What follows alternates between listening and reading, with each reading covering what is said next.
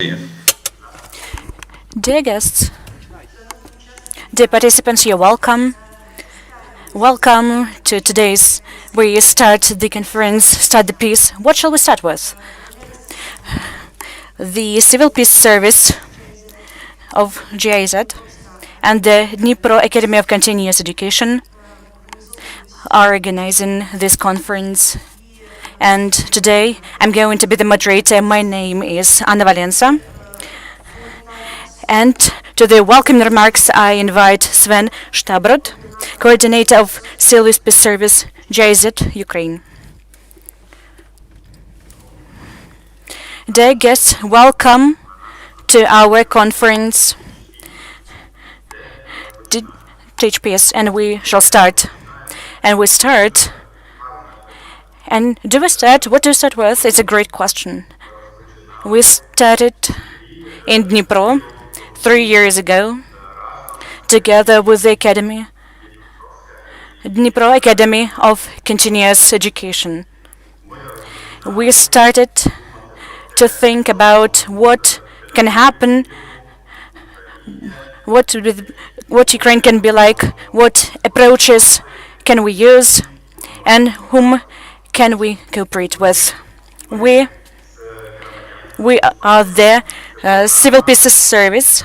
This is the program aimed at prevention the violence and to support peace. It operates its activities, and we would like to make a constructive contribution to the development of peace in the conflict regions of the world. How are we doing this? We, CPS, the Civil Peace Service of GIZ, work with the experts in different professional fields and areas, supporting the partnership organizations in their activities concerning the promotion of non-violence, ways of conflict solutions, dialogue, etc. We are working almost all over the whole world. We operate in 23 countries, and we have the assistance of over 100 international experts and about 200 partnering organizations. One of such organizations is Dnipro Academy of Continuous Education, and I'm really delighted that it exists, that it's with us, and I'm really grateful to Ms. Director Viktor Svichenko for he supports us, especially Katya Romanenko, whom we work directly with. Today, at our conference, we would like to reflect, at this conference we would like to reflect on what was in the previous year, what we have reached together. We have conducted very interesting events, Media Festival, for example, or the pilot project for the elaboration of and to cooperate with the teachers of history. And we would like to have look both at the past, but we would like to use those techniques in the present for us together to discuss, to represent what could be the direction of our movement and what can be our direction the next year. I'm really grateful for this. Also to my team, especially in Gotlandes, Katya Zizulina. And why is it so important? It is important because of the approaches that we are supporting in Ukraine together with you. And we're going to cooperate and elaborate the new approaches, and they would support your reform of education, the new Ukrainian school reform, and it would support the concept of the peace building at the Ministry of Temporarily Occupied Territories. That is why I wish all of us together to very interesting days. I wish us to have such interesting days. And the conference is open. Thank you so much. Thank you, Mr. Sven. And to the welcoming remark, I would invite Viktor Sichenko, Director of the Dnipro Academy of the Continuous Education. Good day, everyone. I'm delighted to welcome all of the participants of the conference from the great 30,000 member staff of the Dnipro Academy of Continuous Education. Why is it important to speak about peace building? Because for a long time, the previous education has been aimed at contradiction to race in the atmosphere of war. And now the time is when the education fostering of a person should be peaceful. A person should be ready to resolve the conflict in a non-violent way, to be ready to the dialogue, not to be aggressive. And in the interconnection with this, we need to change the content of the education, to speak more about tolerance, about peace, to teach the teachers, to train the teachers, to teach the methodology of, and not to influence the education in a negative way. It should happen in every school. The modern European practice of educating the peace building and tolerance, and it puts the dialogue, equal dialogue in the center between the child and the teachers. When we have the principal, the child is the center, so the person is considered to be the highest value of society. In peace building education, special focus is on the educational staff members and peace building and inspiration to the peaceful life with other cultures and peoples. And this way we can, in a non-conflict way, solve the problems. And it would be the feature of a person acquiring such features in the process of well-organized education and training, and to love peace, to appreciate peace, to support the peaceful lifestyle. And these are the major characteristics of peace building and education of millions of people in different cultures, in different countries. So we continue together in cooperation with our partners to teach and to learn how to resolve the conflict situations, how to overcome different and counteract different problems and problematic moments, which sometimes when we're speaking about the challenges towards our children, and when such situations appear. And today's event is one of the steps on the way to our goal. And I'm confident that all of the participants of the conference today will find much interesting for themselves and for yourself. And we would be active during the workshops and discussions to get the answers for the questions that worry us, and to proper advice, pieces of advice from the teachers of peace building. So let all our dreams come true. And let all of the dreams of the forthcoming people dreams come true. Immanuel Kant said about the bright future of the people, we as the educators have to bring it to life with our everyday work. So my best wishes to the participants of the conference. Good luck to all of you in your work. Thank you so much. Thank you for your attention. Thank you so much, Mr. Viktor. And what is the education of peace? What is the concept? What is the approach? The peace education and how this approach is implemented in practice in Dnipro Oblast. And we're going to discuss this with Katerina Zizulina, the peace building advisor on peace education at Civil Peace Service of GIZ, Ukraine. And Katerina Romanenko, the director of the Educational and Scientific Institute of Management of the Dnipro Academy of Continuous Education. You're welcome. Good day, Anna. Good day, dear guests. I'm delighted to feel all of you through the screen of your TV. And you have a connection with us. we would like to tell you about the framework we have been working and the artistic education works. But I would like to remind you that for our meeting it would be important for the understanding. So when we are speaking about peace education, the key word would be in this phrase is peace. And in fact, what is peace? How do we understand this? What definition do we use? So there are two definitions of peace, which probably would be in the presentation on the screen. There are two definitions of the peace, the positive peace and the negative peace.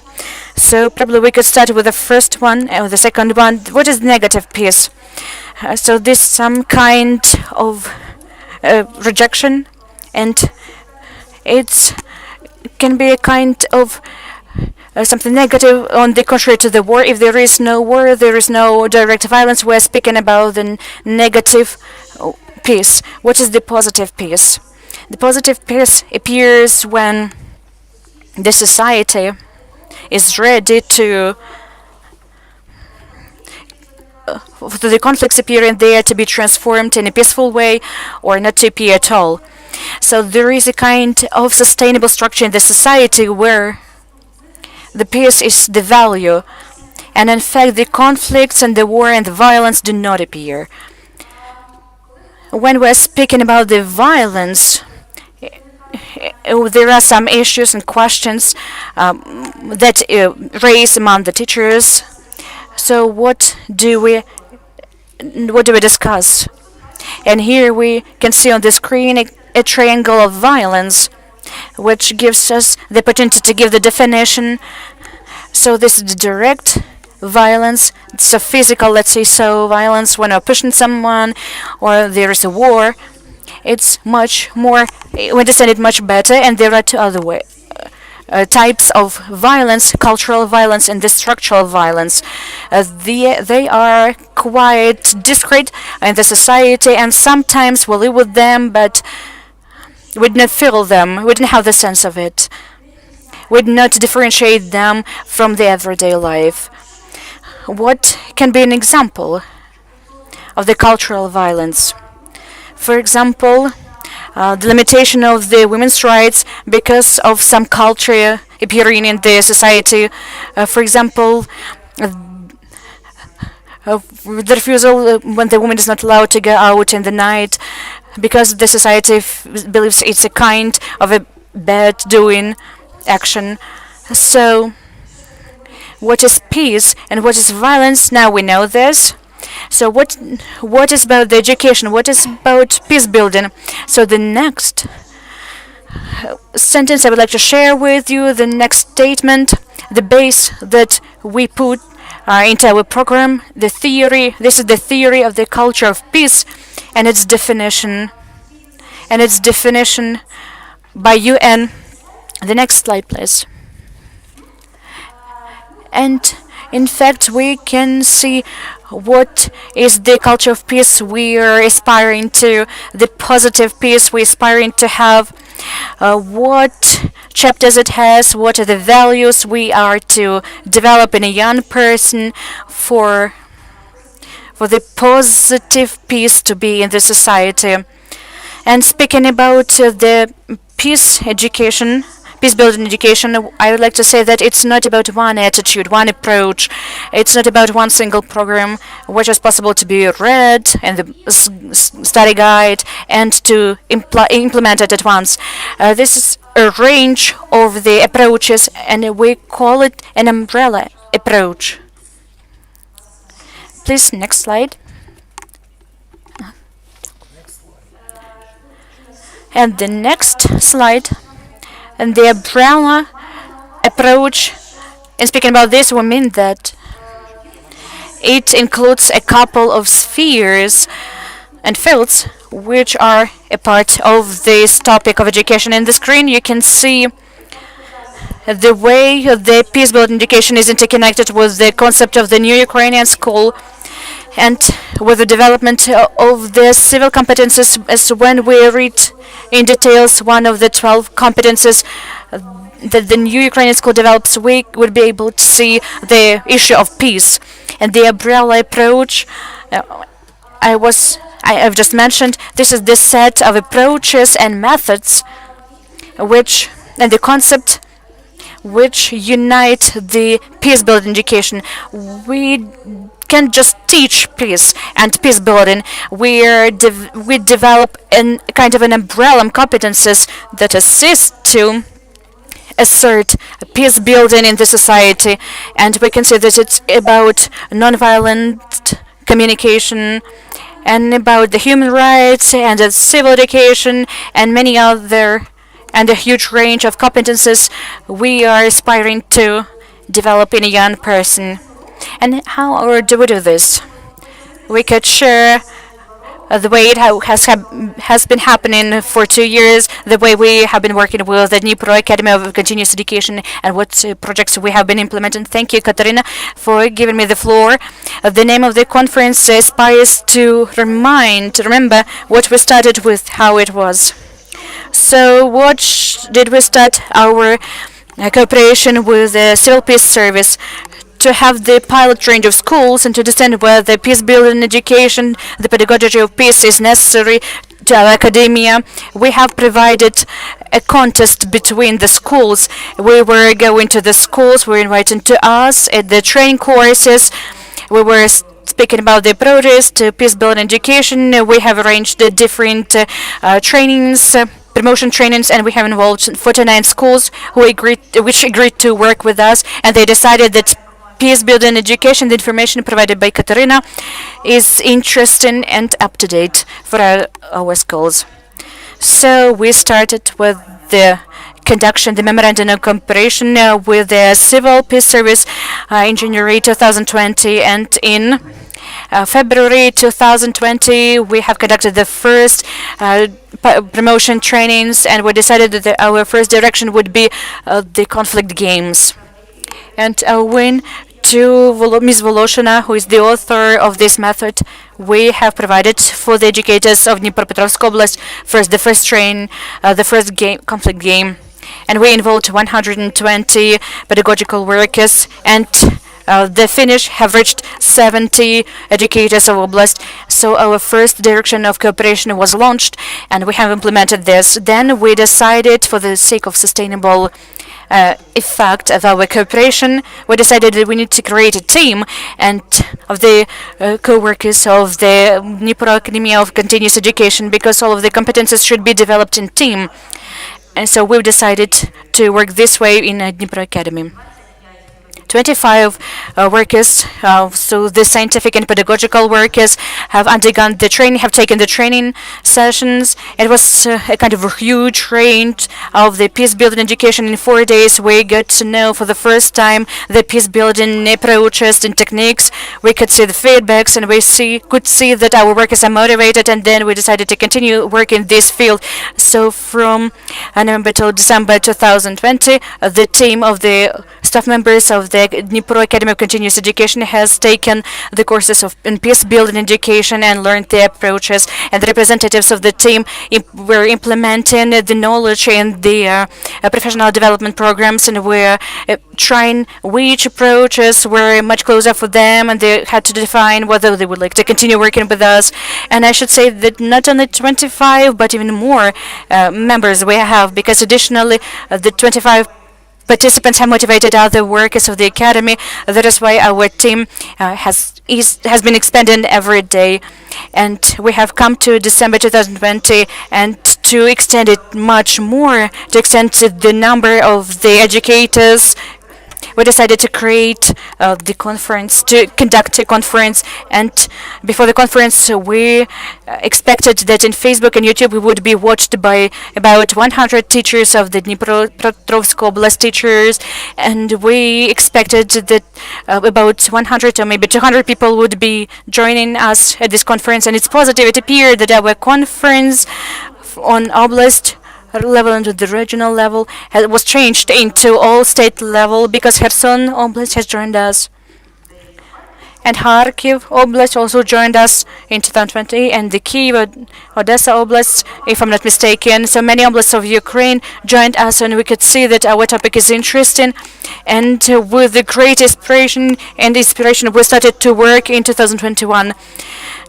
We continued the cooperation with those 25 participants who got to know the umbrella method and the range, and have discussed all of the approaches, and we decided to focus at all of the approaches on trainings, and a non-violence communication was elaborated in June 2021 to be able to apply those methods to work, both at the professional development courses and when communicating with the colleagues, and to find peace, first of all, for ourselves, for us to find peace in ourselves.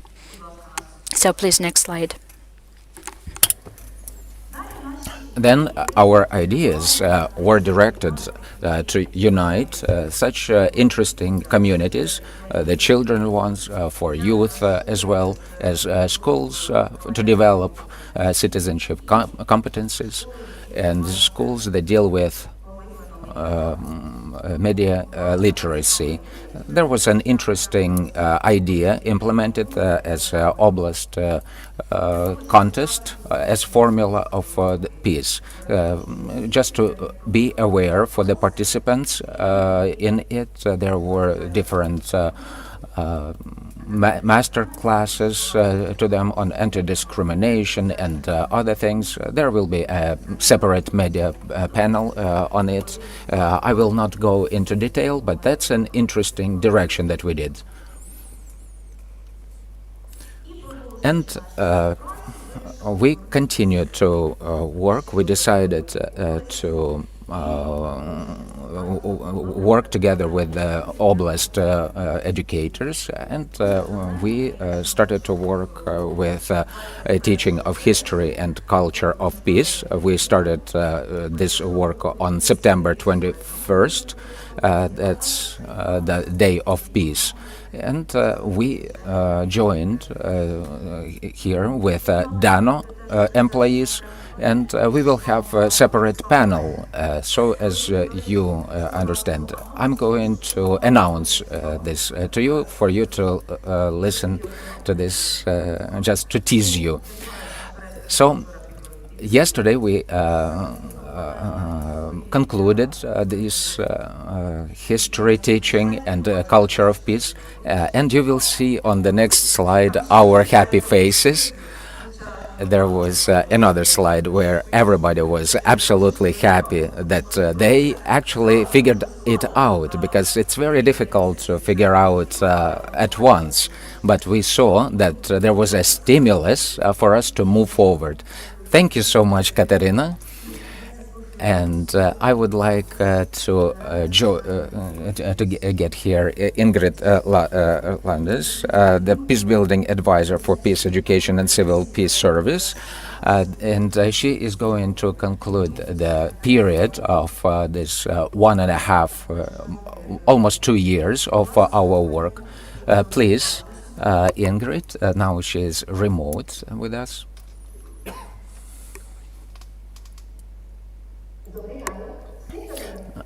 Good morning. Can you hear me?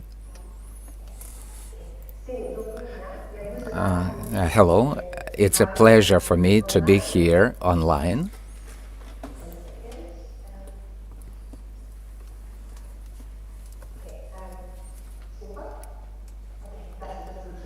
Now it's better. Yeah, I heard myself.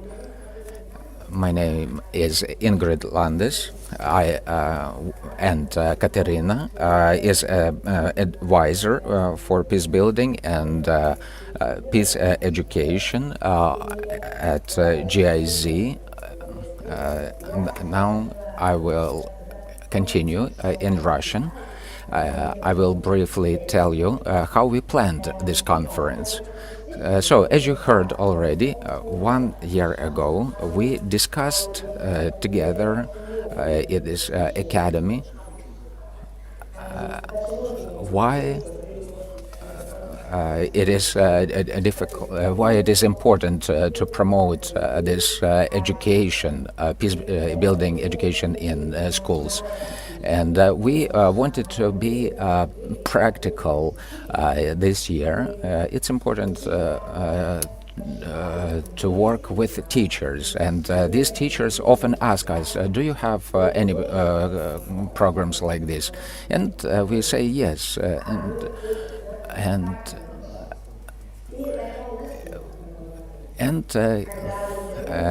we when we planned this conference, we on the one part we wanted to speak about it, speak about the peace-building education, and to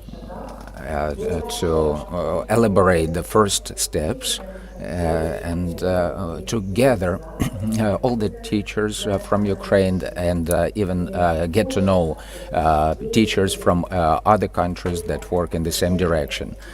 So within these 2 days, you will know more about this peace-building education.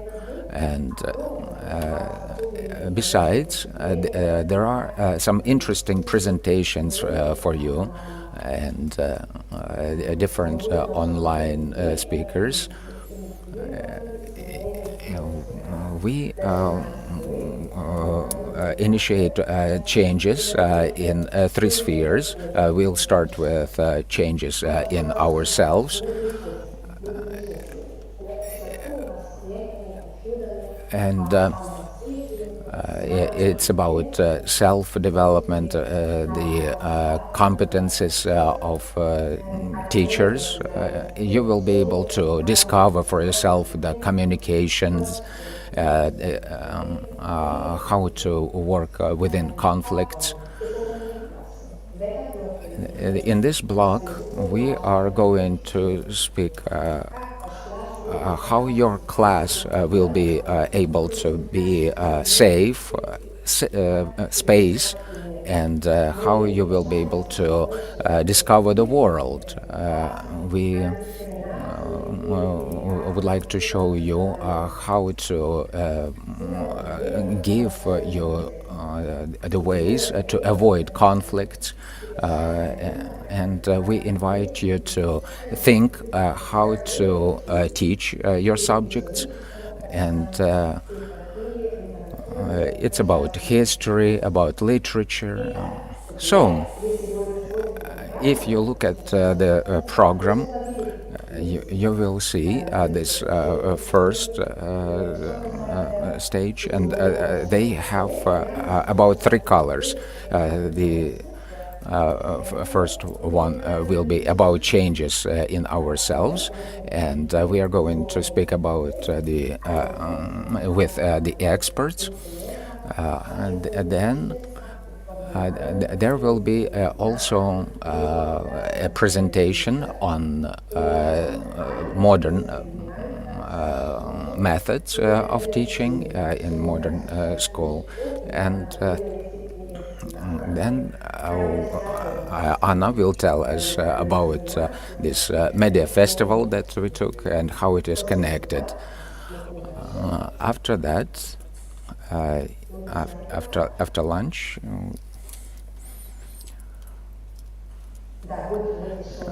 here we have Efimtseva Anna.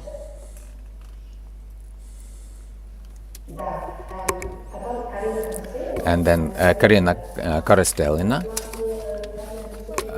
She will have a presentation, and she is a key expert in teaching history and the section of conflict and peace building, and she will tell how a history teacher teach within this peace building education.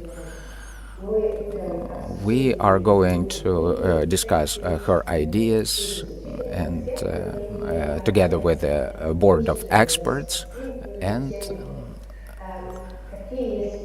we'll see what prospects we have, how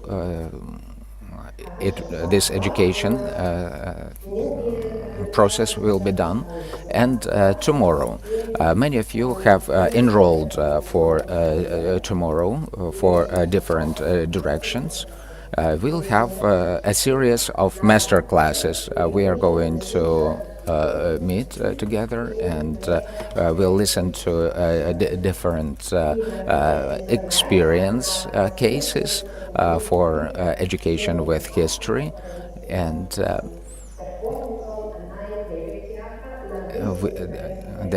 it will be also done in English and Ukrainian. So today I would like to speak about to have a good luck to our teachers, to the learners, and our partners, the Dnipro Academy of Continuous Education, because without them it would not be possible. And also the conference service Alice, which also helped us a lot. I also would like to give you good luck, and we'll see each other online. Thank you, Ingrid. And now let's continue this peace-building conference. Where shall we begin? And we start this panel that is dedicated to the competencies and self-development of teachers. So our panel participants is Roman Kandibur. He's a trainer of the project, creator of Concord. That's a teacher and participant of this panel, Katerina Yavorska.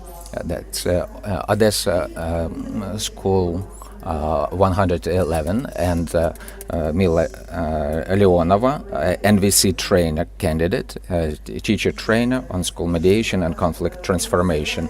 So let's start. You represent different approaches. So most of all, we speak about different approaches. So these are creators of Concord, Peaceful School, and NVC. So these are different petals that can be open on this flower. So let's start with these methods of art. What shall I start with?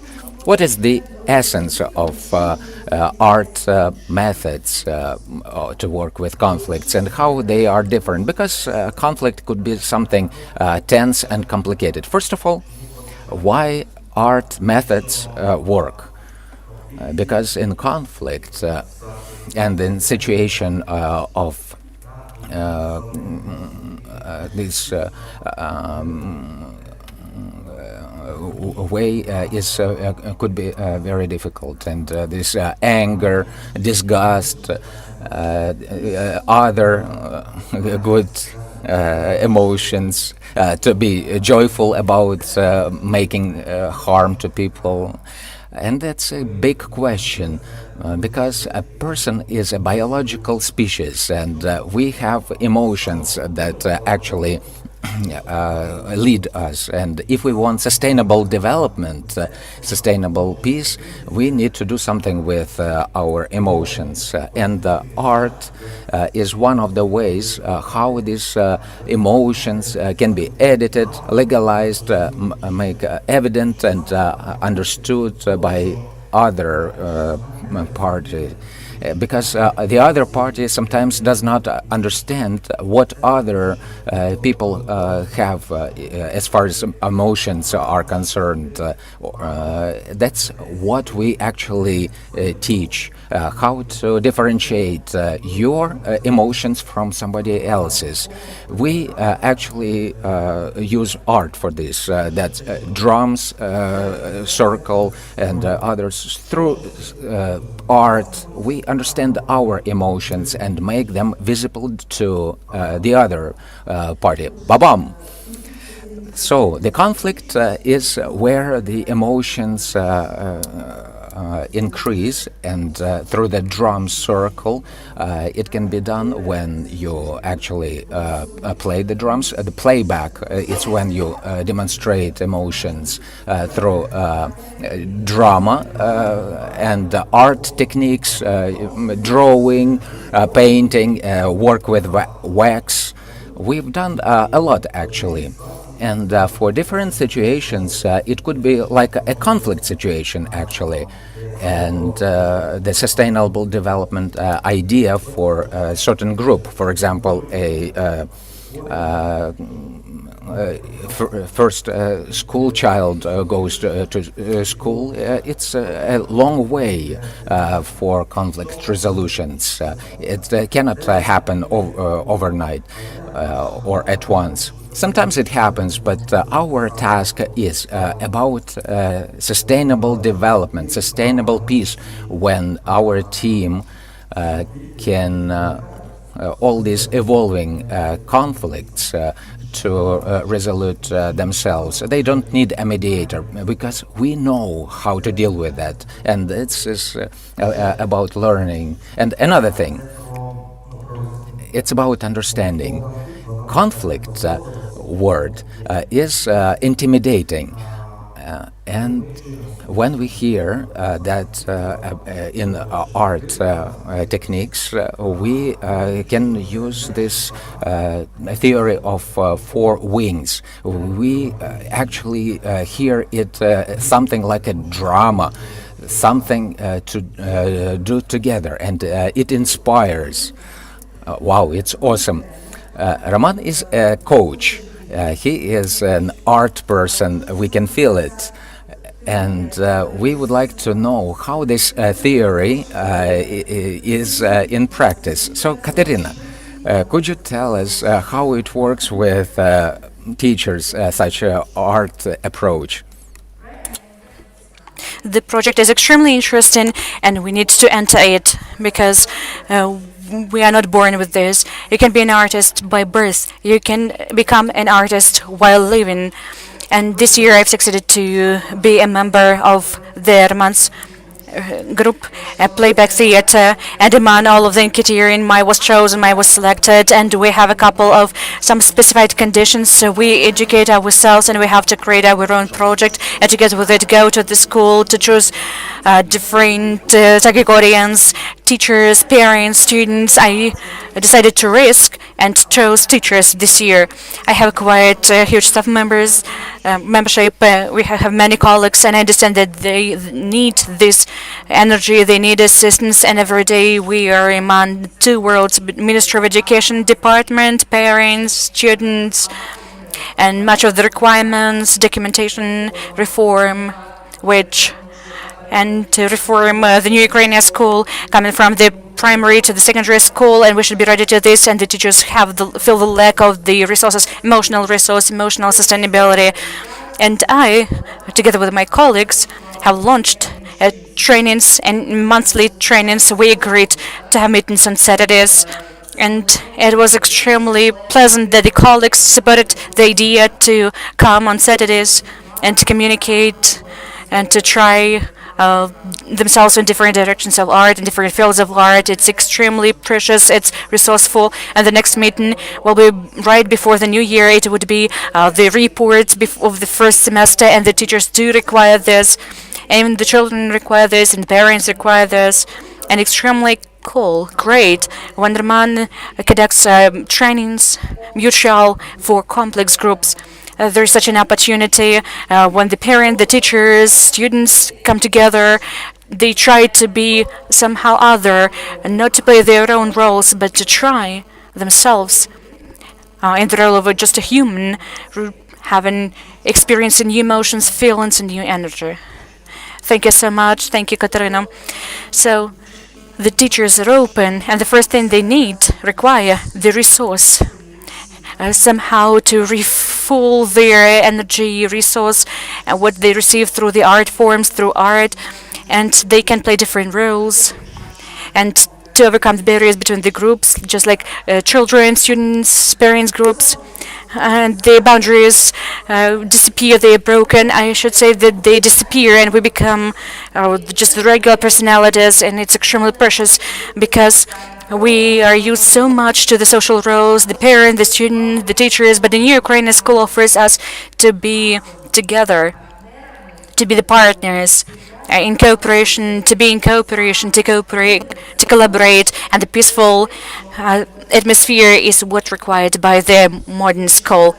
And that's great. I would ask you about the influence, the way it influences the staff members, the parents, the teachers, the students, and we move on. And I will ask you about this a bit later. So we move on to the peaceful school. This absolutely different approach. Probably it uses art somehow, but this is art in some other aspects. Please share with us what are the essence of the project and your example.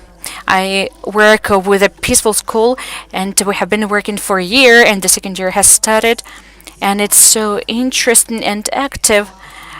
At the beginning, it was like, again, to write something, to invent something, again, those children, unwilling to do this. Why do I need this as a teacher? I need to give the knowledge. But when we started visiting the trainings, I understood that the peaceful school starts from the teacher as a personality and gives the opportunity to develop me, myself, and to feel confident at my working place. And I didn't feel the approach of the resource, but as a personality, I have changed my attitude.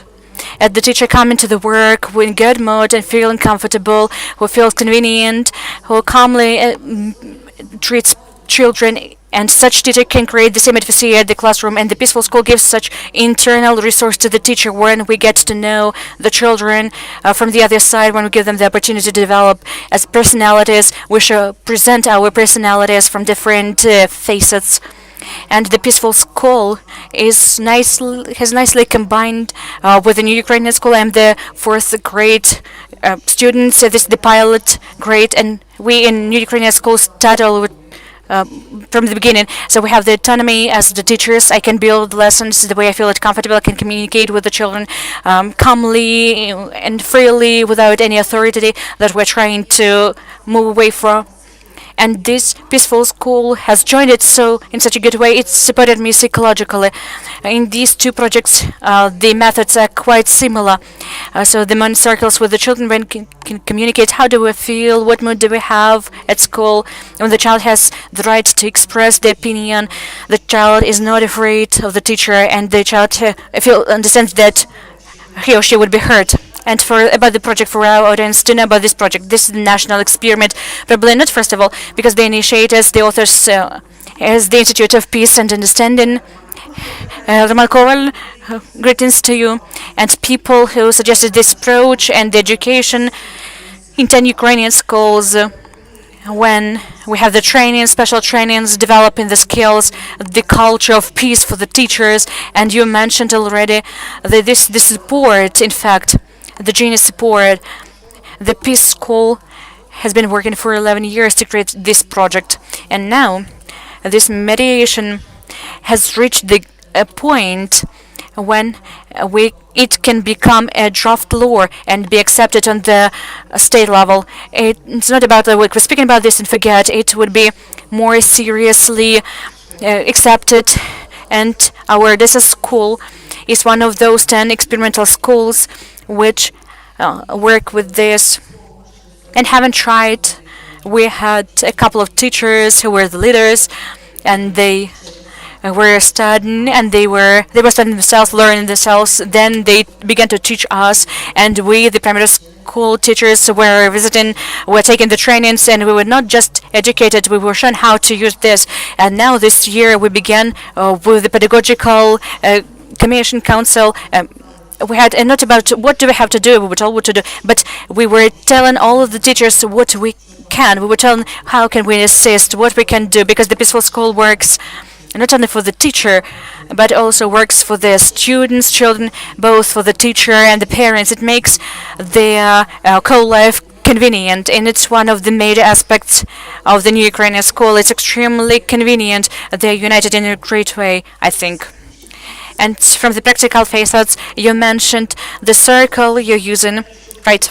You started with a dialogue, in fact, with the teachers at the pedagogical council, and you have it in the circle. Probably it's not that used for the whole school, and it has been prepared for 11 years by the people who had experience. In fact, this is the ambition to create the peaceful approach and make it all through the process. And this is the huge ambition, to make all schools like this specific complex approach.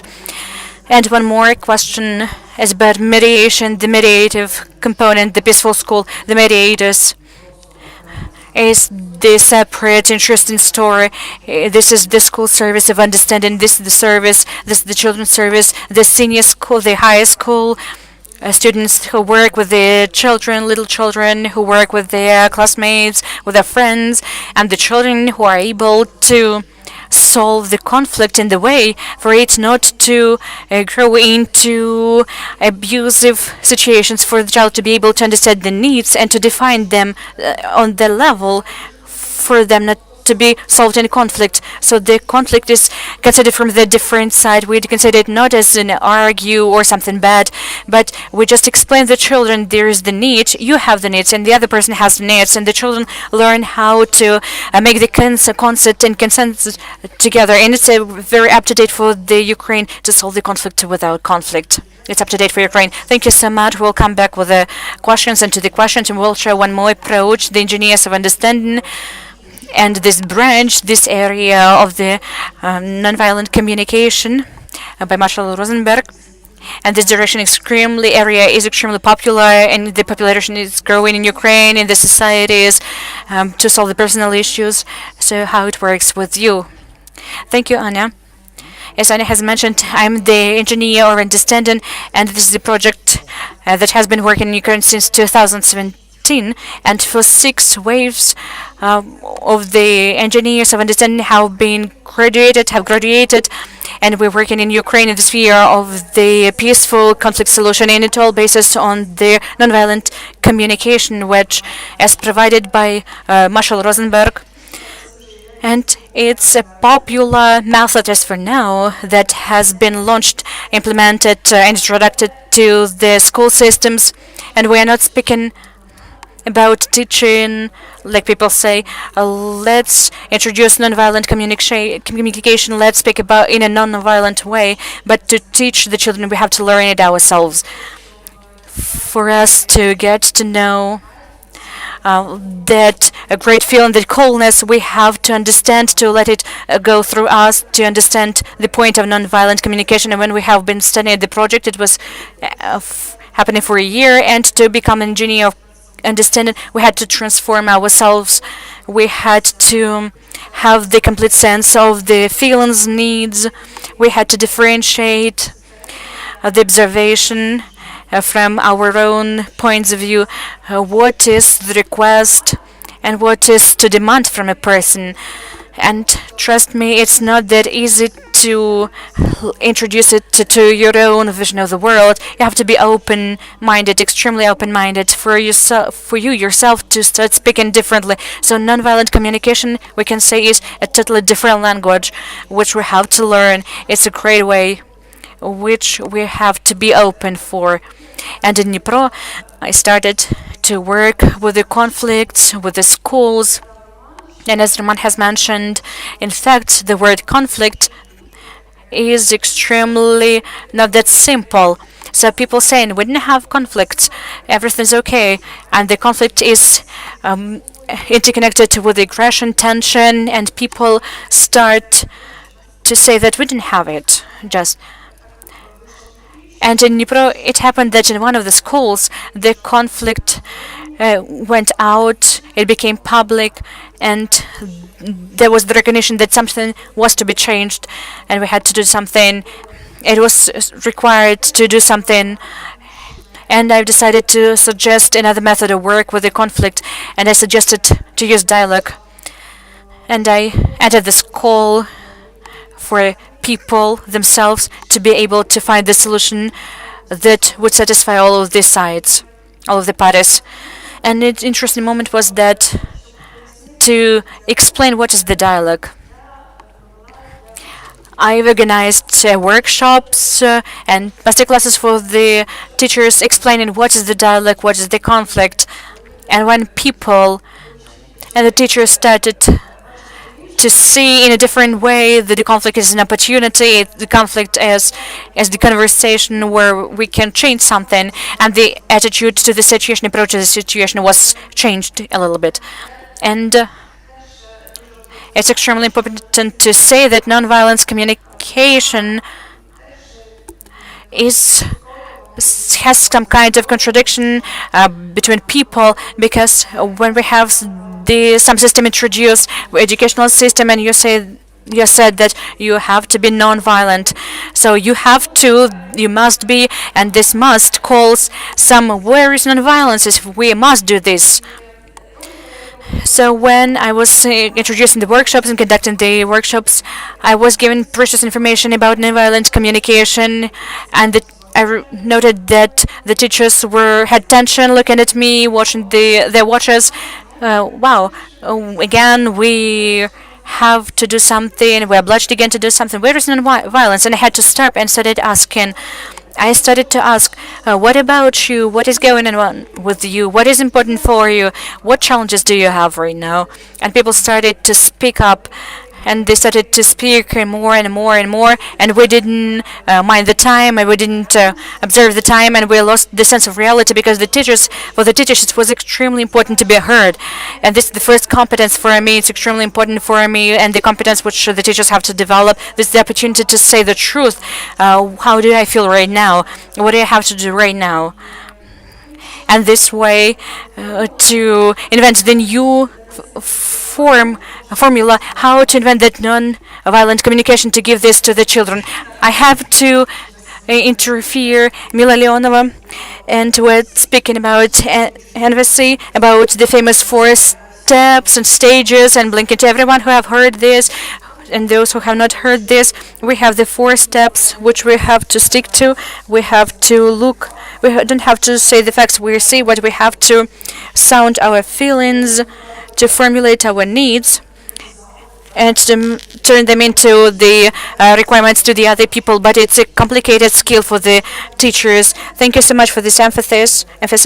This was my moderator's question about the competencies, about the skills, and what people were to learn, what competences are required for our teachers. And Mila has started to that, the hearing, first of all, and to be heard, the second point, and about hearing and about being heard in details. Yes, because, and recently we had the Dominic Barta in Ukraine.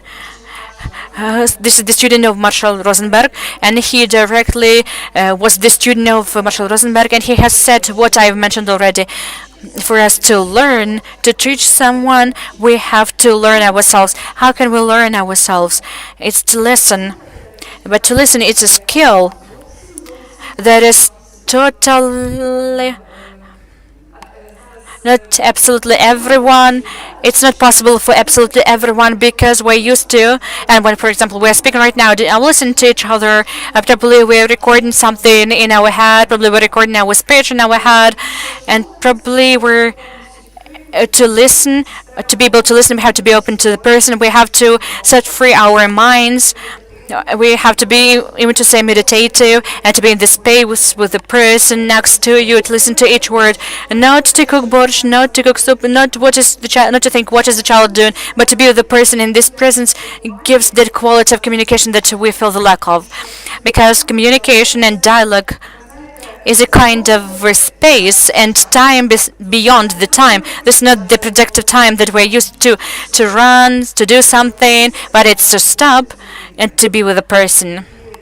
And this is the skill to listen. And often we have the exercise when having the workshops, and we offer one person in a couple, in the couple of people, simply one person should listen to the other person for 3 minutes, and the other person is to speak. Then the minute of break where they can exchange their points of view, and they have to change the roles. The listening person speaks, and vice versa. So the people have the mind-blowing. How can I listen to without saying anything, without giving some advice? without interfering. How can this person know that I'm listening to this person, that I can hear him or her? How can I let know? But this is so. And in the dialogues and the conflicts, this is the most important skill of a person facilitating, is to listen to the other person, to give the opportunity to tell his or her story. And when you're listening to, then you are doing something differently. You train the situation, you train the energy. So the first skill that we can start training, that our teachers can start training, the skill to listen, to stop the dialogue, internal dialogue, and to be present with the other person. And in the same way for the others, what is important for the teachers, what you have started with, for the teachers, we have to listen to the other teachers, to hear them, for them to be heard, and for them to be able to speak up. Irina, please, what do you think? The skill, what skill would you like to emphasize? Probably in some magical way for the skill to appear among the teachers, appear with with a magic stick. I won't think for a long time. I know that I would like the teachers to accept a child as a clear paper to write something in, but as a personality, existing personality, who has the needs, wishes, and point of view, and for the teachers to be able to listen to it. Quite often, we are trying to push the star shape into a round shape and to cut off all of those radiant lines. And we were discussing this with the teachers for a long time. We have been trying to limit our children. It's convenient for us. We need convenient children listening to us. So sitting at the tables, looking right into my mouth and waiting for me to say something. My children listening to me, but they don't sitting at the table calmly. They sit comfortably. They can listen to me. They hear me. And I also listen to them. I can listen to them. I can hear them. And sometimes I have to make myself sit on my chair without looking into the children's notebook, but to wait for the child to come to me with a notebook and not to move back and forth in the classroom. And this is the bridge of trust. I understand that the child decided to come to me. This is the need the child had to satisfy, and I can satisfy this need. And the child would differently react in a totally different way. The child would enter the high school, and sometimes the children come and say, we scare them when you go to the high school, and you'll have so horrible situation. No one would be speaking with you calmly. They would be ready morally. They would be ready to listen, to speak, and to give themselves and to express their personality. So this is the skill, the competence of the teacher, attention to the personality of the teacher, of the student.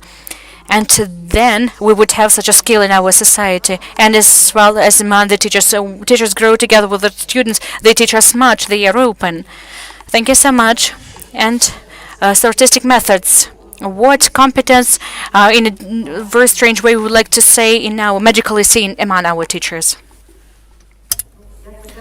First of all, I would like to say that I support my colleagues, Mila and Irina, with their art energy. And in our project we also have this compulsory element, which is deep listening, and this is incredibly valuable. And when we started to learn, and we also had the similar exercise, is to look into each other's eyes for 5 minutes to feel the energy of the partner, and to be able to say something valuable to them, maybe hug, maybe kiss, doing something important, maybe also pat the hair. This support is important. And also about the students, I would like to mention that we do not hear our students, because this frames the curriculum, the requirements, the knowledge that we need to cramp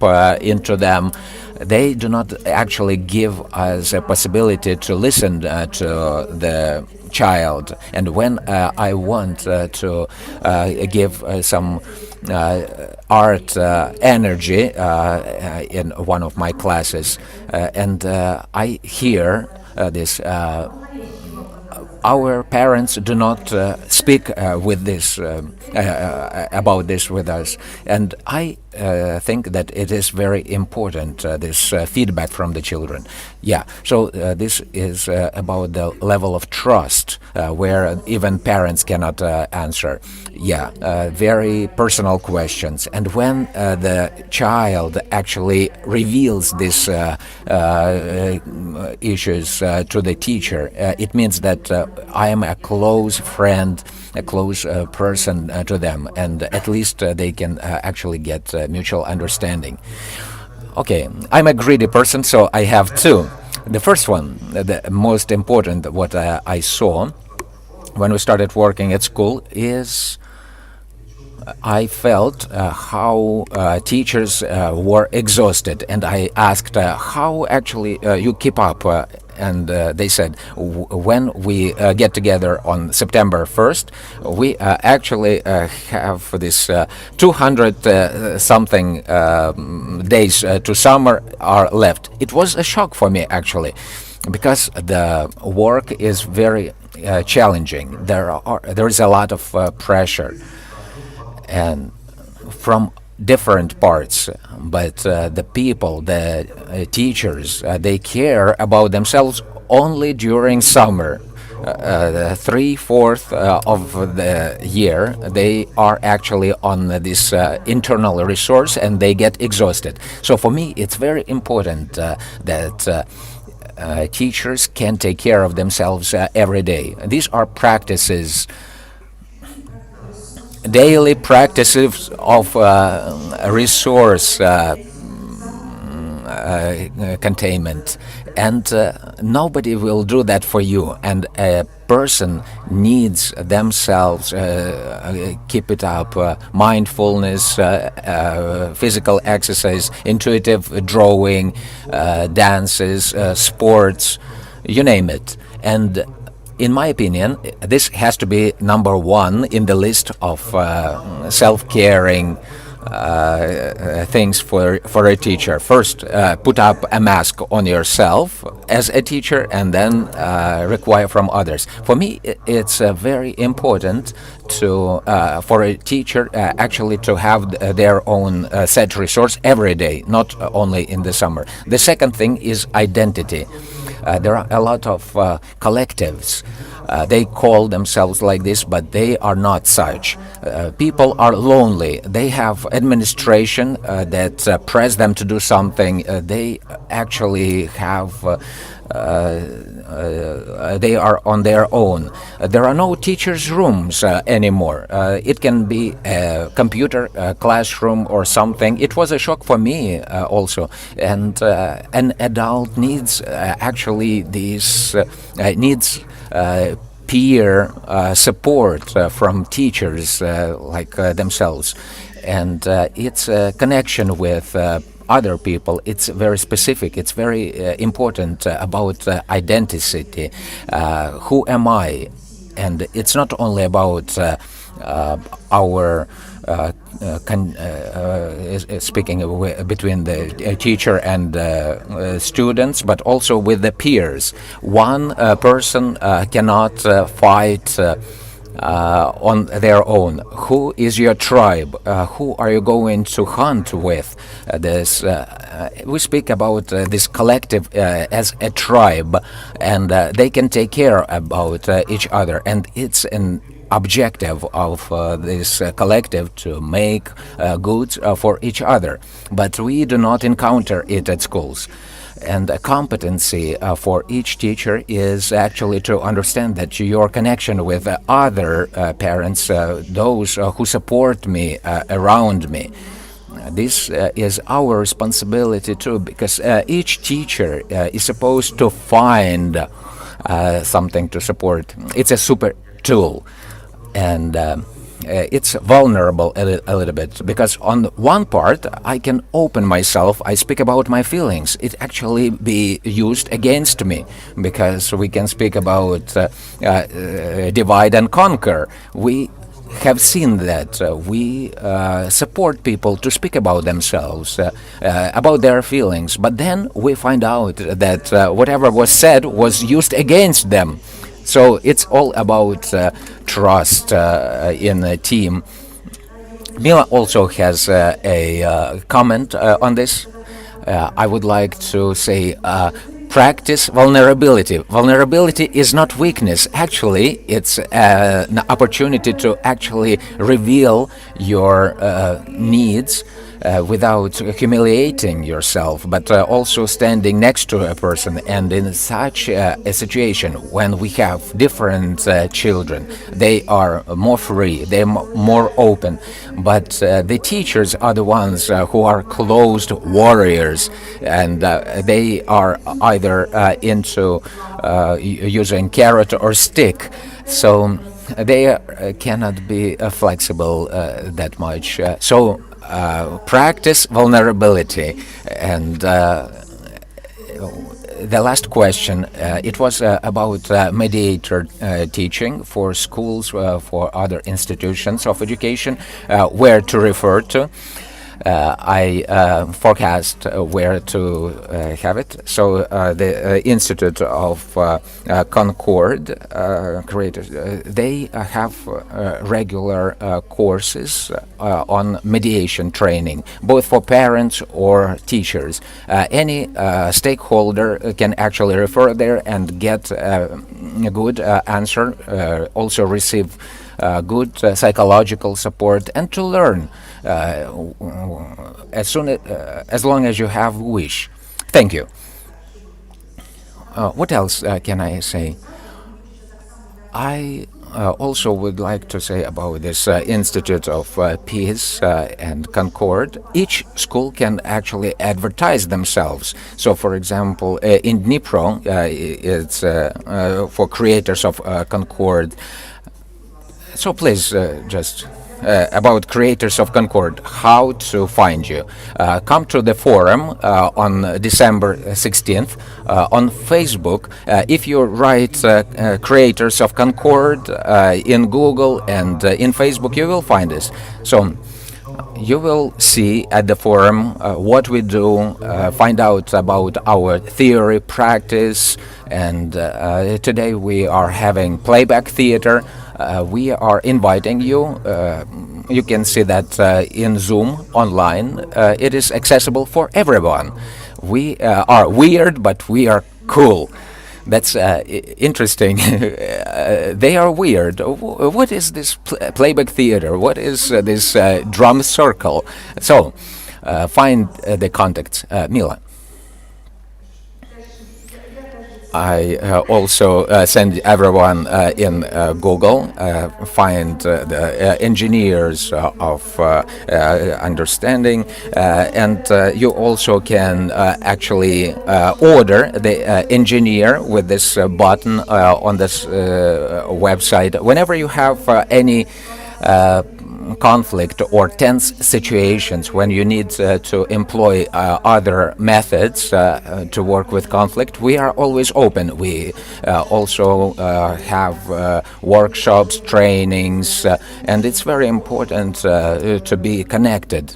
So we can actually invite you and share about other trainings, whatever we will have. So find us on Google or Facebook. It's very important to make this support circle, because we are all kind of weird when we don't speak in a violent way, and when the teachers actually practice it, sometimes it looks weird, but when we bear this first stage, or when you have to overcome these difficulties, resistance, you need this support.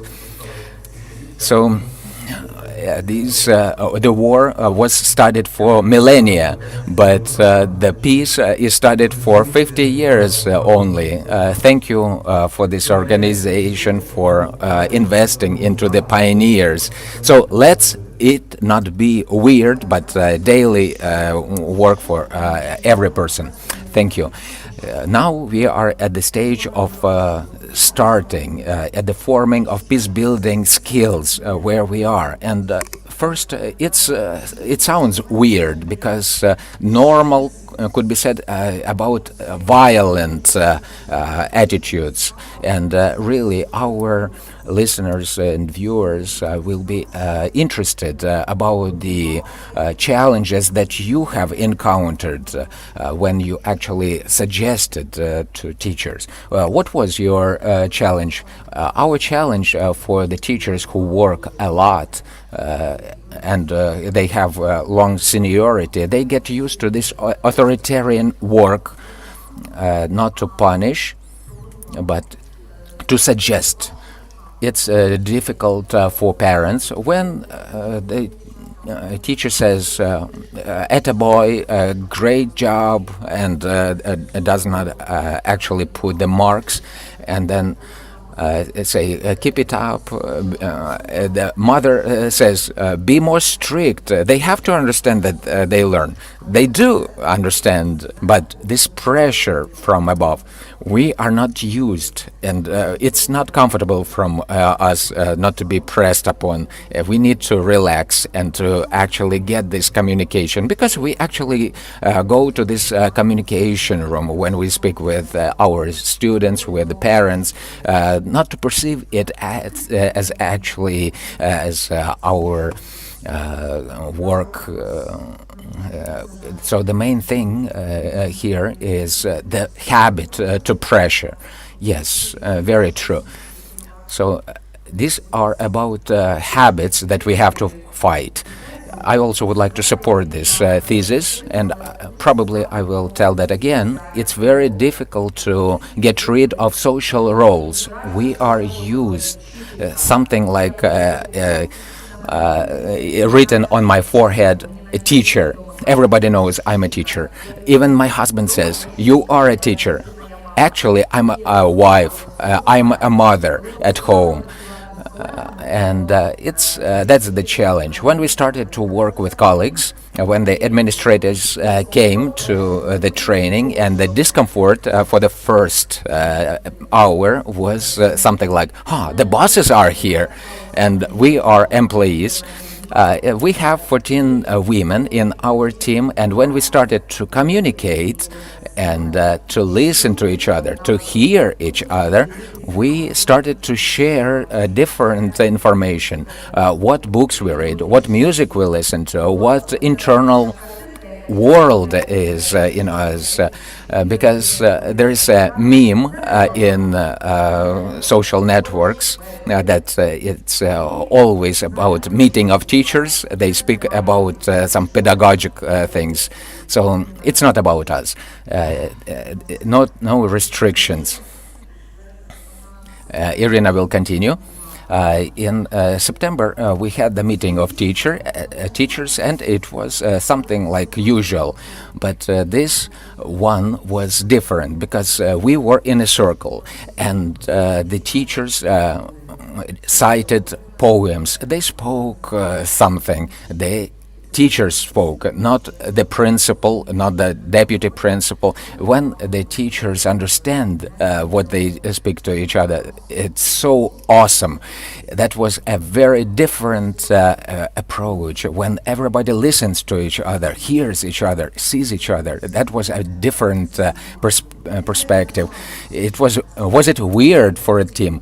It was kind of strange when we actually suggested this work in a circle, and it is true for all the methods. So let's say if something is given to hands, like a ball, nobody actually interrupts this person. You don't have to interrupt this person, and this person has this surprise that he or she is listened to, heard. It's surprising, and you actually challenge people to speak up. For me, this challenge was to actually take responsibility for yourself. What has to be changed in myself to change something? always it's like this. I want you to change. I want you to change your behavior. So the first challenge is to start with yourself. The second one, I liked what Roman said. It's to see the resources that are available. We have a psychologist in every school, but by 90% the teachers do not use this resource. But you can still see that you have psychologists not only about bureaucratic work, but also to have this tense environment, but to help to create community, the school community. Bring in this teachers' room, peer rooms to schools, because this community will cure each other, and you will be able to share experience, to show empathy to each other by listening. It's actually a big challenge, because we are made of steel. We have to be very strong. We have to bear 360 days and look for the summer. And 2/3 of the year also to have the face to support it. So you have to be this kind of right teacher's face. But actually it has to be live. In one of the trainings, I still remember it very vividly. There was a very nice teacher, and she's quite an adult, very close to senior citizens. And she said, it's very difficult to change something without doing something, but we'll try. And she said about losing the faith. And speaking about these challenges in school, it's about losing faith. There were many changes, initiatives for these 30 years. Many people thought that only bad things will be. And this is something that I can hear in the collectives of teachers. And I understand why it is so. Because a teacher is the most vulnerable actor in school drama. The parents require service, then the bosses also require something that they have to do. You are at the intersection of requirements of different actors. You have from the vertical administrative system, you also have teachers, and all of these groups, they have their requirements. But the teacher has to do it, and this feeling of obligation is quite difficult to actually to give birth to this service. And communication with the parents and the connections with them, some kind of organization and ability to work with online tools that require our hierarchy systems, and to meet all the requirements of regulatory character. All the system of reporting is on them too. So a teacher has to be a universal soldier or a universal ideal person. What do we do to help a teacher so as not to become a universal soldier, but to stay themselves? We spoke about skills. What does it help to stay yourself at this intersection of requirements?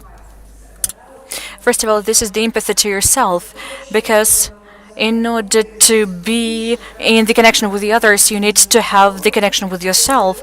And this connection can appear only when we can be empathetic to ourselves, when we don't require anything from ourselves, not humiliate ourselves, but not to say what I should be like, what I did wrong, what was my fail, what was the fail about the students, what's wrong, what is important for me, what do I feel, what I'm afraid of. It should be the questions. What do I feel right now? What should I do with this? And how to deal with this, and how to support yourself, and to stop to take a pause and to give space to what is living in me right now. Not to overwork, not to run and move on, but to stop, take a pause. And this empathy to yourself is the key. And the recognition of those feelings living in me right now, I'm experiencing right now, this is what helps. Without emotions, then later to have the sense of the situation. I have the home task for you. Can I do this? Yeah, the recommendations are welcome. The first step of nonviolent communication is the observation. What is observation? What is observing? This is what is going on, as if being recorded by the video camera. The video camera doesn't record our emotions, it records the facts. So we have a woman in black in front of you, in black clothes. But someone would look at me and would somehow think, got dressed in black, couldn't she put on something bright, something vivid? And this our history, is the story we're telling ourselves. And the guru, the Western gurus would say that the highest intellectual skill of a human is to live the life, observing it without your own stories, without your own evaluation. So the first home task would be the task number 1. Let's learn to have a look at our life without any evaluation or scores. It's a great exercise when a person comes to you without rating you. Don't think that that person tries to hurt, but without evaluation, a person comes to me without grading me. That's it. And imagine that emotion would be totally different. Thank you so much. And I have to note such reactions of our participants.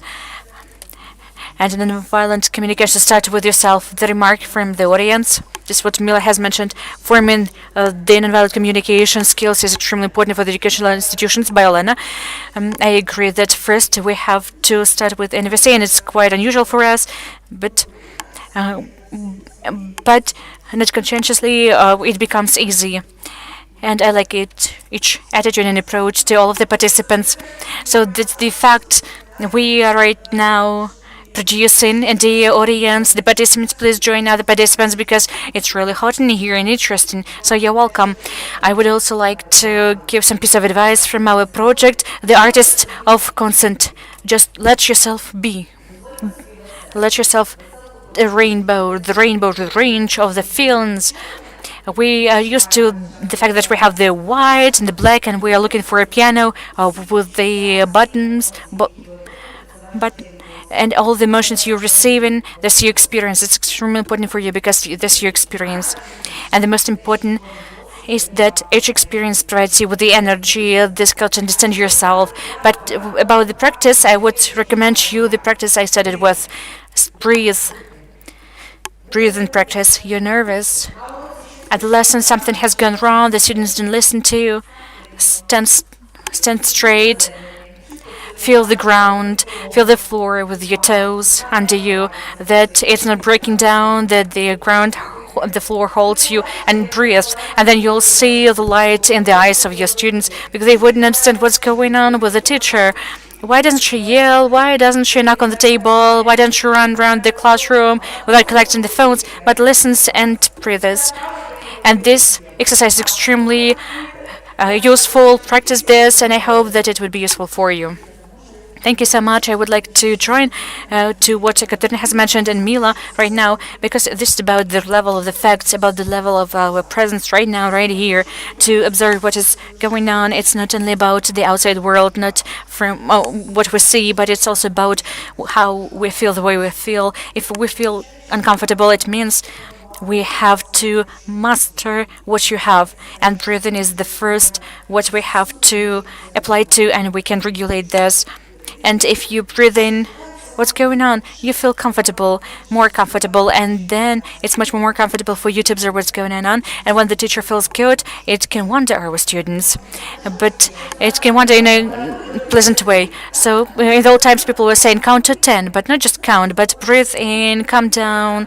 When breathing, when the air would be filling your body with the energy, the situation would be solved by itself, or you would find the alternative way out, the solution, only by breathing.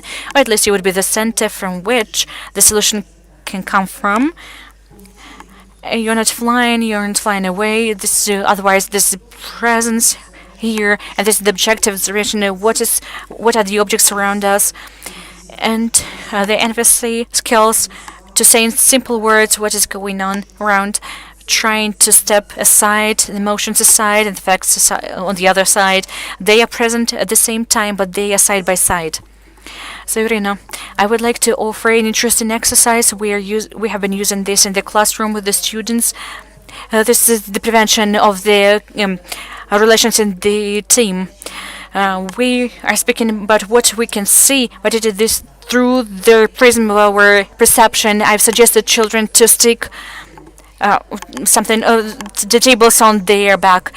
And one of the students' last name was on the back, and the other student had the last name of the other student. And I suggested them to act the way the student, with the name of whom they had on the back, and the way the student acts. The students could recognize themselves, and they could see the way the other people see them. And when we speak about this, we're sticking those signs. We're making the sticks on. We're sticking those sticks to the children. And Katya, you're the teacher. It's a kind of a benchmark on us, trademark, and it even shines. But we are doing the same with the children, with the parents. One mother is raising, fostering the child. A successful family. Why unsuccessful? They are feeling good. The child is doing sport, and that's it. Then the child can fail in the education, can be the pride of the country. So we have to get rid of those tags, and instead of what we used to accept the facts. And when we consider the facts, then we have an opportunity, that emotional sphere, to express it somehow. And probably about this confidence, a little bit more details. We have been speaking about the empathy, about self-empathy. We have mentioned this, and this is the sincere, deep empathy to yourself. And many of the competences are within the competence. What can be done with emotions? What can we do with emotions? We have to allow ourselves to have emotions. When I have some cases when the child is sad or is nervous, many children right now, we're giving the children what we didn't have, and somehow children are selfish. Sometimes they pay too much attention to themselves, but we can forgive them this because we're raising them, fostering them. And the child says, I have bad mood, it's not my day, I've been having a bad day since the morning. You have the right, I also have the bad mood, and it's normal that you're nervous, that you're angry. Give yourself some 15-20 minutes to calm down, go to the corridor, take a seat, probably tear the paper, let your emotions go out. You have the right for this. And the child can say that I'm not arguing with the child. I'll have the right to say I have a bad mood, I don't have a good day, and then children would understand me, and I'll have the feedback. I'll have the momentary feedback. This is what works.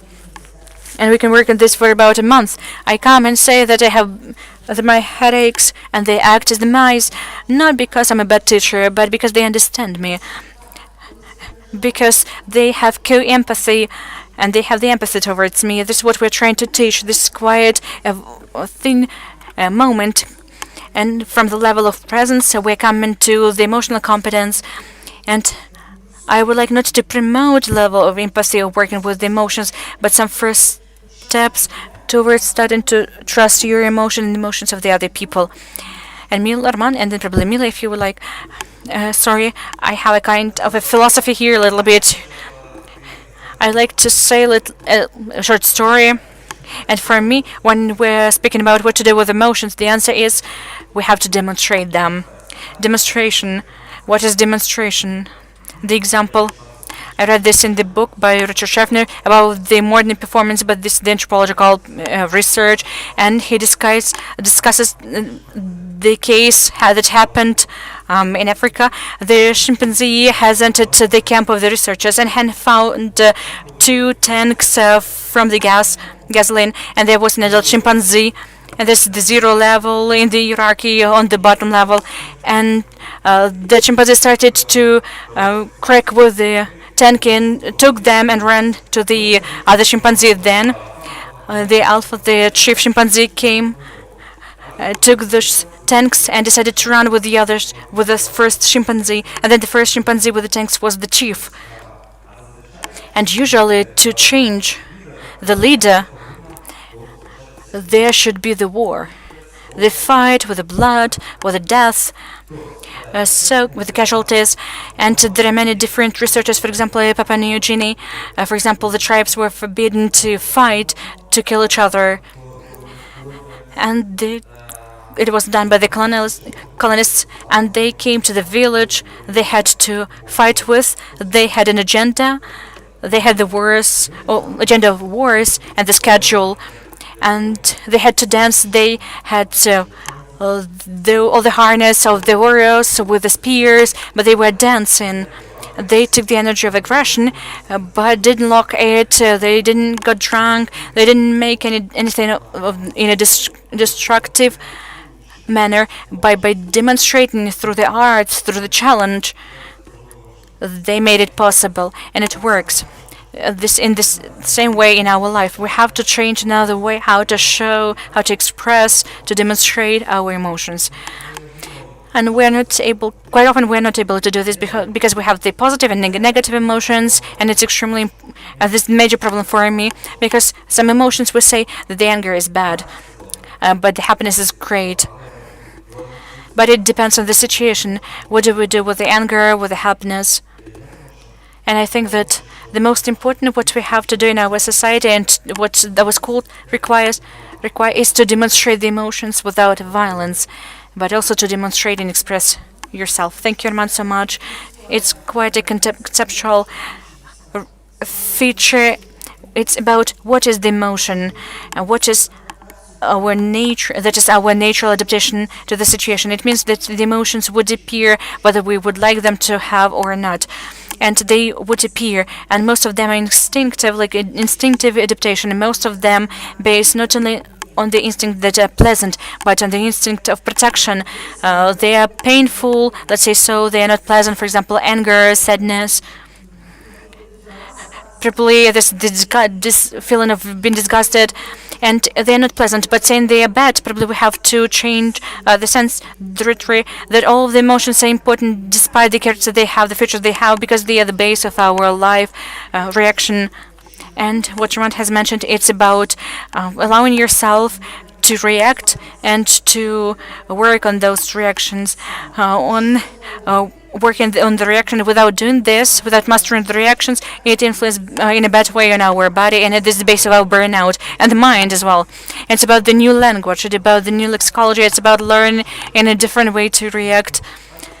So what I can do, I can run, I can stand still, I can freeze, I can tear something, but what else can I do? What else can the school offer us? It's about that we have to look for the new forms of expression of all of the possible emotions. Not in a destructive way, but in a quite a positive way. I'm listening to Emilia, welcome. I would like to add something. I have the feeling that I need to add something, because the nonviolent communication says that there are no bad or good feelings. The feelings are the indicators of whether the person is satisfied or not, or whether the needs are satisfied or not. For example, I'm hungry and I have for 45 minutes. I am to have the lesson, and I can hear the sound from my stomach. I would feel the tension, the anger. I can say, children, I feel the tension and the anger, but not because you are a bad student, but that's because I'm hungry. And by the way, when we were learning the non-violent communication, we had a list of feelings and the needs. I was studying from all over again all the feelings that exist, and it's a huge range of what we can discuss. And one more issue that to learn your emotions, to name your emotions, it's extremely important. One more issue has mentioned this demonstration, how to demonstrate them. We used to this old skill, to say with expressions, I am angry, I feel the tension, I am sad, rather than you made me sad. So I changed the responsibility, put the responsibility on you, that your life can influence my life. So you in some way can be the cause of my condition. But what we feel is only about us, our projection of the way we live, of what has happened, and that's why it's extremely important to differentiate the other person from ourselves. Say that what you feel, and iMessage is extremely important and a super great technique that can help to communicate. And these two people, and with the intuition you can feel what do they mean. Show this once again. What does this mean? This from the gesture language. I agree, and this is about the applause. And I have it a different way. There are many of them. This means in anniversary language means that I'm celebrating together with you. I'm joining you in what you're saying, and I'm celebrating that we're on the same wave. And this gesture is extremely important when we're speaking and listening. When we speak, listen, hear what our colleague, friend, acquaintance, a child says, and not to interrupt our co-communicate. We're using the gestures, and it's extremely great because sometimes during the breaks when seeing the colleagues in the corridor, we're using this gesture, a couple of phrases, but everyone would look at us, something's going on, something's between the teachers. And it's extremely pleasant because without the words, with the one single gesture, we can support each other. We can be supportive. And in fact, this is the impulsive expression of the emotions. This is the resonance and the support, this simple demonstration. This is why I'm saying about the demonstration. No one is interrupted, and the speaker can see that I have the feedback. That's great. And it can be heard. And I think that it seems to me that for the emotions, what is important for the emotions and what is the indicator of the emotions, probably the gestures, without changing the expressions on your face. You can have a look at our participants, all our people in the world, and the humanity as the evolutional level. Let us know that everything's okay and safe through the expressions on the faces. And in your work, in your peace-building work, the muscles of the face start to relax a little bit. And it's not group. You know, we have a kind of a valve letting out some tension, and a person softens, comes. And so the valve is out. That is why we call it valves out.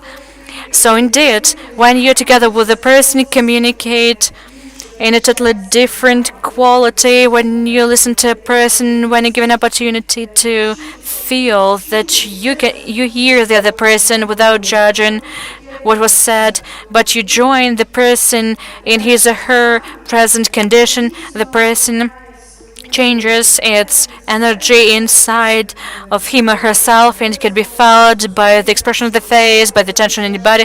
And this is the first indicator our body, the direction of our body on the way the person feels together with me. And in one more extremely important moment, when we're speaking about, when we're talking to the other person, when the other person would like to say something to us sincerely, our presence should be even deeper, because we offer, let's be non-violent.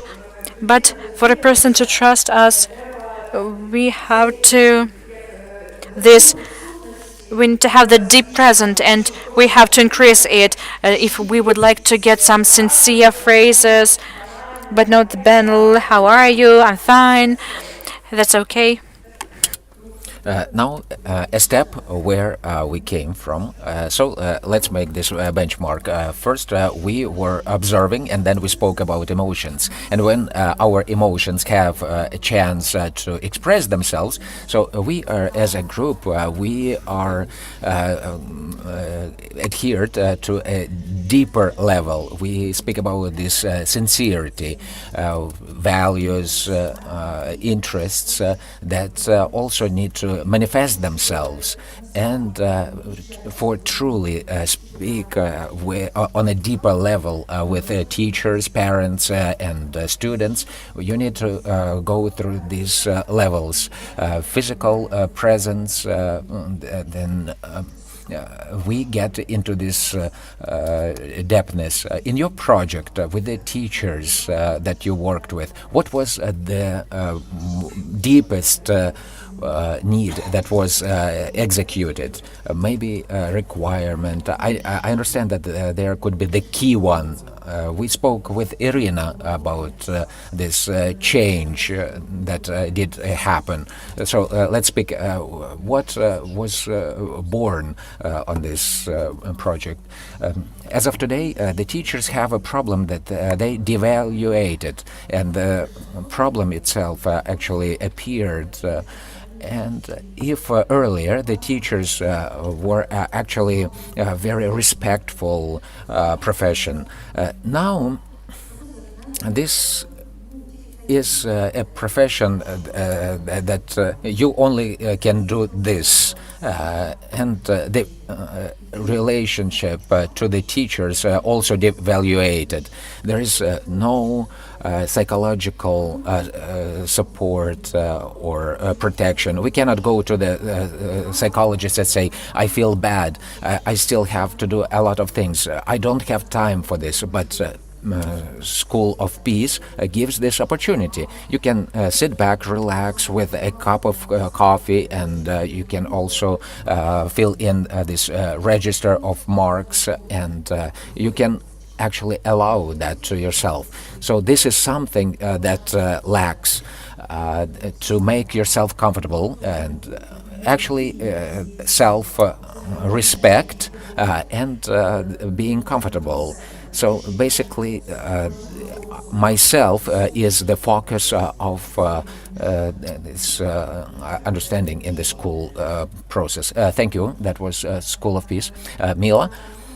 For me, the most important value for the engineering school is that we make space for dialogue where people can be heard. You know, now, because we have too much of information, and this information actually is cramped into us, but in order to listen, to hear, we actually do not have it now. It's not only about Ukraine, that people of unheard people, but it's also a tendency all over the world. We are given, we are not heard. So the engineering of concord, of understanding, gives this opportunity. When we are in a circle, everyone is equal to say something.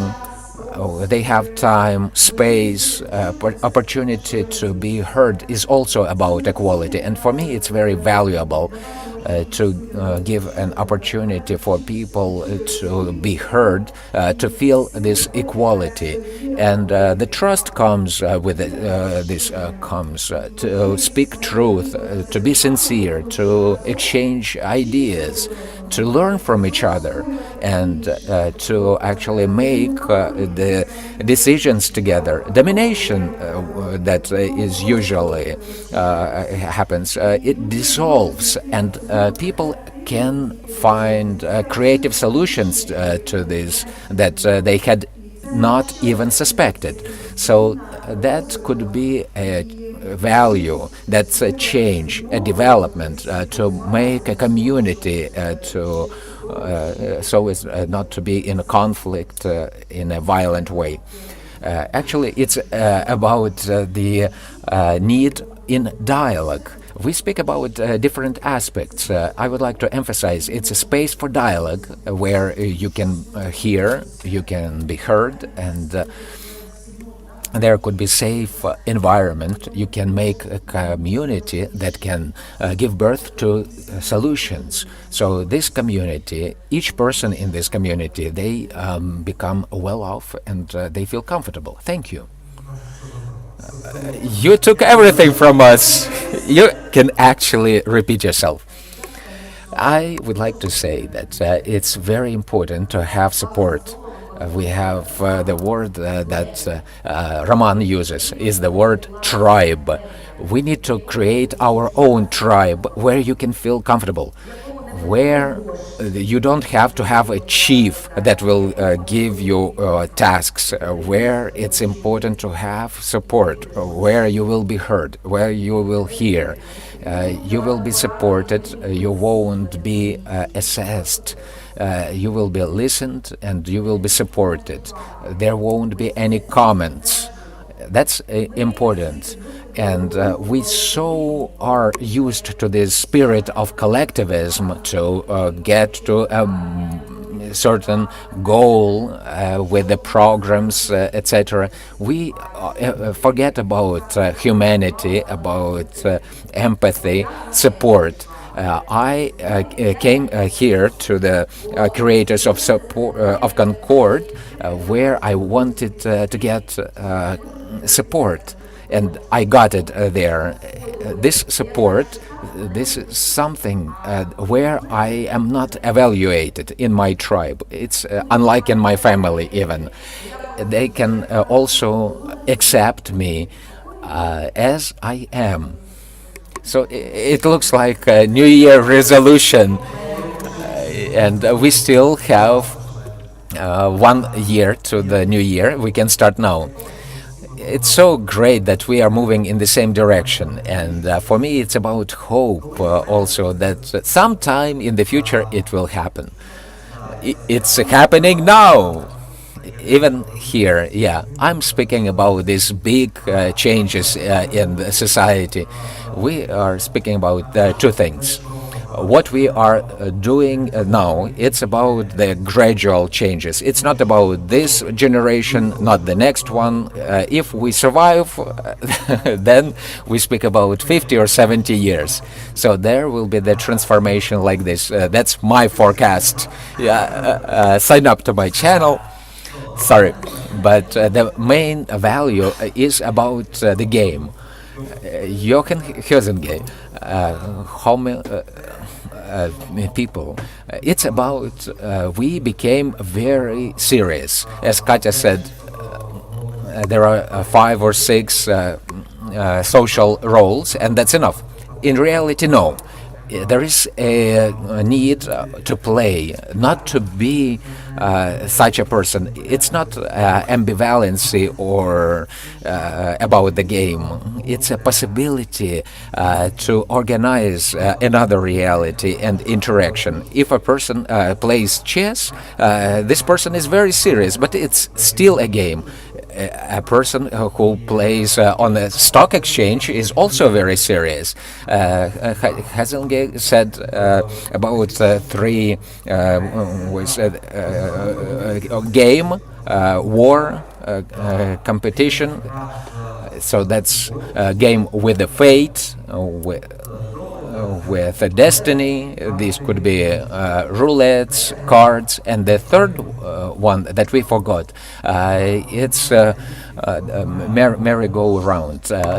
When there is no winner, when everybody wins, a win-win situation, when everybody is involved and engaged. That's merry-go-round. So this game that we forgot about in our society, there are different contests, festivals where there is a Grand Prix, but when people are in horizontal plane, we forgot about it. That could be a great value to us. Yes, really, that's a value, and it is satisfied in your projects. I would like to emphasize it. You can organize reality to be supported as well. Respect to the teacher, self-respect on their support as the basis of well-being all around, and dialogue, to be a peer, to be heard and to listen. I would like to conclude our panel, and we already started our New Year wishes. I would like to ask you about the future. Probably you have plans, and maybe you already have some plans that you already had planned. What you are going to do in your directions? So there are so many things to say.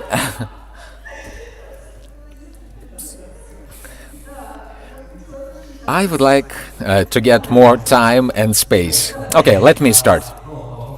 First of all, the nearest one is our forum that will happen on December 16. Everybody is invited. Our project is going to continue in 2022. We are going to work with the psychologists.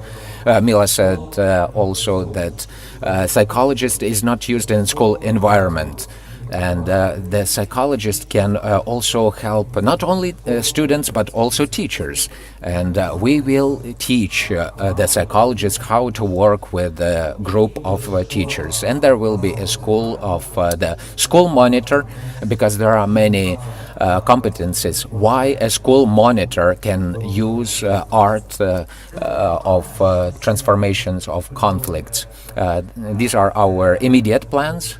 We also have fruit parties. We made the watermelon one. There will be tangerine one. So join, and these are interesting flash mobs. We spoke about the community. We really need to make a big tribe of educators that work in peace building and would like to unite. We can find you in this in Facebook, Creators of Concord. That's awesome. These are our plans. Really, that's a possibility for everybody to join in. If you haven't been in the project yet and you are thinking whether it's worth to get there, but you can be invited, you can get to these parties, and you can understand these people in orange t-shirt. You will understand the need to be here in this team, or maybe not to feel it and try something else, but that's a chance, because everything is free, it's public, it's with the help of online services you can find your tribe, and I do hope that you will find one. Thank you. I have gross plans. I really would like to for the parents to be engaged, because actually it's a separate tribe that fights with the teachers, with the Ministry of Education. But really, I would like to have the children, the teachers and parents be in one merry-go-round, and to be for everybody to be around the future, and by bringing up this possibility to play, and to play enough, and for the adults to finish their playing, we'll be able to actually create new people who will be calm, and they will be satisfied with all their needs. Thank you. I have several directions that I would like to speak about. The first one, as Anna said, I am a candidate for certification of NVC, and that's a big path. I'm going to get new groups for practicing NVC live, and I will be very pleased if you guys join in, because for me it's very important way to develop for NVC in institutions of education. Find me in Facebook, Mila Leonova, and I can get you into our group. The second direction is also close to me. It's very important to work together in a complex. We are looking for different partnership progress. Patroness is a community initiative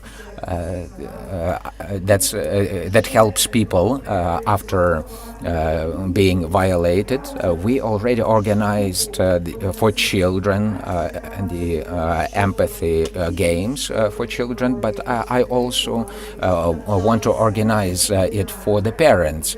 What happens next? How to live on? How to change strategies so this is not repeated? And I always find ways for communities to make free trainings, workshops for them for conflict situations. So let me repeat that again. Go to our website, to our Facebook community, and we are going to work with you. Thank you. colleagues, thank you so much. Let me remind our participants, and you can actually listen to this panel all over again. It is about where do we start with peace education, and this is actually how to start, and there are many methods and approaches to this. Thank you. Now we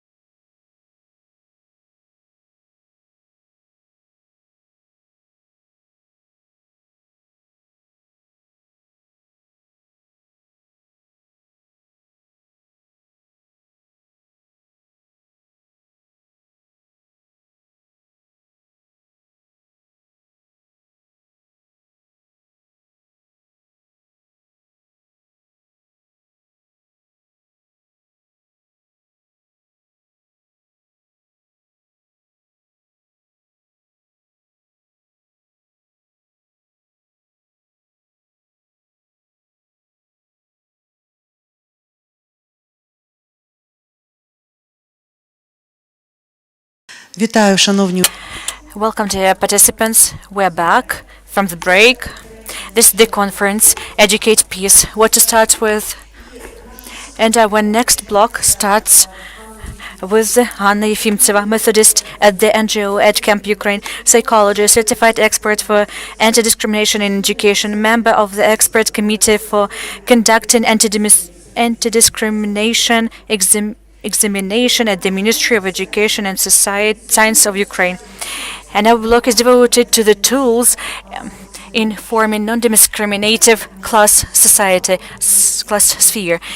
The previous discussion was devoted to the competences and self-development of the teachers. Now we're starting to delve into such terms as non-discrimination. And Hanna Yefimtseva is our leader in this world, our pilot in this space. And now we are going to have her report, her speech. And I ask our participants to be attentive, ask questions which you could ask Hanna, and she's going to answer your questions. It's a deep and interesting topic. So Anna, you're welcome. Thank you. I am very delighted and pleased to hear such words and to be present at this event.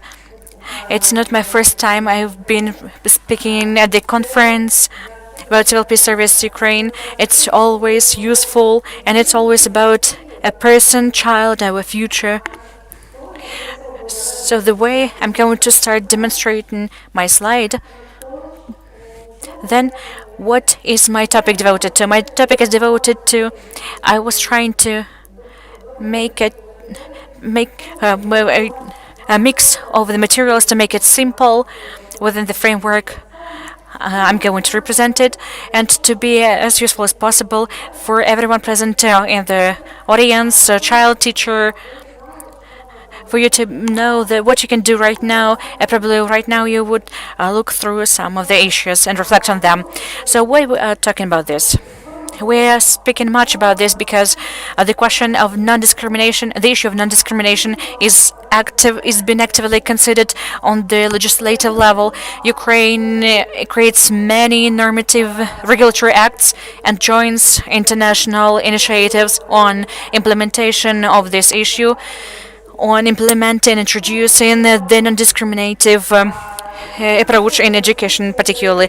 For example, the Constitution of Ukraine, and in it we are speaking that we can say that in Ukraine any person is free in his or her rights and abilities. Each person has the pride and dignity, and rights are not to be violated. All of the citizens of Ukraine have the equal rights as for the legislation, and shall have no limitations for anyone. And this is the major law of our state. And further on, we are going to discuss whether it works all the time, and whether all the time each of us has the equal rights, or probably something limits our rights.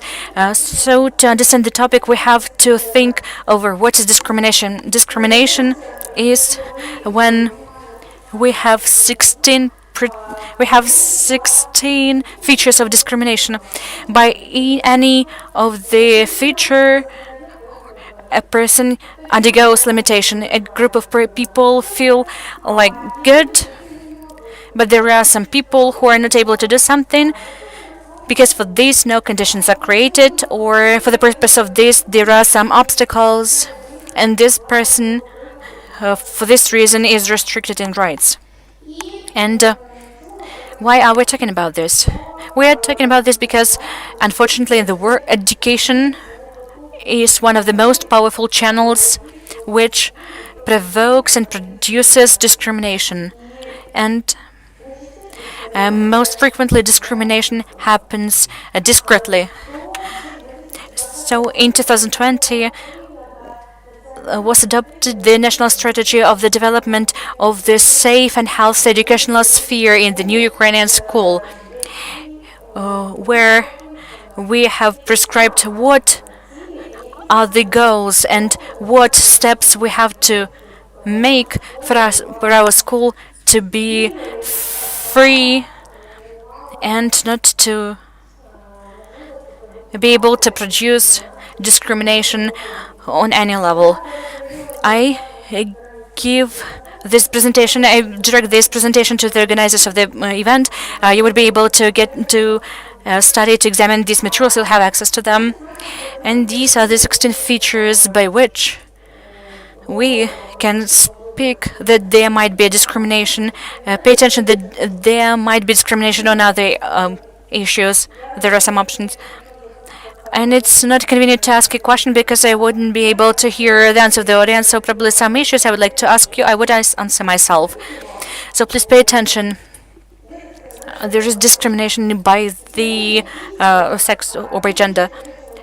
And what we're going to discuss will concern the discrimination by sex or by gender. Why have I built my presentation this way? Because by the results of the research, discrimination by sex is the most well spread in Ukraine, mostly spread in Ukraine, widespread in Ukraine. In Ukraine, in the world, there are women, and the category the most discriminated. Women sometimes have problems with employment or the average salary.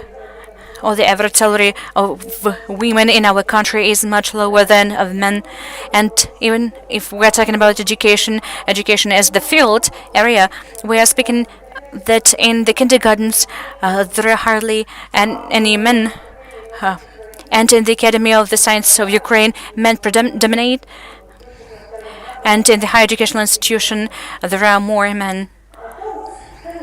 So the greatest category. So how does the discrimination happen in schools? In 1960s, there was the research, and it was recorded, and the phenomenon was recorded, and it was named the hidden educational plan. This is a kind of a hidden stream that is not written anyway, that has no regulative base, which no one has ever discussed, and it works on the subconscious level, because children, together with us, children spend most of their physical time, and sometimes children spend more time at school and spend about 8 hours at school, and everything happening there influences them. So how does the discrimination happen at school? Discrimination at school happens because of some educational content, maybe organization of the educational space, visual space, etc., the system of the extracurricular work, and the communicative culture of the teachers. And I would suggest you to have a look at each of the category in details. So the content of the education, or how to avoid mistakes when preparing the lessons. When getting ready, and we have to say that usually when we're speaking about the educational content, we're speaking about the study books and the educational programs. What is written there, pictured there, children receive this and work with this. And we have to say that in Ukraine, for 6 years, we have been having non-discriminative expertise of the books, which has been working simultaneously with the other expertise. And there are some improvements, because at the beginning we had most of the books having the remarks on discriminative issues and violation of the non-discriminative legislation, and currently this percentage has decreased, and there are very many books receive the recognition almost from the first reading. And this is about the study books. And about the study books, we can influence only in some way, commenting on what is going on there. When getting to the lessons, each of us usually express much of the artistic skills. So being artistic is the skill of the teacher, and we are happy that we have a little bit more freedom to prepare our content, and our vision extremely strongly influence it. So what do we have to think about when we get ready to the lesson if we would like to make it free from discrimination? We have to think about what is the base of the most discriminative practices. And at once I would like to answer about this. The base of most of the discriminative practice is the stereotypes, and the basis are the stereotypes. Stereotypes are grounded, have the rhizome in our mentality, and there are some terms that create our picture of the world, and we seem to speak that it should happen the way, in that way or another way. By the way, one of the most important stereotypes, and speaking about the gender discrimination, is that all of the boys are the same and all of the girls are the same, and we're going to discuss this later. So let's speak in details about the most widespread stereotypes, and at the end I will provide you with the materials I would be able to elaborate yourself, and we're discussing the most important as I see it at the educational institutions. And pay attention please to this picture. This is the family. A great family. Everyone's happy. Everyone is almost the same. And tell me please, if anyone could say this in Zoom, if or whether this picture produced discrimination. Is there anything wrong in this picture? Ms. Natalia, thank you so much. I can see you nodding. Yeah, that is so. When you're preparing the class hour or you're getting ready to the lesson and you have such a picture, how would a child feel who is a child growing up in a one-parent family or having no parents? Or there is a myth of the child growing in the family only with the grandparents. Such child would feel discriminated in such child. And by the way, it can be the cause that the other children would treat this child in some other way. So you should pay attention to this. And when getting ready to the lesson, you have to think about what children you have in your classroom. And in Ukraine, almost half of the children are 40% of the children are growing in the families, in one-parent families, or in the family, or when the children are the orphans, having no parents. And usually we're speaking about the family as a feature, Great picture, isn't it? Very much is spoken that we have to respect the senior people, and the senior people are extremely wise, and the source of wise ideas. Is it also so? Can only the senior person be wise? Is it always that a person not being a senior be less wise? Is it a stereotype that only senior people are wise? It's a stereotype. And as for the first picture, and upon the whole, it's almost the rule. As for the recent years, it has been changing, especially when we're speaking about the pictures in the book. Are those senior people requiring assistance? Are they disabled? Do they require special attention? Do they always need or watch some TV programs, etc.? Can a senior person have active life? Definitely can. Can a senior person work with the modern technologies? Yes, sure, he or she can. Can a senior person do sport? Yes, indeed. Isn't it that our hard to say, hard to express about the national peculiarity? But when many people coming from abroad, they say that senior people are always everywhere. Isn't it what we learn, teach our children, then it becomes our life? When from the childhood, the vision of the senior people looks like this. And this is a great picture. The full family, so to say. And the next issue is about the job division. When we're speaking about what we teach. By the way, I know that we still have that segregation between girls and boys at the lessons of the workshop lessons. we don't have problems with this until we start reflecting on how at such lessons we segregate children. What are the children taught? What do we teach the girls? What do we teach the boys? And usually we're teaching the girls how to serve themselves. And on this picture, this is the bright example. By the way, these are the real pictures from the real books, which we were collecting for a couple of years.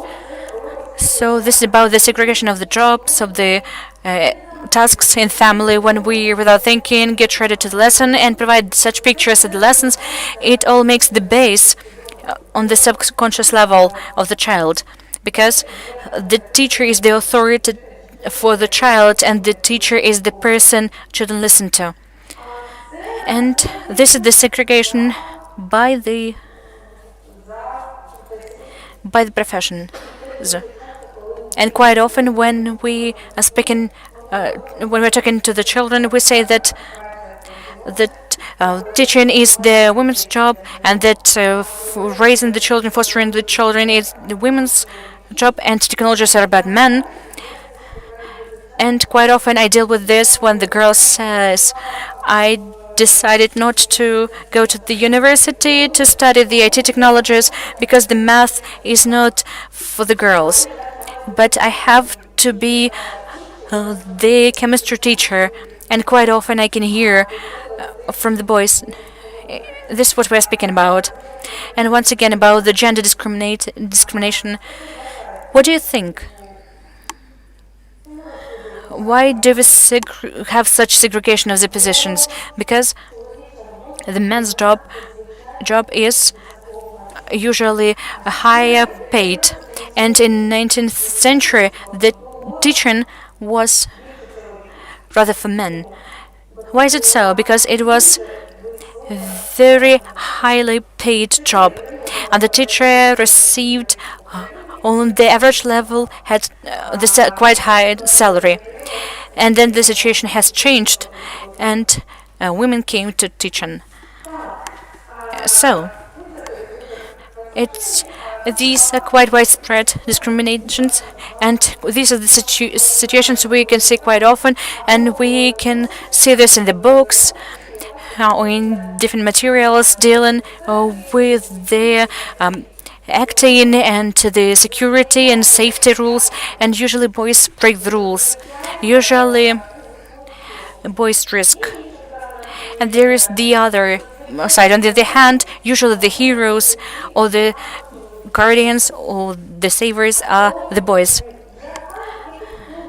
What thoughts do the children have when seeing such pictures? Do we really think that the boys seeing such a picture in no way would do the same? Would they do the same? Would they it otherwise? Isn't it the reason that at the age that we have the same number birth rate of boys and the girls, and by the average, by the Middle Ages, there are much less boys? Why is it so? Because everything we are doing has its consequences. Isn't it the consequence that indeed in our country the men and the boys quite often risk their lives because they are taught that their lives, because they were taught that it's cool, they were taught that breaking the rules is norm, it's okay. Probably it's not normal.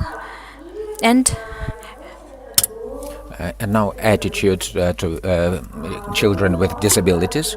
We speak a lot now about disabled children and about creating inclusivity on the level of a classroom. However, how we present the material, isn't it a discrimination actually? Isn't it a discrimination when we speak about a disabled child that he or she is ill with Down syndrome? What will be the attitude of the kids when they hear that from a teacher? First of all, it will be very upsetting for this child, and secondly, it will be the reason that other children will have a different attitude to this. So these are just some widespread examples. I actually wanted to make a mosaic selection for you. And the same refers when we speak about different nationalities.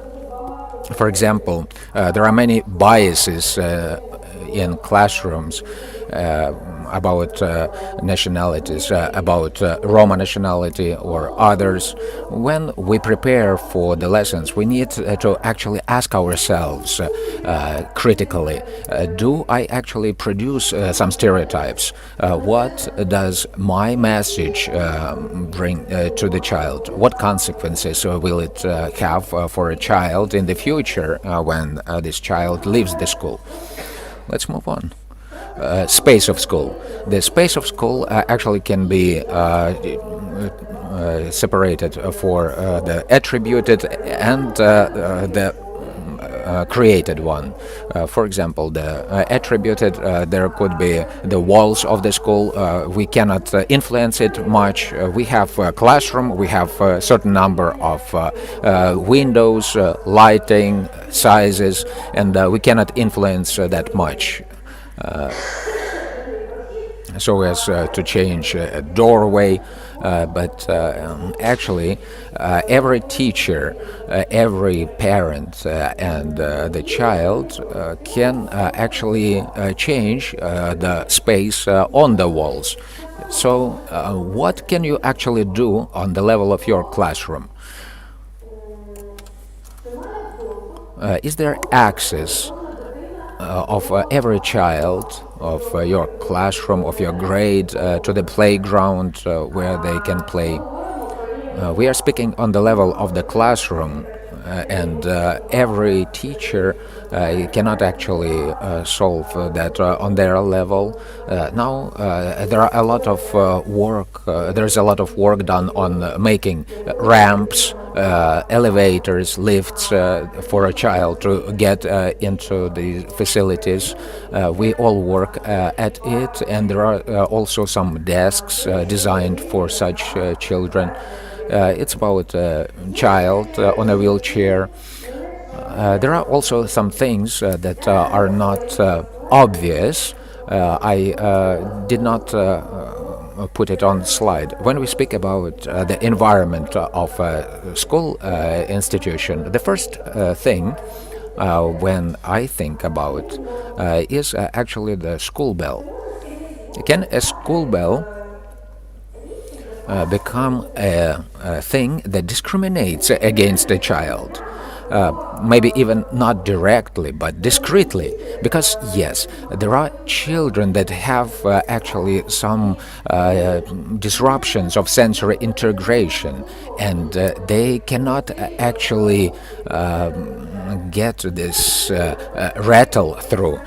And this child might get headaches, might get irritated, not even knowing why, because this child has been in this institution for many years, and every 45 minutes there is a rattle, and they cannot concentrate, and we do not actually think why it happens. So isn't it worth to think about how loud this will be, what we can do about it. If we see that a child has difficulties with this, how to make this child more comfortable, not to have this load on their nervous system. It can be some ear plugs or some headwear, and probably even to get to a certain corner where they can hide, or probably the color of the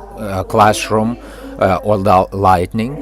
Can it discriminate it against the children? Yes, it can, because some children, when they have this abrupt lighting or very colorful painting, this child won't be able actually to work under this circumstances because their nervous system will be overloaded.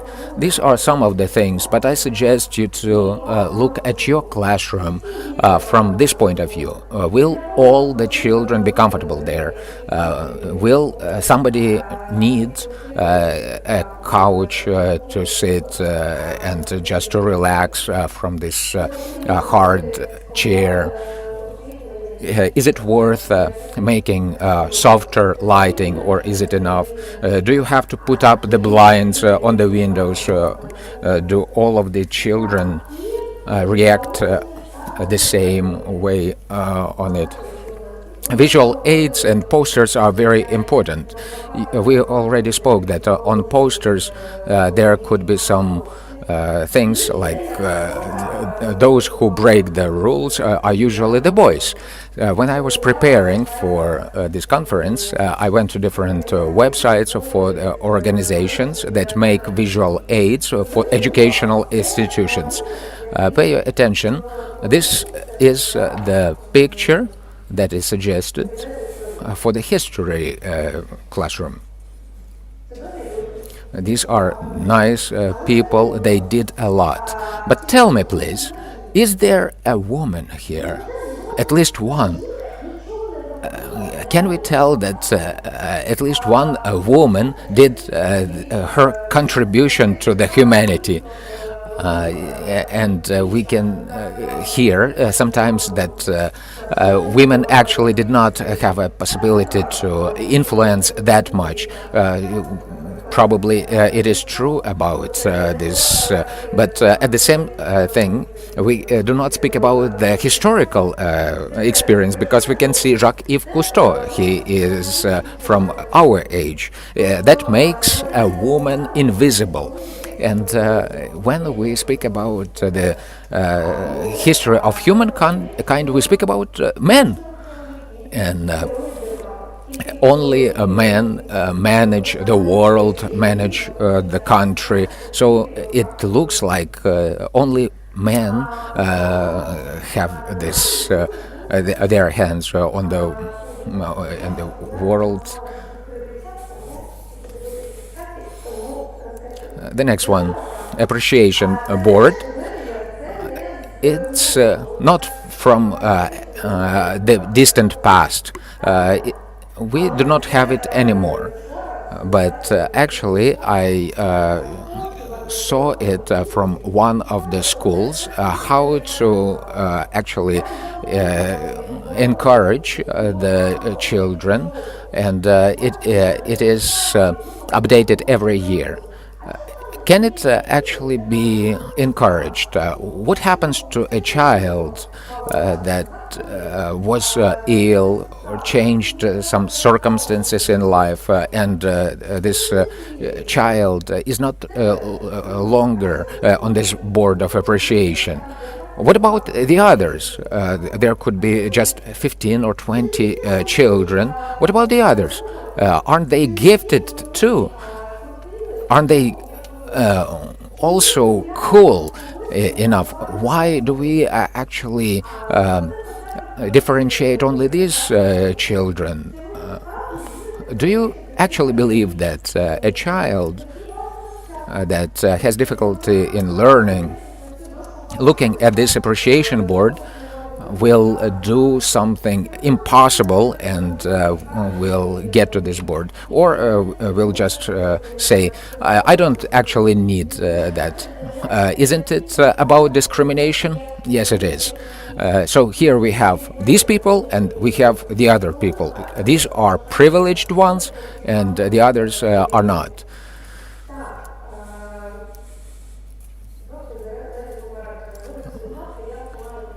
Sorry, I need to comment the chat question.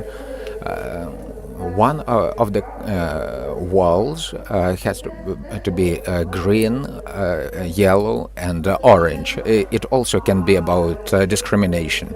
Well, as far as I know, the density of color depends on the colorant which is in the paint, and the normally we speak about soft colors, and I know that the designers made a research which hues were good.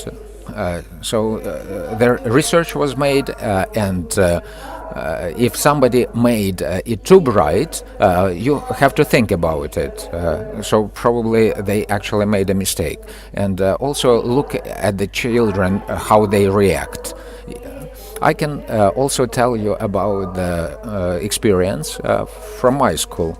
I used to work in one of the schools, and what we did here.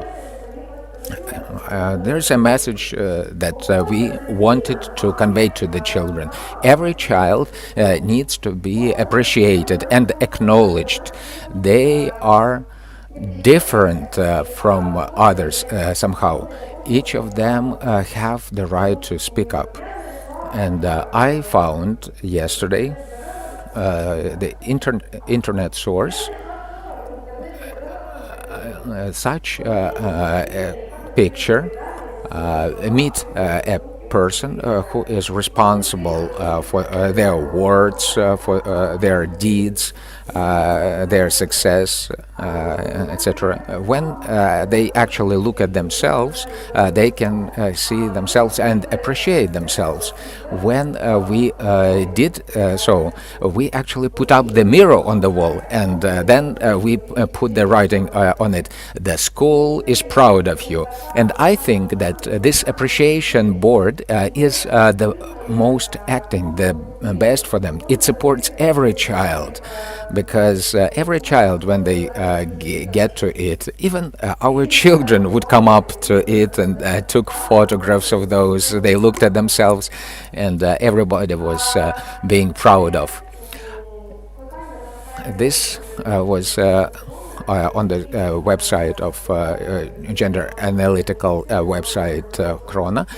They made the elaboration on gender work, and you can take some visual aids from there, and these visual aids does not have any discriminative content. Upbringing steps, we work a lot in it, and these are just some things. These are accents, and we speak about it in general. The first and the last day at school. Here we have a girl on the shoulders of the child, quite traditional, and the boy is carrying a flag. And does it really happen? Yes. These photos are recent. These messages will teach these children. This is like open underconscious. It's about a holiday.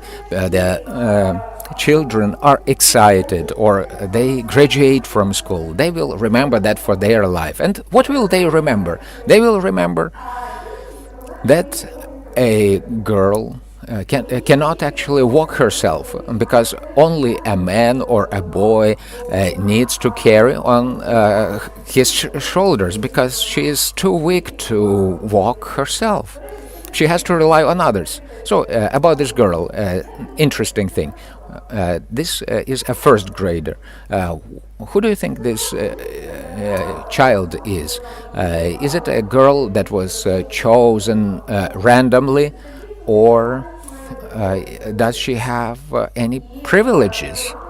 And she knows about it, and the others know about it, and this is something that we need to think about. Flag. The flag of Ukraine, that's a symbol of our country. The one who holds the flag holds the state. And who is holding it in majority of cases? Normally it's a boy. What do we actually put into the mind of a child? That men, they manage the country. What about the girls? They just decorate the men. They are behind their shoulders supporting them. Is this flag that heavy that a girl cannot carry? What else can I say? Do you remember I said that the most difficult and scariest stereotype is that all the boys are the same and all the girls are the same. Not all the boys can actually carry the flag, but this is actually the message that we can bring. I also chose these photos from open sources. Here we have school, Miss School and Mr. School. Is there any difference? Yes. When we talk about Miss of School, we speak about how they present themselves. But look how Mr. School is presented. Is it only about the outfit? No, they are all the same, and it seems that they had more intellectual questions. We do not assess their appearance. What does it say to us? What is the message conveyed to the children? It seems that the woman needs to decorate. She needs to be behind the shoulders of a man who carries the responsibility of managing the country. Can it discriminate other children? Probably yes. Not all the girls can make this contest as a winner, because it's also about money. Not all of them can make that beautiful dresses, because if we speak about the boys look very similar, and they do not have this valuable component. And the contest we have mentioned, my mother, my father, and me, and have a family, and I dealt with this in my practice when I could see the eyes of the child whose parents were not present. So when you are preparing such events, you have to think whether all children in your class would be able to participate, whether all of the children would participate in this event, or probably you would need to choose some other event, some other kind of event, or probably choose some other area of work, or probably to restructure it in a different way for no child to feel discrimination by such a feature, for example, by family, discrimination by family, or in any other way. And this teaching style and communication, this the way we are talking, and this is the way we can convey the information to the child, because quite often we have the material, we master the material, but we cannot say anything but what we are ourselves. So if in our heads we have such stereotypes set, we will produce this in our language. So I will not read all of the slides, but we have the opportunity to make an expertise, for example, to separate the lesson. We probably could invite some of the colleagues and watch you working. Probably do you communicate the same amount of times with the boys and the girls? Put a tick. Do you call boys by the name or by the last name? Do you speak about that? Do you explain the parents, for example, that the girl doesn't need to learn the math because, as for her, she has rather scholar skills. If the child has some disabilities, do you speak to the parents that some classes are not necessary, for example, sport or something else? Do you do so or not? This is about the way we speak. It's in our language. In no way we should segregate children by any of the protected categories. Do you remember those 16 categories from the Constitution? And we have to pay attention to this, and it's a difficult work. It's difficult work. And sometimes it requires even the assistance of the other colleagues who could assist you, who could watch you doing your job, because when we're working at the lesson, sometimes we not pay attention to some of the issues and the language of discrimination. Ms. Irina? And these are some of the issues we have to pay attention to. And we have already mentioned the nationalities, ethnicities, and the gender discrimination, and about the child, a person with a disability. Why don't we say a child with special needs? Because each of us has special needs. For example, I have a poor sight, because that is why in the evening it's not that convenient for me to work even in lenses, and it's my special need. And some person has very sensitive tactile senses, and it's very inconvenient to work with the papers. This is some special personal need. And what it is important to pay attention to, a person is in the sentence, in the center, in the focus. It might be a child with some disability, or a child who, for example, the child of some Roman nationality, ethnicity, child. So the person or the child should be in the focus. Miss Anna, we have to start finishing because we didn't have that much time, and you've started answering some important questions to all of the people present. Your presentation would definitely be sent, and it would be used by the teachers, educators. So what is the question? Some emphasis what to start with as for the teacher who would like to introduce anti-discriminational approach. For example, to start with those 16 features, probably from the analysis and request to the experts for them to analyze the lesson, or probably how to make it comfortable and accessible to make a trigger, because knowing about the limitations and stereotypes, this is quite a challenge. To get to know about it, it's not comfortable, but how to move on and how to change this, it looks to be very, very difficult. What to start with? You know, it seems to me that we have to start with the realization that we have to realize first. I presented the slide about discriminative and non-discriminative teaching, and non-discriminative teaching, in fact, is not only in the way you teach, how you teach, but also is about, and not only in what you teach, but in fact it's about how you do it, about the way you do it. So as soon as we master all those issues about the stereotypes and prejudice, then we can make the content and make such great space that would be free of discrimination. It would help each child to be free. So what are we talking about? So we have to develop this skill to accept, differentiate, and realize the differences of each person, to differentiate the shapes and to react to this, and to see what are the aspects it might happen in where we work.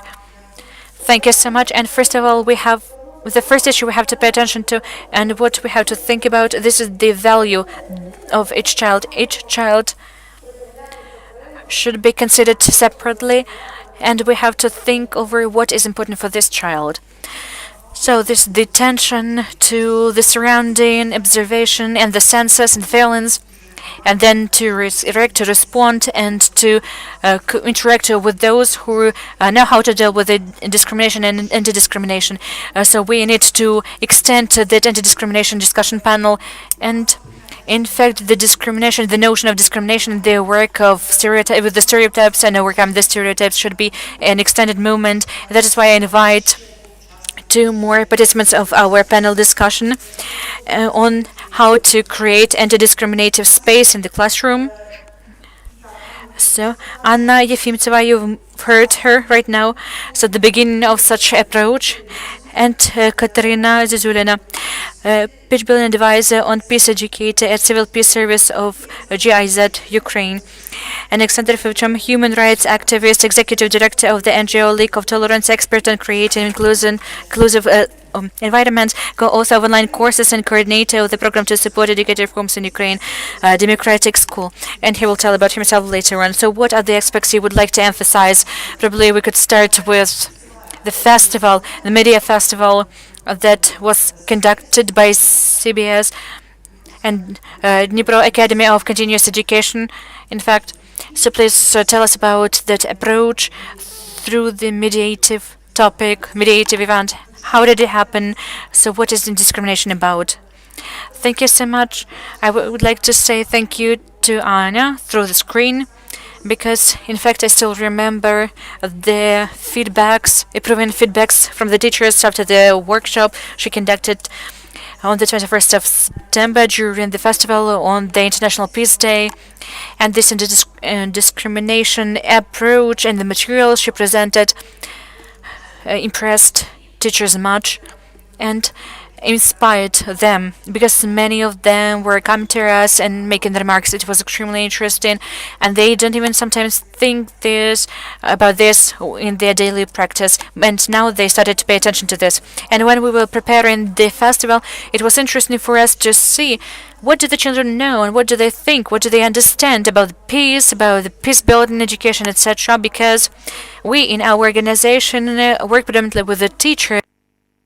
We work with the Academy of the Continuous Education, which retrains the pedagogical staff members. And having some experience working with the youth, I had some stereotype that the youth, in fact, should understand what country the youth is living in, what are the neighboring countries, and we're speaking much about tolerance, about diversity, different cultures, and the range of cultures. It should be something usual, regular, because the very many teachers we're working with know about this, and they have to teach about this, and they have to teach their students. But in fact, when we started to conduct such preparing trainings to the festival, we wanted to speak and to provide educational component during the festival for the children themselves, and we could see that it's not that easy to work with such topics. The youth, in fact, doesn't know much about other cultures, and they are not that tolerant and fluffy inside and soft as we would like them to be.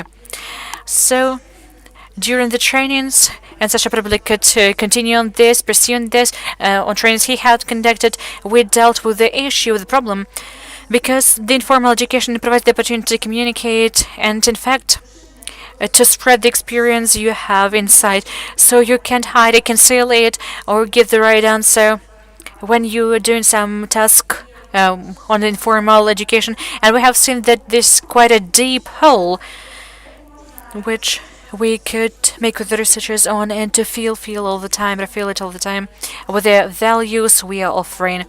So, Media Festival became a kind of a catalyst, or became indicator, and could show the proper attitude of the children, the real attitude into the trainings we had in spring, and the materials were sent to us, and we would like to show our work for other people to see it. But unfortunately, because of the copyrights, we are afraid to do this, because otherwise, we don't know what to violate the copyright rights, not to have our event banned. That is why we cannot see it, but we can provide you the link in the comments. Please follow it. But many of the works were the reflection of the negative peace. It was difficult for children to speak about positive peace and to imagine it through the associations. And what association we had was the association of the war, and it was difficult for adults to perceive it, but once again it tells us about the reality we're living in and the importance of the topic we're raising, and once again and again we have to talk about. So the approach, anti-discriminative approach, was new one. It was interesting for the teachers. It included them because this topic was raised. It was up to date, and we had the feedback, the reaction. But in the works of the children, the sense of the negative piece prevails. So there are more associations with the war and controversial understanding of what and how can be created positively. We have to work on this, to pursue working on this. Thank you so much. You're welcome. Please share with us. I have such a great chance because indeed with the children, we work with the children. It seems to me we work much with them. We teach them every day. But to check everything, the way everything works in reality, whether it works with them or not, and we cannot do it always.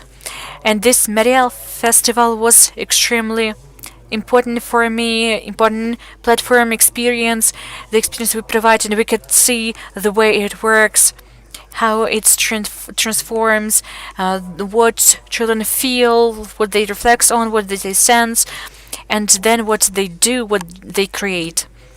We could see it all.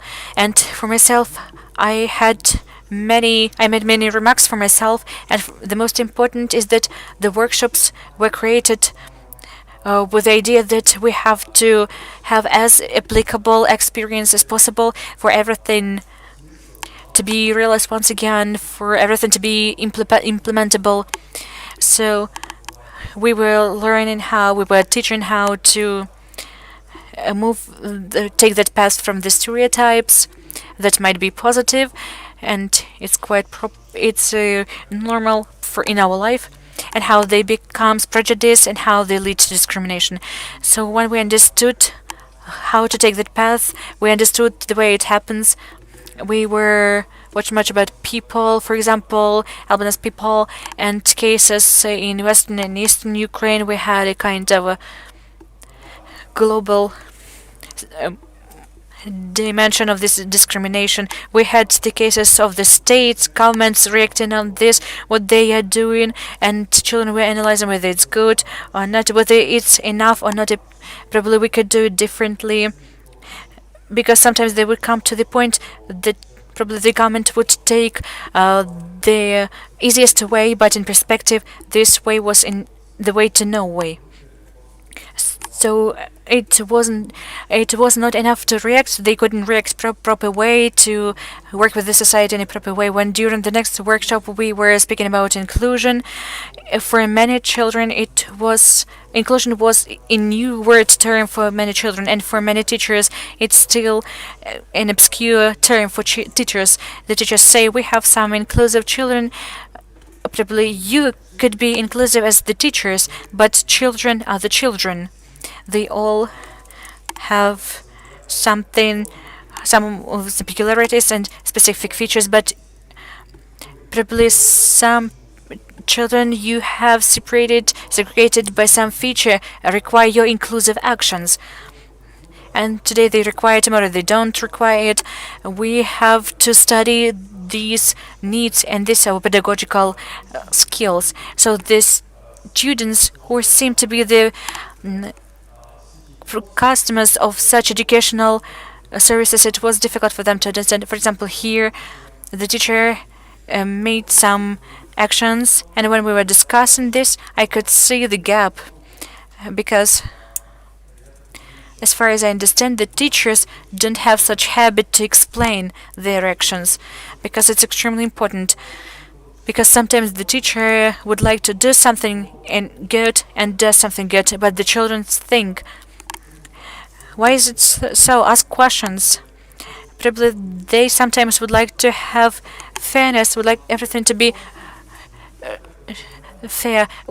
For example, in the Verkhovna Rada we have discrimination, so we have to avoid discrimination, so we have to involve more girls. So we have some teams, we have the girls scoring the goals, and they count two.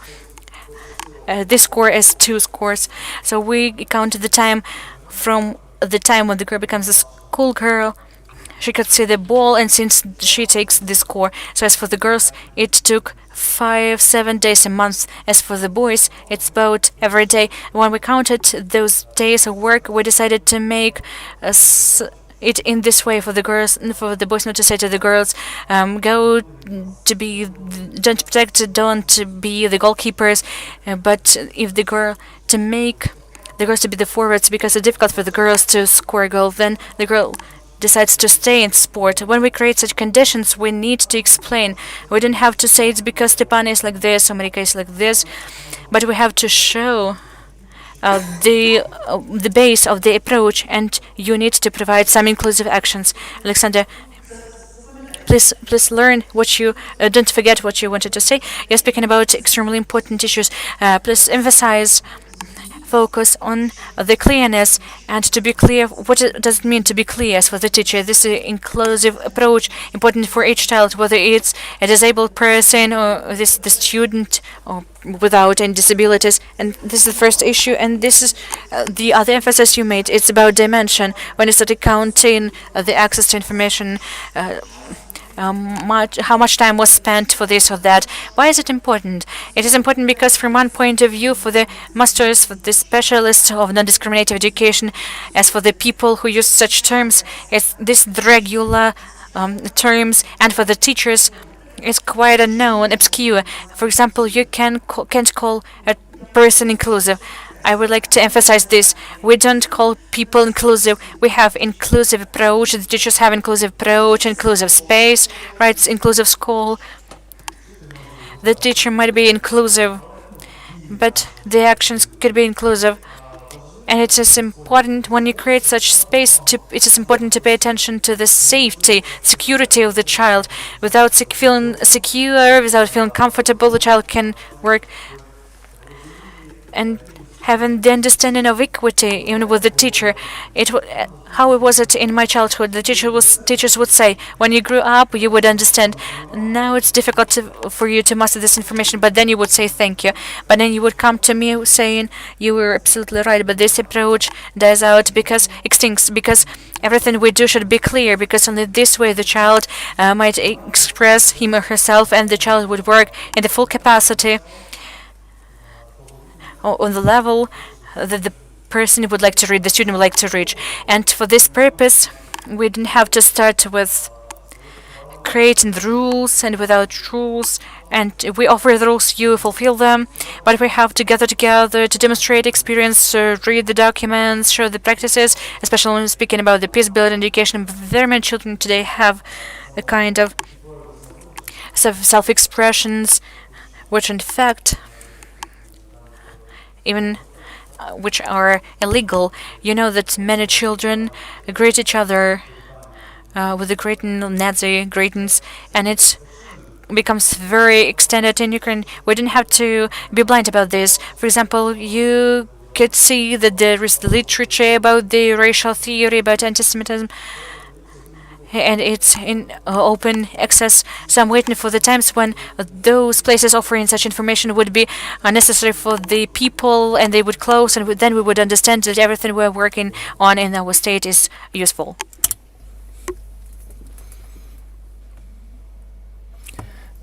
So there are some questions here.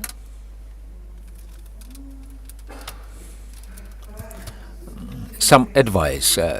Also, there are some very precise questions about advice on world literature, about methods. If we return to anti-discrimination, where did you actually see the first boundary that the teachers encounter with? What is difficult for them to understand this discrimination, this threshold that Anna mentioned when I am in this space, when I see what is happening, how to actually develop this sensitivity, how to start. We always tend to get back to this question, how to start and not to listen to it for the first time, but to continue working this anti-discrimination. I will tell you precisely, and this is the example that can be applied to, at any lesson. We as teachers, first of all, we need to pursue a goal to be for a child to be autonomous, being an adult. When they adapt, socialize, and get this adult life in the future. And when we actually give them to work independently on themselves, we actually encourage them to be more independent.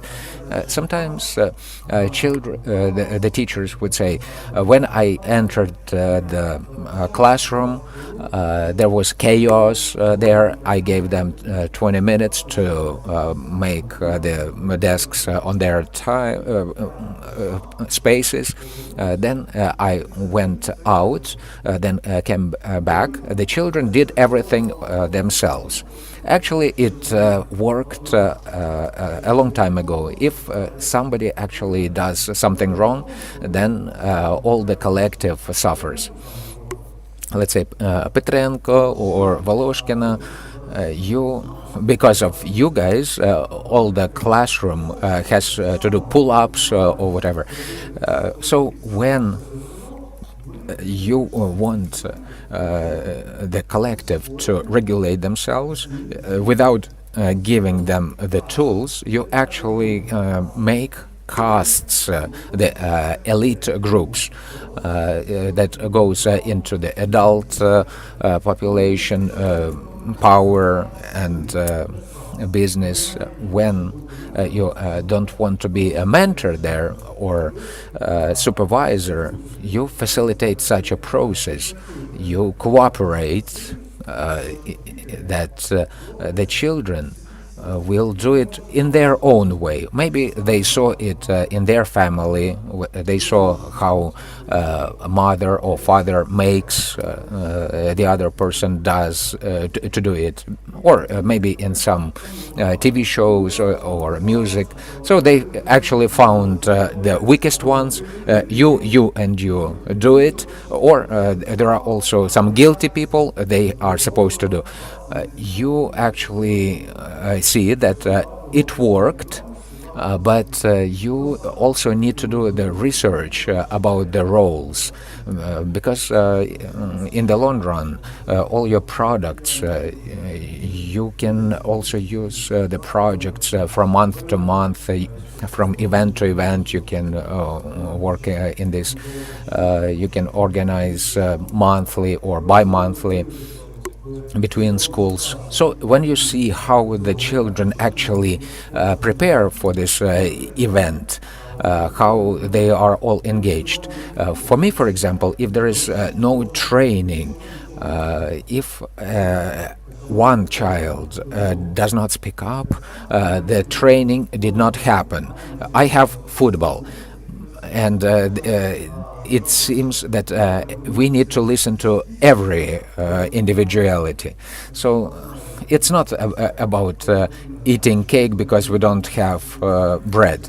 So nobody will tell how to do something for a child, but actually this child can open because of this respect of their peers.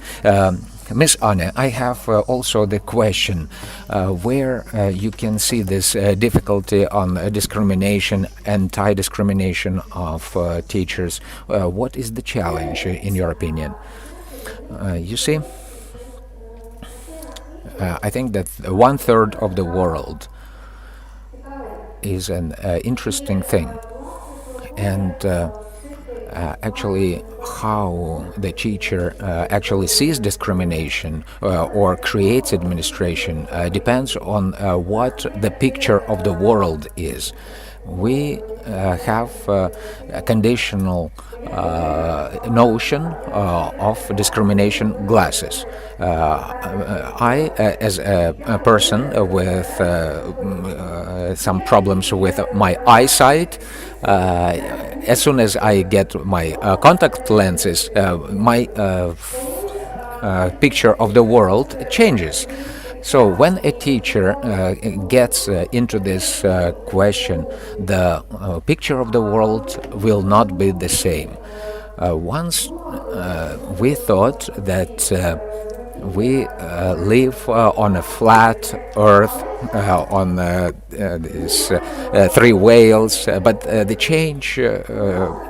time changed, and the same refers to the notion of discrimination. If a person changes their notions. They're when they actually find a way to how to make changes to this, they will be able to convey it to the children, and then we will also get the feedback from the children, because the kids, whatever we like or don't like, the children actually convey what we convey to them. And it can be some superficial attitude, or maybe being spiritual, or some care, or some philosophical attitude. So the children usually are the reflection of what we convey. If it's a mirror, if we look into this mirror, and if the teacher is clear and transparent, the same is about the children. So basically it's about work with your picture of the world. And if we speak about these 16 parameters that are possible, how these filters actually work in us, even if we work independently, we can encounter with these limitations. And then the next question, how do we work with this? Do we support it in schools? Do we work with experts that can assist us? I actually liked the idea to invite the analyst before even inviting the teachers from my school to make safe environment. If the environment is not safe, to invite such a person won't be that useful. But if this impartial person and specialist will help with assistance, it could help to make such glasses. Katerina? Yes, I would like to continue with honors. So children are the reflection of a teacher, and actually it's a load for many teachers, because we have a great deal of responsibility, the future of our society, because the children reflect on us. And we need to remember that children are also reflection from their families, and the society, unfortunately, and for the happy reasons, it's not homogeneous. There are different views in the society, and the children convey what their parents think about other people, even about their peers, and maybe about other countries, on different parameters. And here we have a challenge for a teacher, how to react the idea that was brought by a child from the parents, how to react to it. On the one part, we cannot say mother and father do a wrong thing by saying that to you. On the other part, we need to react to it somehow. It's quite difficult, but it's important. We do appreciate that the teachers still do it. Anna mentioned glasses. Another thing could be a metaphor from this toolbox. It could be a detector that has to switch on when you hear either hate speech, or you actually hear this discrimination. Do not miss it. You have to react to it, because you actually make such a moment for a child. When you can hear niggers, gypsies, there has to be this reaction. We have to react to this, and to explain what is wrong here. Why cannot we use such words, or formulate differently? And there was a question about world literature. It's quite a good subject, but even speaking about any different subject, it's important to have three focuses of your attention. When we want to implement or speak about anti-discrimination or peace building, it's about form, contents, and approach. If we take world literature, what is form? We can speak about tolerance and how others think in groups. We can discuss and mutually work at the answer to such a question. So this is a form, different activities. About context, we can actually get exposure to different cultures. So this prejudice is only because we don't know. We heard from somebody, for example, blue-eyed are such and such people, but without speaking to these people before, we can believe it. But if we have a friend that has blue eyes, we can actually understand better how they feel and what they think about. The same refers to other cultures, other people, other attitudes, what problems they have. So this is about contents. And about the approach. Speaking about what Anna said, what does the teacher convey? Do we actually get into the classroom? Do we have an opportunity to express everyone? Or do we bang on the tabletop with our fist and tell how everything is created and do not actually listen to anybody else? So it all depends on our attitude. So we can speak about the history of Jewish people through some books, but we can also add up some stereotypes, and it can actually be wasted. So speaking about anti-Semitism, you can start working. There is a Jewish guy in a Christian tradition holiday, so you have to be good about it. We have a triangle, a person, society, and school. So when we ask a child about the family, so they understand it's about their life. If we ask about society, their attitude, it's also about life. But when we ask about school, what do they answer? My child 2 years ago went to the first grade.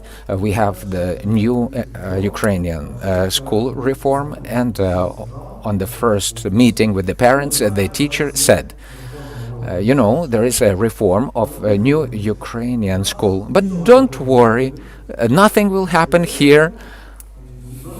And this is the normal reaction of a teacher who actually was subdued.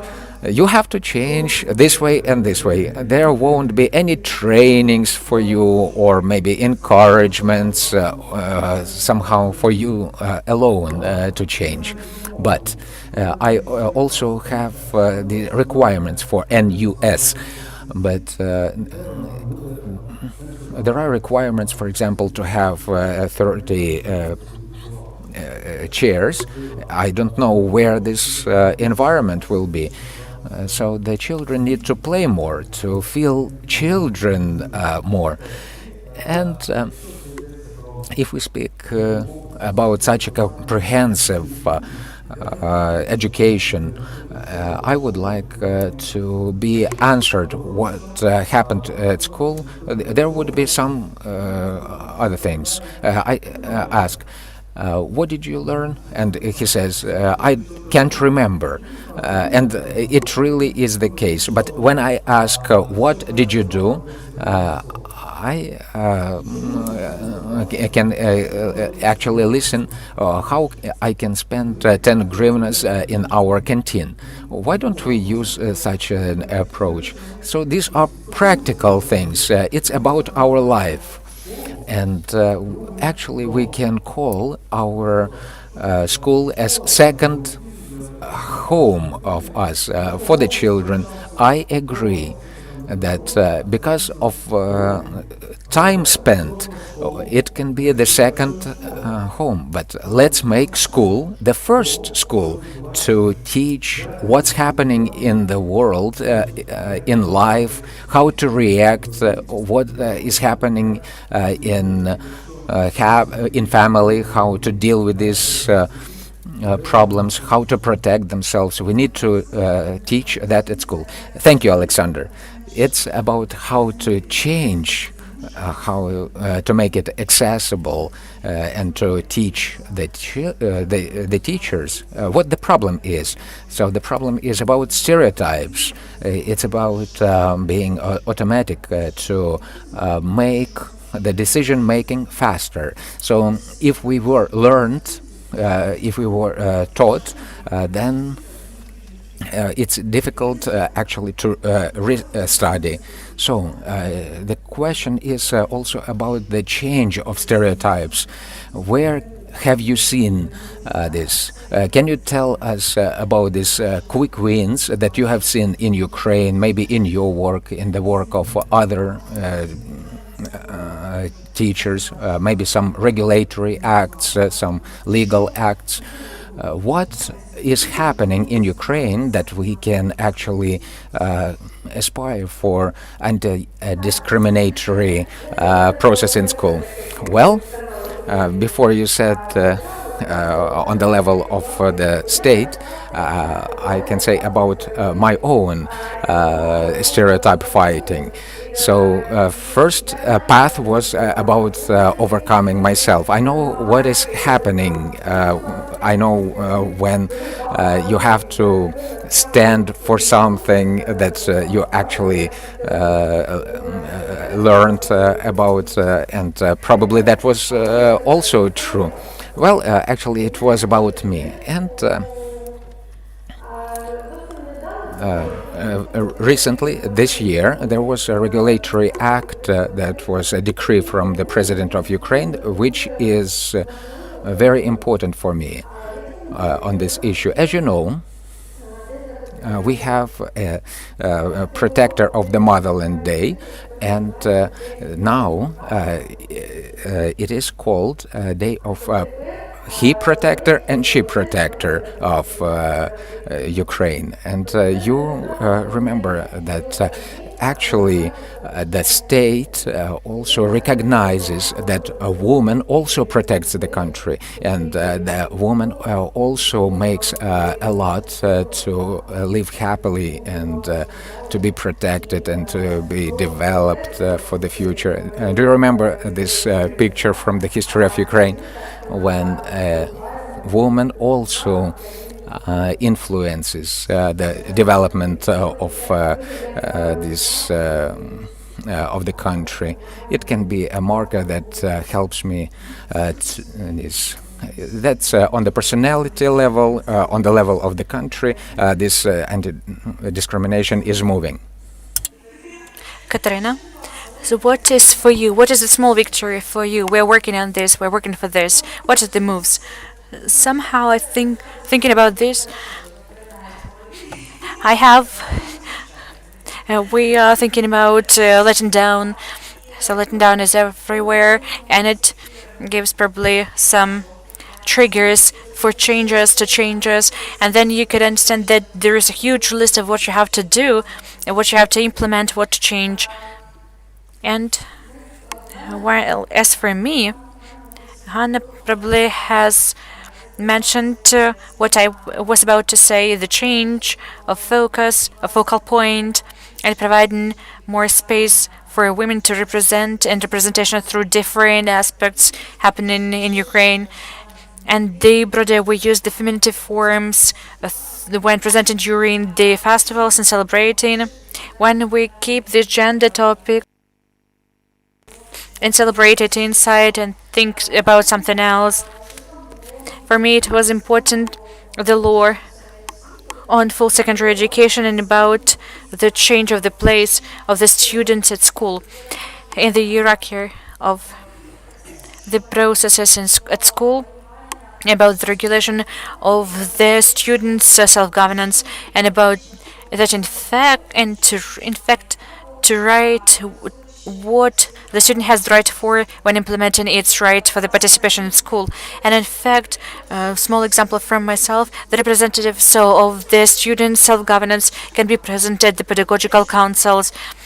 They can actively join the processes at school, the processes of decision taking, and for example, to speak up when discussing the programs for the next year, what is more interesting for them, what is not interesting for them, and to give the feedback to the teachers. And definitely when we're speaking about the practice,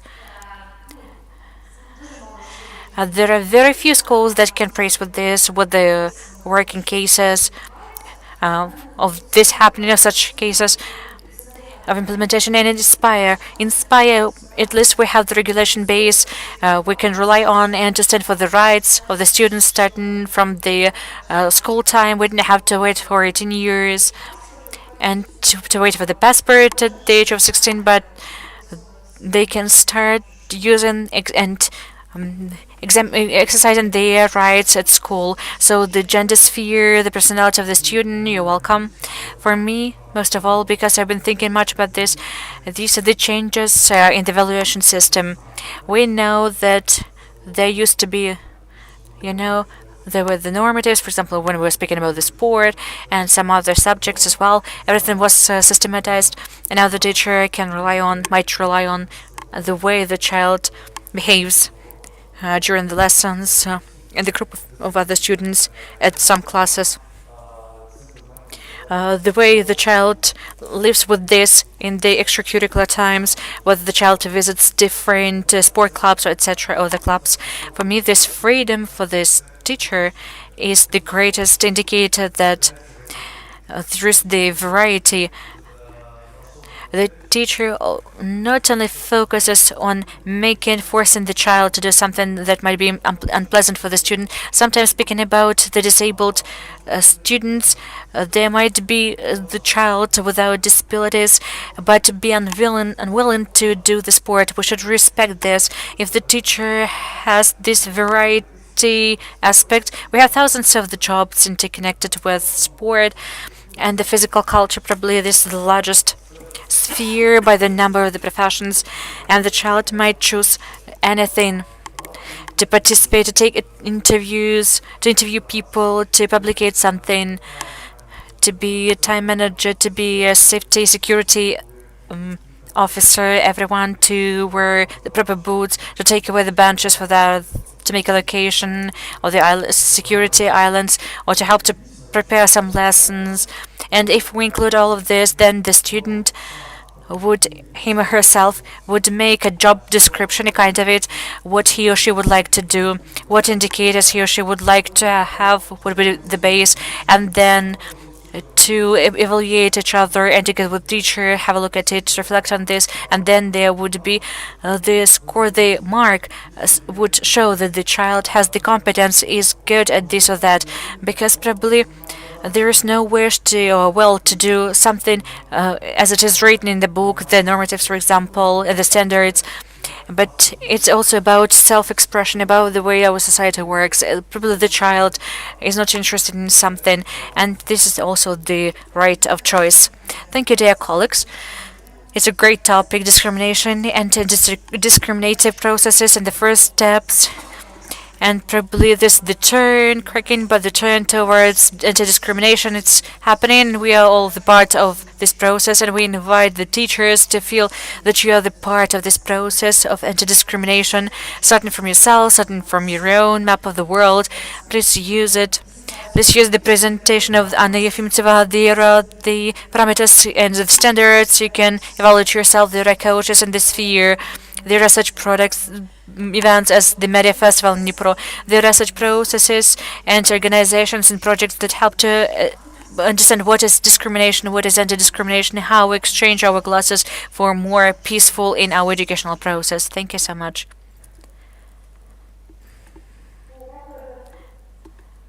Thank you. Thank you. See you.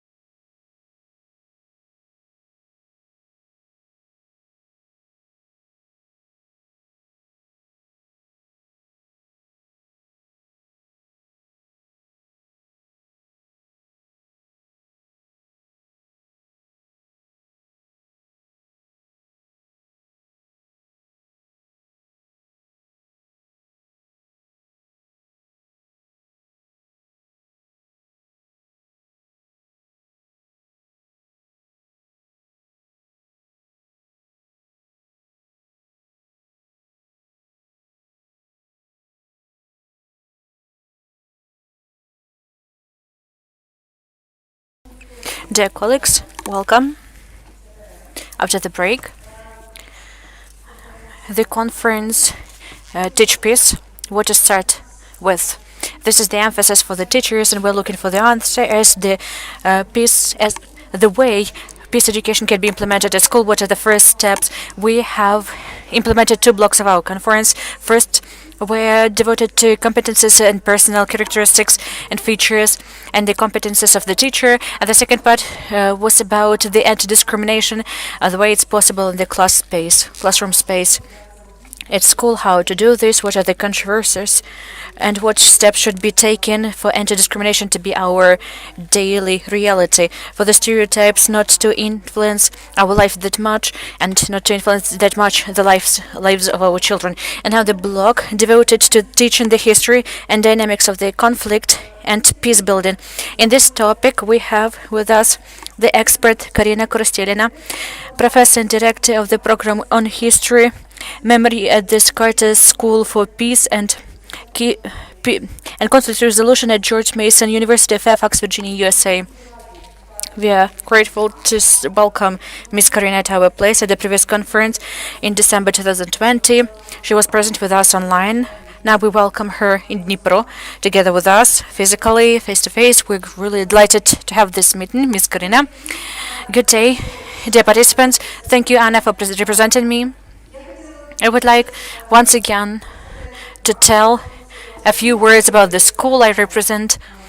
This is the school Jimmy Rosalind Carter was created 40 years ago, and this is the first school in the world, and still is this the single school that stays to be a school that deals with conflict resolution and peace building.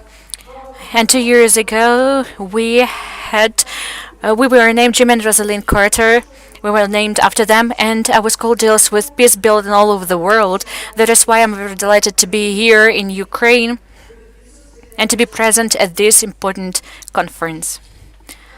When we are speaking about the dynamics of the conflict and peace building, the history and the memory are the base and the foundation. And the main component, one of the main components, is the historical education. It deals not only with the and interconnected with the way we teach. Historical education much depends and interconnected with the collective memories. Collective memory is not homogeneous. There are many different groups in any society, and each group has its collective memory. And this collective memory is presented not only by the teachers teaching history, but also by the children being present in the classrooms. That is why in the process of the classrooms and education at class, we can see the conflicts of the historic memories. Besides this, the official narrative is presented not only in the books, but also in the media, and the students and the teachers are the representatives of the official narrative. And besides the last component, which we're going to discuss today during the discussion, the sites of the memories and museums. And this is the mnemonic space that provides the students the opportunity to create, to have the sense of what is the world, what is peace, what is war, and what conflicts exist in the society. When we're speaking about, I'm trying to change the slide. So when we're speaking about the historic education, we can see that this is the eternal process when the interpretation of the past influences the dynamic of the identity development and the dynamic that defines the conflicts between the groups of the identity, and it influences the way we interpret the past. Let's try to differentiate what is the most important. First of all, teaching history is central for the process of forming the social identity and intergroup relations. When we are speaking about the time, about history educating, history teaching, we usually imagine that we're moving from the past to the present to the future, and we are learning the history from the present. We are studying the history in the present, paying attention to the past, but when we come to the in-depth analysis, How does the historic education influence on our world vision and the myth we trust in about our present, and the way it simultaneously is defined by this? We can see that there are three major mechanisms. First of all, the historic education defines the meaning of the intergroup identity and the group identity. Who are we? What is important for us? It defines the future of the group, where this group moves, where does the nation or the ethnic group moves or religious group moves, and it facilitates the social integrity based on some particular values. Historic education through the prototypes described during the historic education through the ideas, which are shown through interpretation of the events, create the values. And these values are the base for the integrity of the group to define the major ideas of the group identity. Second of all, the historic education assists to define the way we can see others, because what children remember from the books of history, after graduating from the school, and not always the facts, not even the names, probably not always some particular events, but they definitely remember who are our enemies, who are our friends. So the historic education provides a kind of a greater belief in some particular type of social relations, some kind of definition of what other groups are.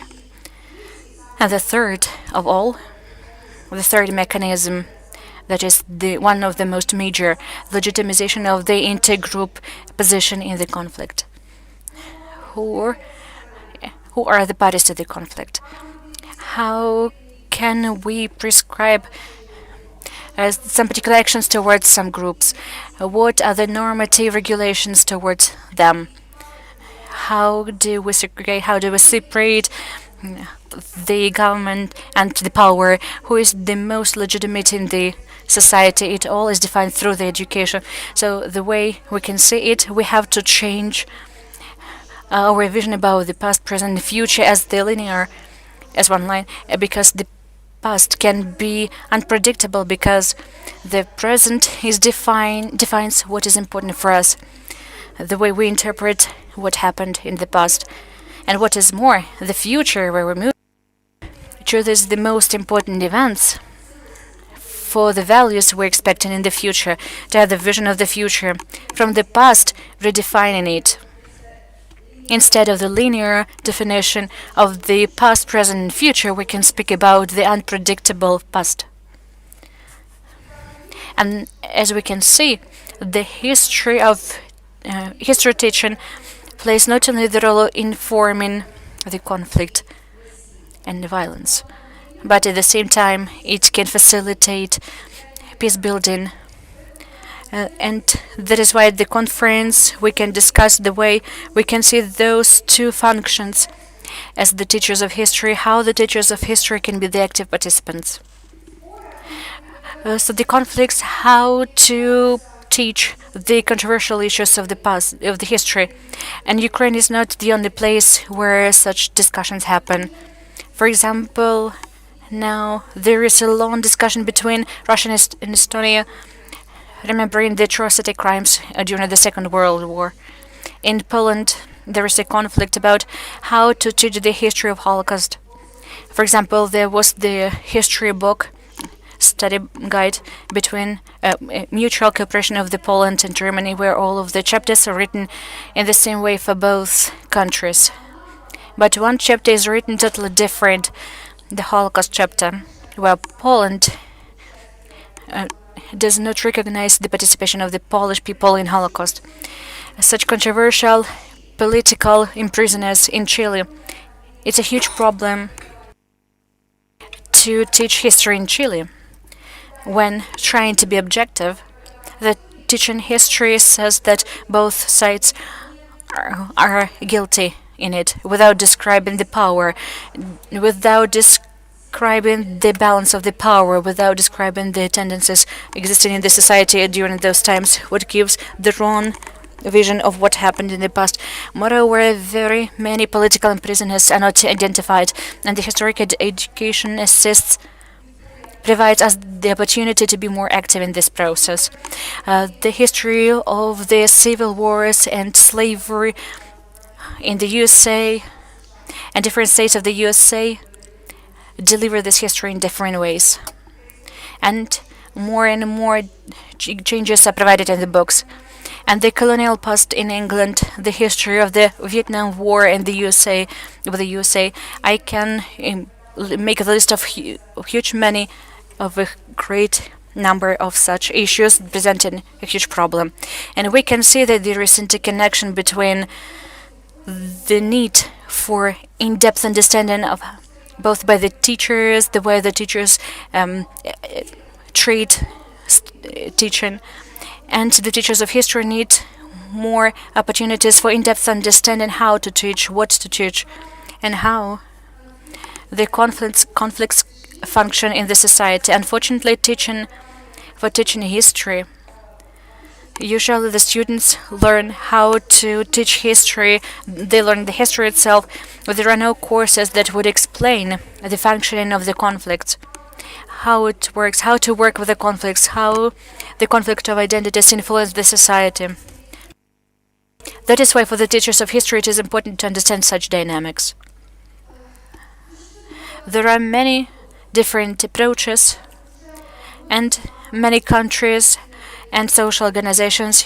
UNESCO, for example, I'm working with a group of the colleagues from a couple of countries, and in a couple of weeks we will have the UNESCO book with a couple of articles, including the article about the conflict and education. There are many different approaches. For example, there's civil education, the human rights education, genocide literacy, and peace-building education. And these approaches provide some recommendations which are included in history teaching. For example, such issues as historic thinking, historic empathy, historic agency. The multi-perspectiveness is one of the most vivid examples which becomes in the focal point more and more. And nevertheless, the problems of the conflicts of the identities, what happens in the society, currently it's not reflected in the history education. The teachers are mediators. They actually make how the children look at history, but it is very often underestimated, and teachers usually just convey what they have in the history books. But my research and the research of my colleagues show that it's different. Sometimes the children actually bring in the textbook to show that it is wrong. And my work with the teachers of history shows that they are active agents that actually form actively the thinking of the students, and they encounter different problems. For example, difficult curriculum that actually depicts the different society discrepancies. Many educational institutions just refuse to discuss problematic issues. They do not give enough material in order to convey some problematic issues, especially the emotionally switching ones, and also about critical thinking. It's often quite difficult to do during this under situation of war or continuous conflict. So we see that the teachers of history, they have different approaches. Some just avoid and do not reflect these discussions. Some of them raise delicate issues, but they do not give an opportunity for the students to think and ponder about them, and some of them do not give a possibility to settle different problems. With great satisfaction, I can actually say that our work in this project with history teachers tells that our teachers are not afraid to raise issues, to use the methods we are talking about on how to use the teaching of history. And when we talk on how to answer these questions, I will show you 4 functions that we need to reflect in this understanding. First of all, the function of improving of identity. On the one hand, the teachers give a good comparison and negatively speak about other groups. For example, teaching of history in Israel and Palestine actively shows the other group as the enemy. The same thing refers to Serbia and Croatia.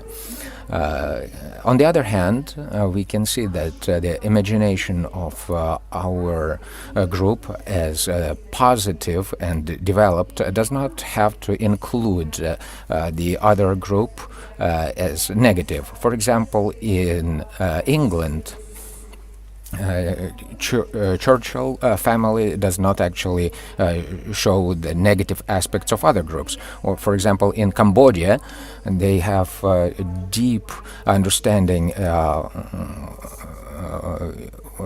of their own history is more important than the conflict with Thailand or other countries. The next one is function of attribution. In order to raise their understanding about themselves, then something is erased about other groups. Very often minorities, they do not exist. They are not there. They are not seen or as primitive ones. For example, in Australia, for many years, history did not include those indigenous people that had lived there before. And besides, in Mexican, Mayan people is represented as very primitive one. And from the history of Mayan calendar only, but without representation of any other values. On the other hand, other groups also can be represented that can heal some traumas. For example, in the southern Africa, they start teaching about different groups, apartheid history.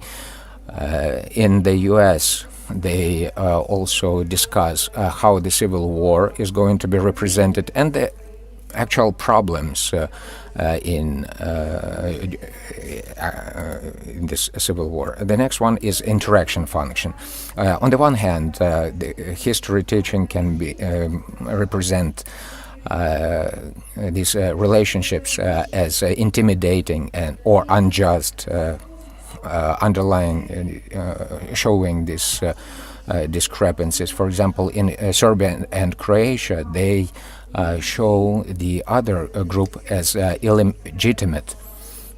Especially the village ones show that illegitimate ones in Northern Ireland, despite of improvement on teaching, the teachers still show negative attitude to the relationships between Protestants and Catholics. On the other hand, we can also alleviate these negative relationships with others, and we can enhance the distance.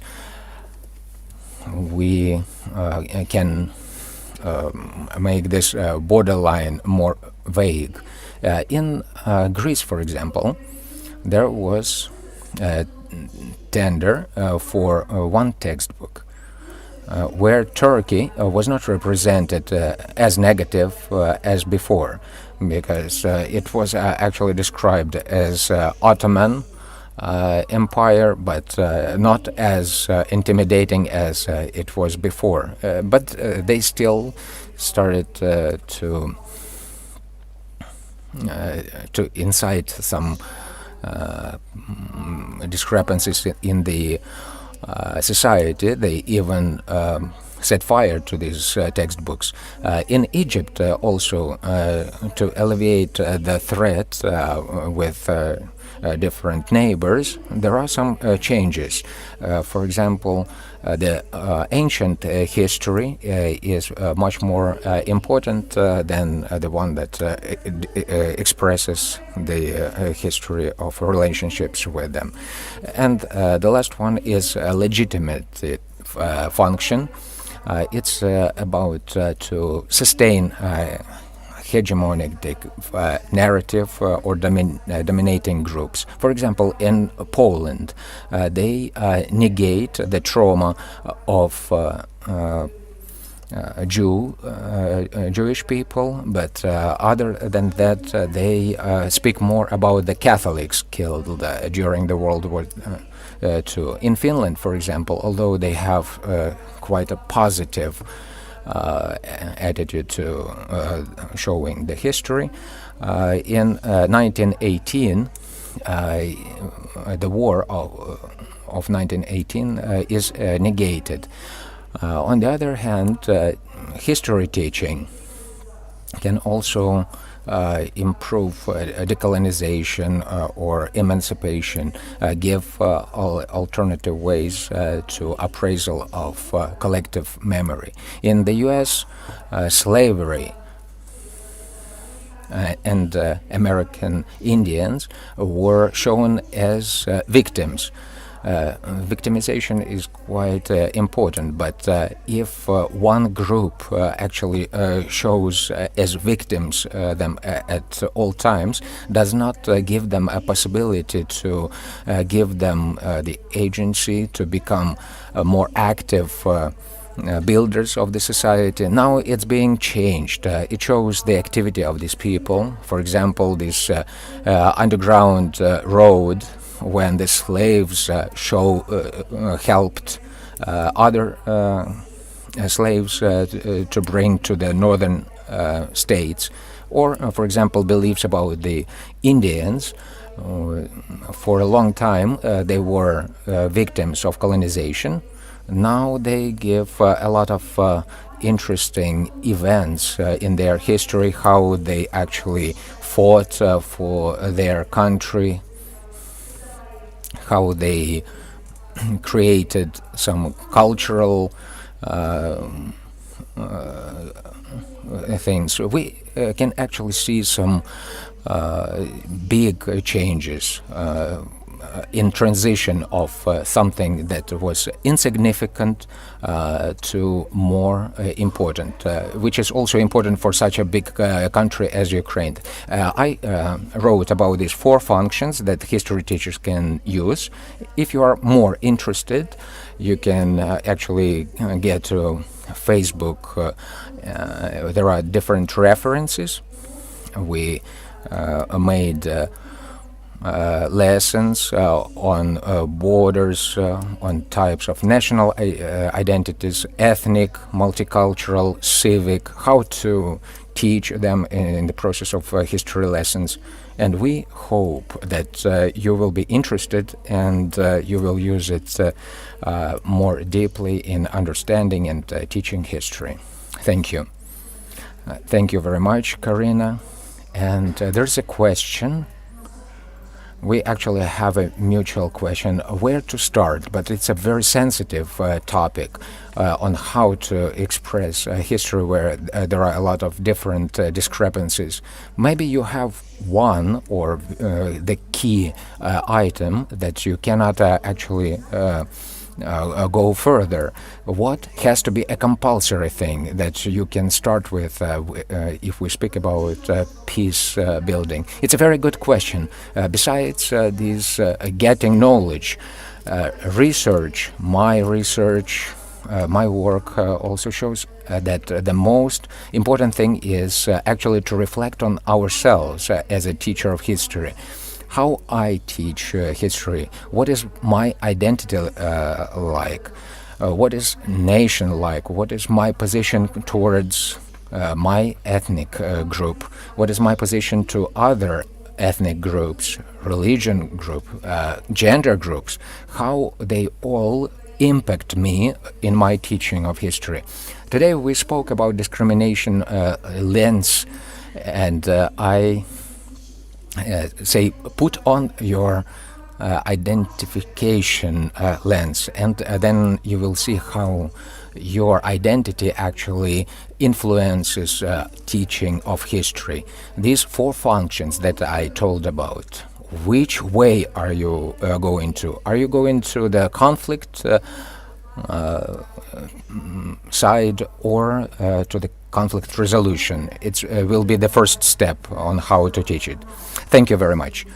And based on this identification and with the function that you mentioned, we can start to learn ourselves and to bring this philosophy to the history lessons. I would like our panelists, and we will immerse into this question on how to learn history.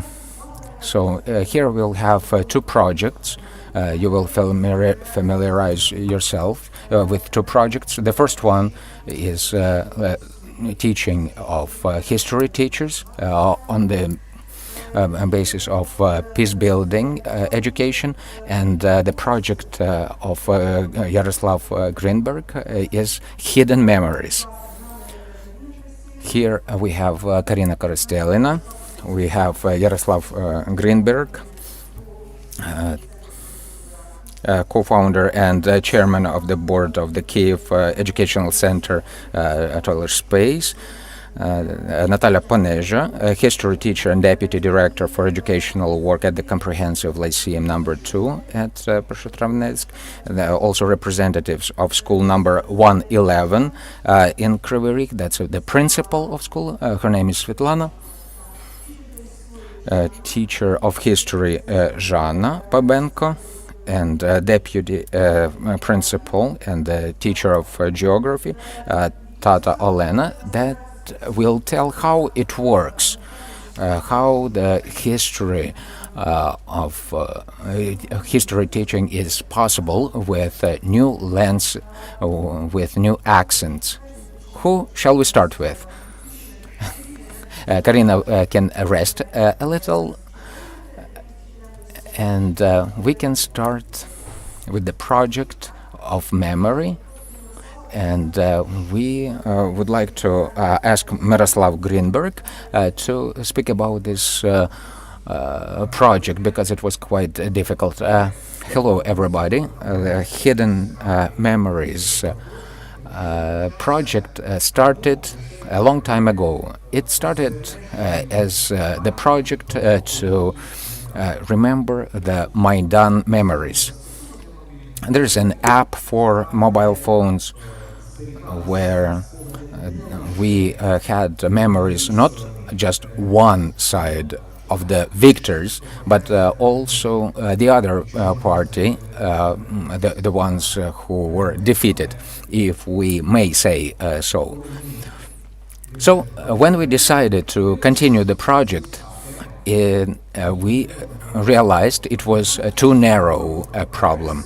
If we do not speak about the history, about the modern times, it won't be possible. Secondly, we realized we need to speak through the teachers, with the teachers. The design of the project was quite difficult. First, we worked with the teachers. We selected teachers from 19 different regions, from west to east, from north to south, different background, different teachers, men and women. We tried to make them heterogeneous group, so as to have different views at historical ideas. Then we made that more narrow.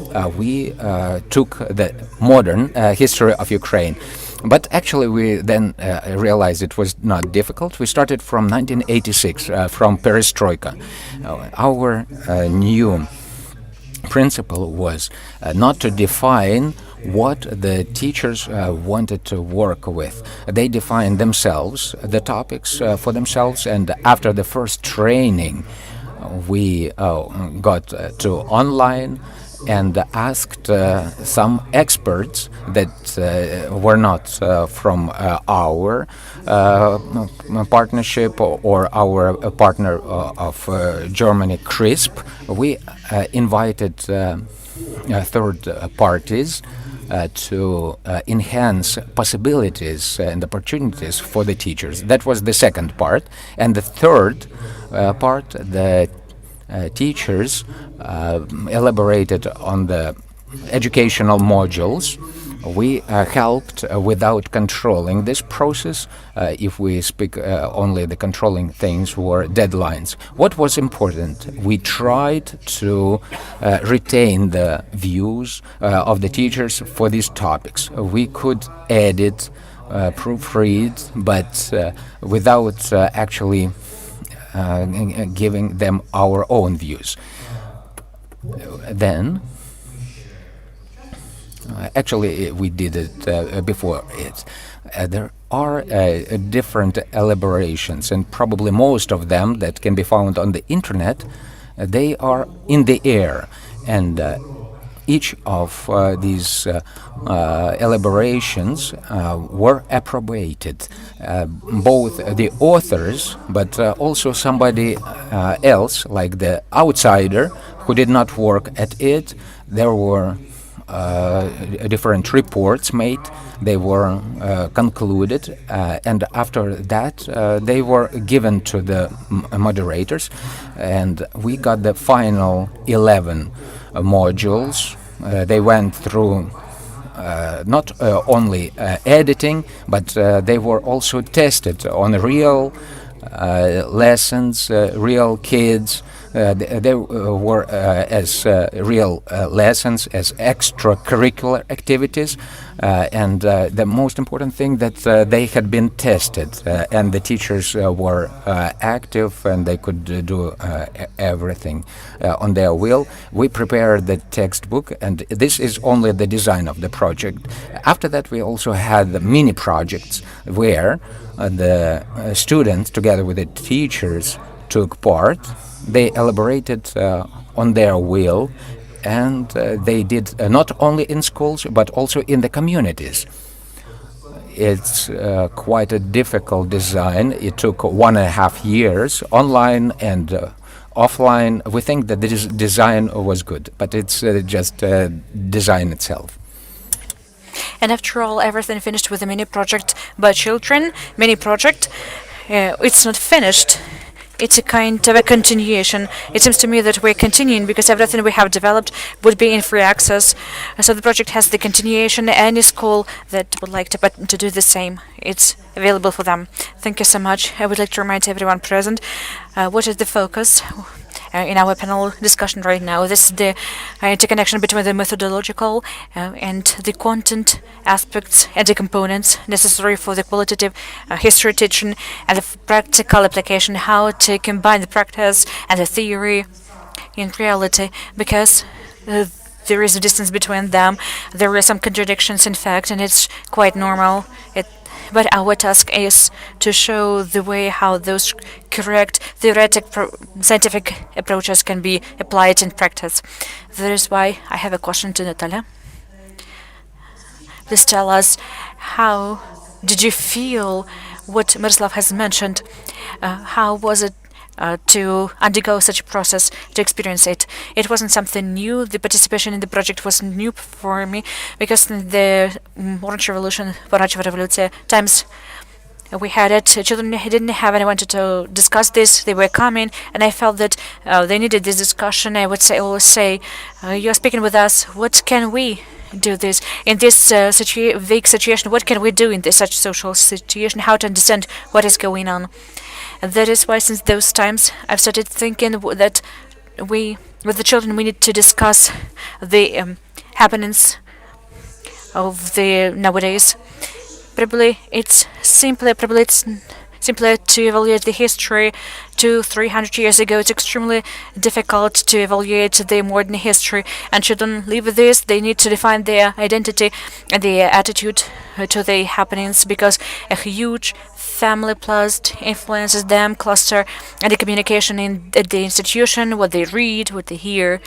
And speaking about this, we have to discuss this. I have always thought like this, and this project I became a part of has assisted me to make the focal point, because something I could feel it with the intuition, and such issues became discovered for me, and I understood that I'm taking the right path, and I could find the scientific base and the work on creating those lessons, modules, we can call them in different ways.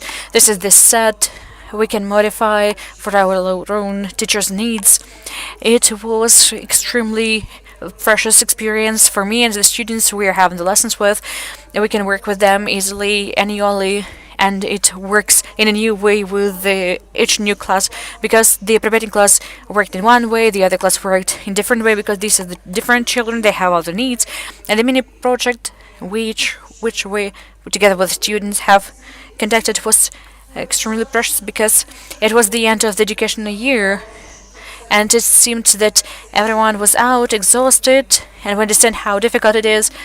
That is why we decided not to have an in-depth action. So we decided to make research on the political and identity memory in our city. What is the policy of the memory? How it is different? I thought it would be very complex, but it wasn't that hard. It was simple. We've taken the monuments we had in our city and we made the research.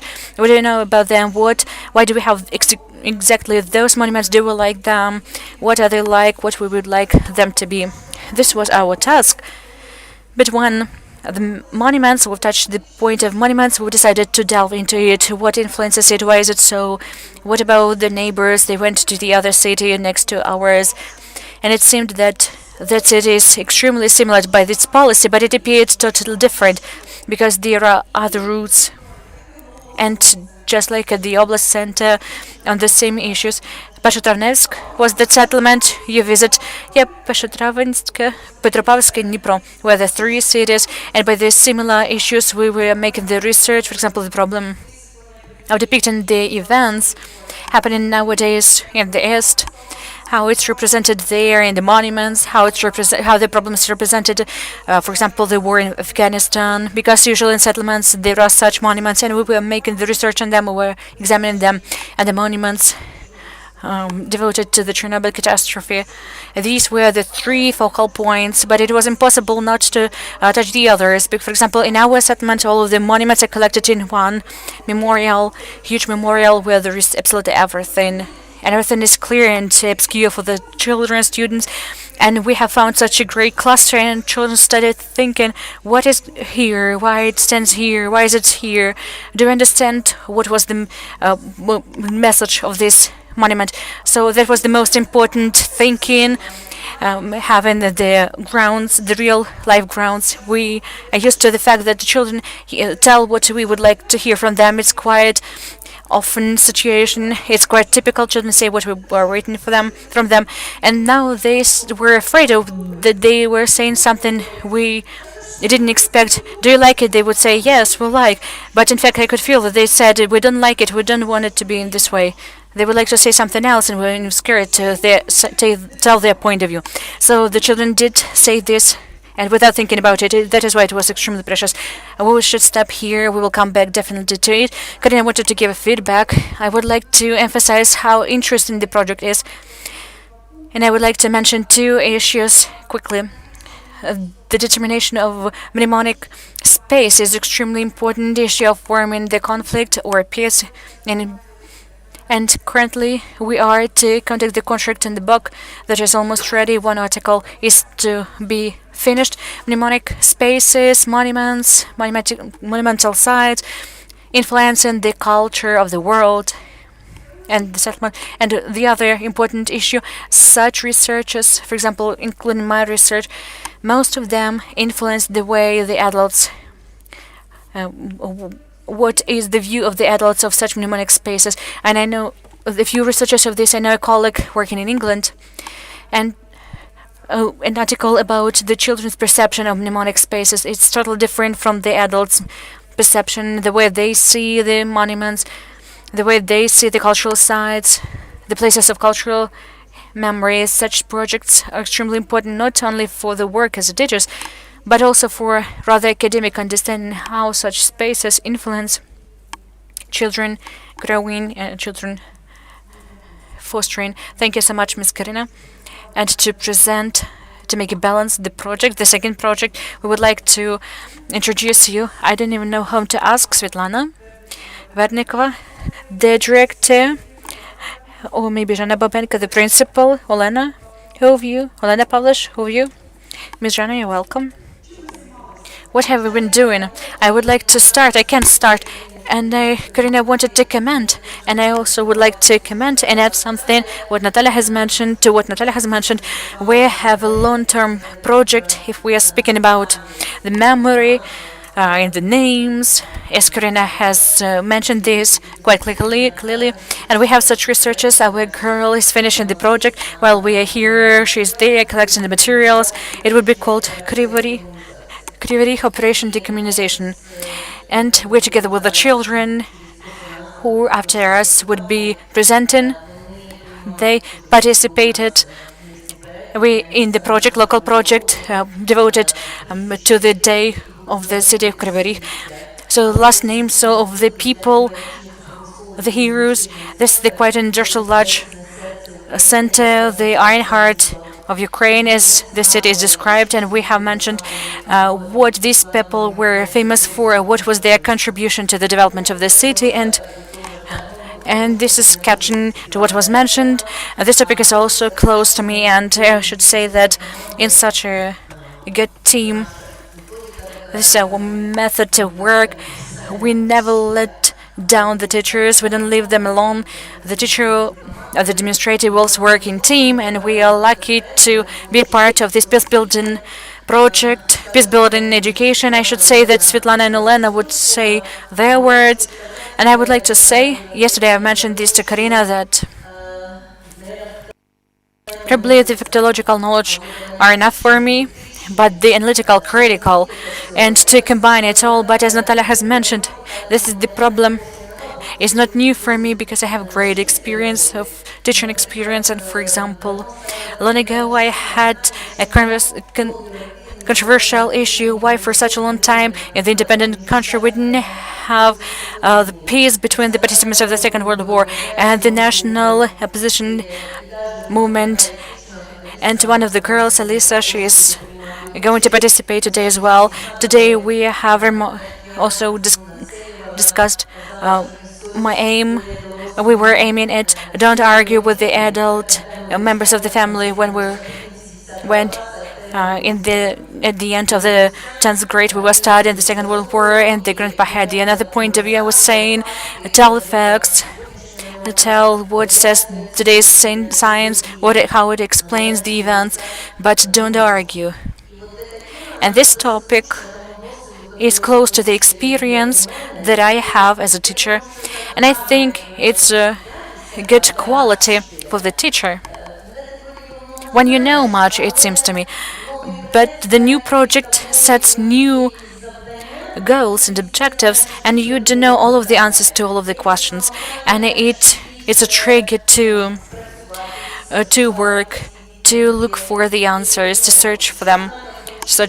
And one more teacher skill is to communicate with the children. It's extremely interesting. Not only we teach them, but they, with their questions, with their wishes, even today, behind the scenes, while preparing to come here to join this panel discussion, there were some offers, and I will use them as the new forms of work during the history lessons. And concerning the peace-building education, it was, as for me, I was proud that children support me as a teacher.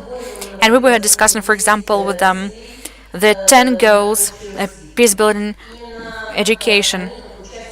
And they, as the participants of the educational process, with the in-depth history learning, they the 11th grade students, it was interesting to listen to, where they were given the examples of, for example, what was the highest goal mentioned by them with examples, learning the history, violence contradiction, counteracting, and how to deal with the fears. And they were reminding the horrible examples from the history of Ukraine, from the world history. There was the topic where humanity is not to be afraid of some fears.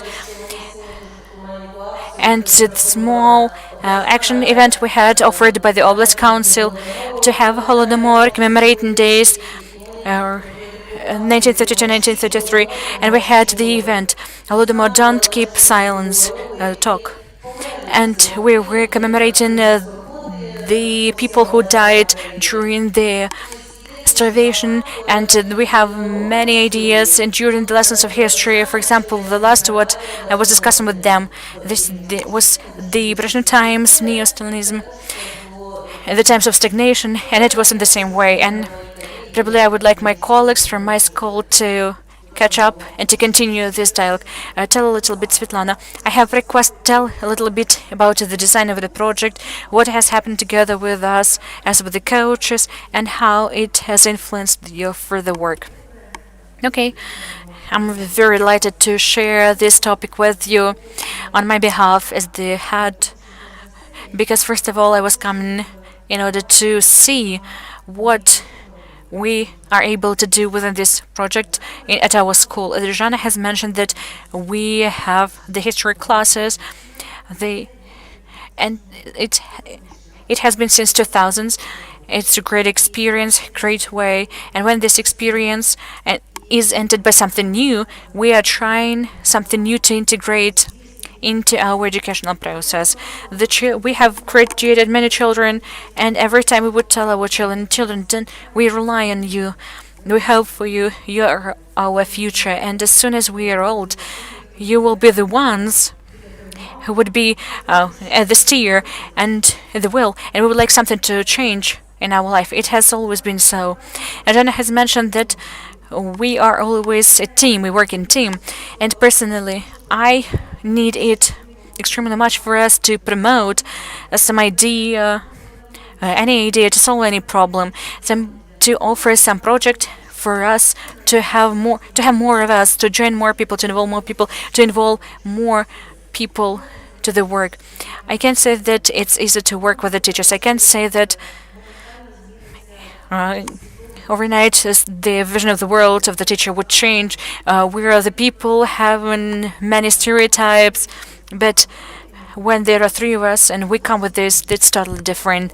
It's not just the point of view of the teacher of the history, it's not the point of view of the deputy principal, not the point of view of the principal, we have the point of view of our team, like all the clusters of our pedagogical team.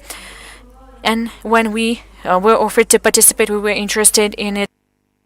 And during one of the meetings, Christina has mentioned that the teachers of history are our forefront. And as the principal, I agree with this. As people used to mention, ideologist is the teacher of history. It's good when there is a good teacher of history whom we can rely on and who oneself can invent something and would lead and would be your assistant. And first of all, I have mentioned that it's not enough that it's just a historian. We need many other people. We need other people. And in the process of our cooperation, we understood that indeed only one teacher of history is not one warrior is not the warrior in the field. And the historians know what is the problem, what is peace building, what is peace mission.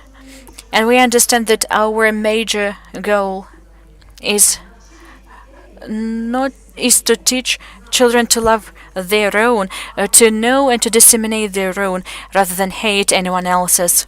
And this is the peace building mission, our educators' mission. Love your own, know others, respect your own, and respect others. That is why we work on this in team. And I believe that this is a great project to unite the pedagogical staff members for some goal. In this particular case, to decrease the tension, not only in the relations towards what topics we are studying about the wars, etc., but the tension and the working groups, the relations between the teachers, between the parents, between the students, and between the school itself. It's quite useful and interesting. Thank you. Thank you, Ms. Svetlana. And in fact, the project is prescribed for the teachers of history, but they were the representatives of the school who came in groups. And this example, we are having this example, are those who came with the whole team. And it's extremely important for the administrative part to be included in the way the culture of peace has been disseminated, and what we're going to discuss, how important it is to have the consent. And as people say, to have in a hierarchy a procurement agreement to let this happen, to let such integrating process to happen. Ms. Natalia, will you share with us? Yes. I would like to say that we came here in threesome. And first of all, I was worrying because the teachers of history, how it will happen. But when I entered this atmosphere, when we joined the trainings, this project was from the series of trainings. Then we had the meetings online. We had the supervision where we're talking about the reports, about the final results of our work. And now we are having the reporting, the event. And I would like to say that our school, we are working. We have been working all the time, working on peace building education, but it was throughout the educational work. We were at different micro districts. We were providing flash mobs, and we were handing the peace doves, and we were recording the videos with the children telling what do they think what peace is. They were telling this in these videos, and we were discussing. We were working in this direction, in this area, and when we were discussing this, how to implement this pedagogy, this education, and we have people to be proud of. We have Zhana Georgievna.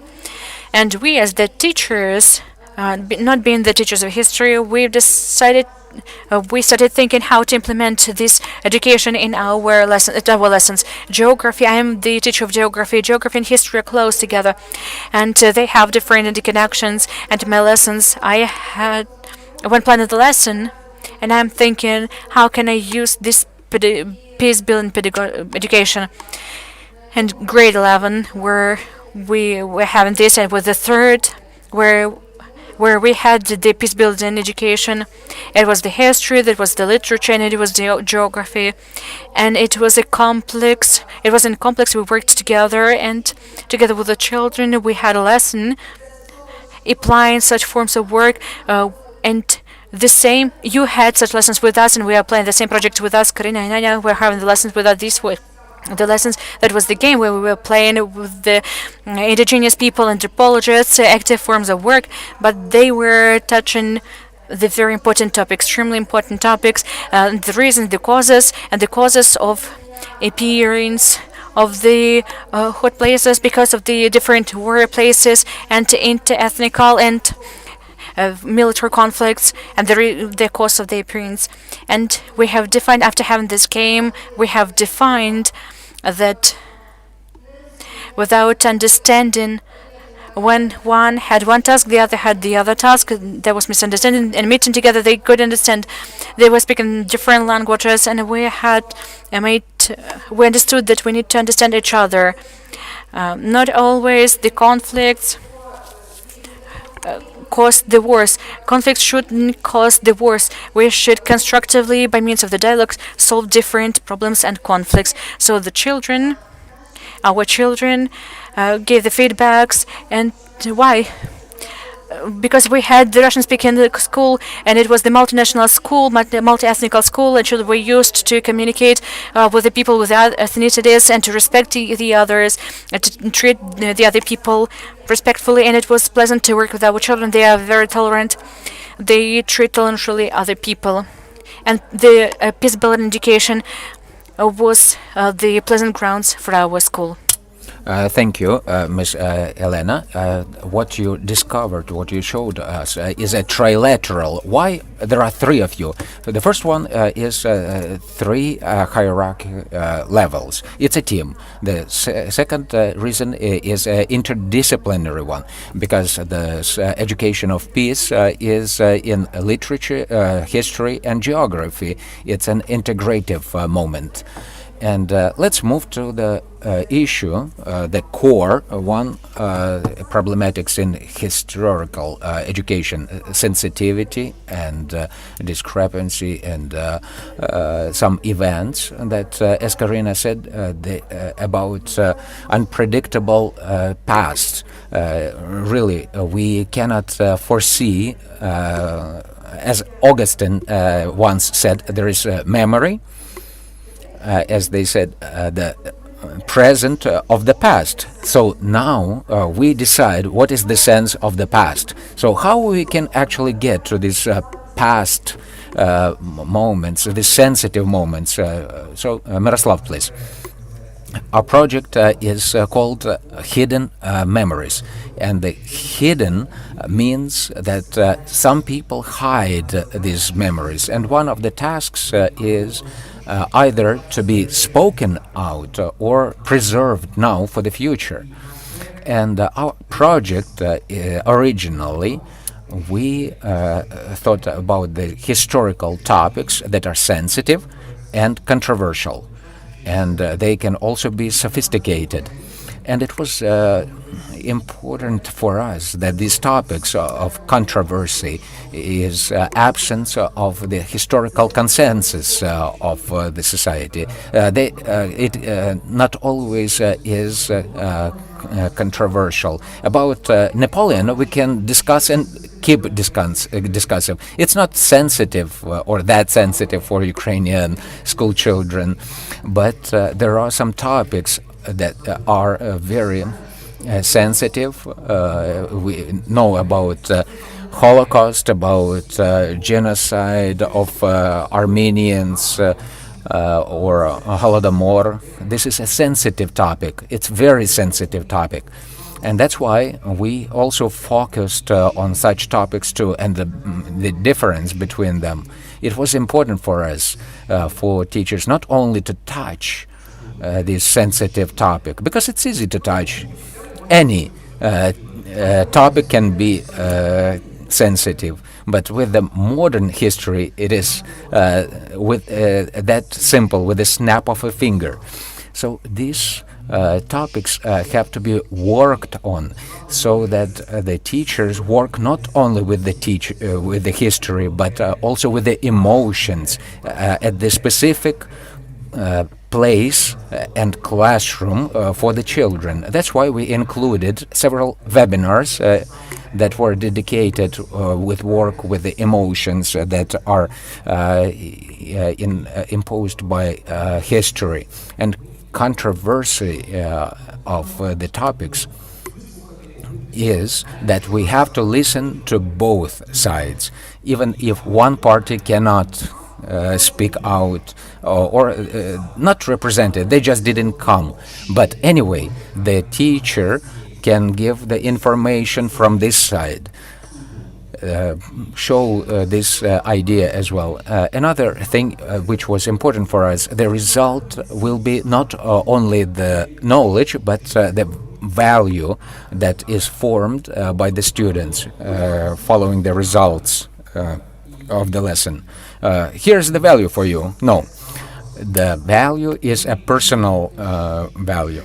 We believe that if we give the truthful information to the children, if we also show them the controversy to this, if we teach history as it has to be taught, they will form their values of an open democratic society. If not, then we can work with different topics. Anyway, we know that values is a personal value of a child. We focused on controversy and sensitivity. Speaking about difficulties, our teachers can deal with this.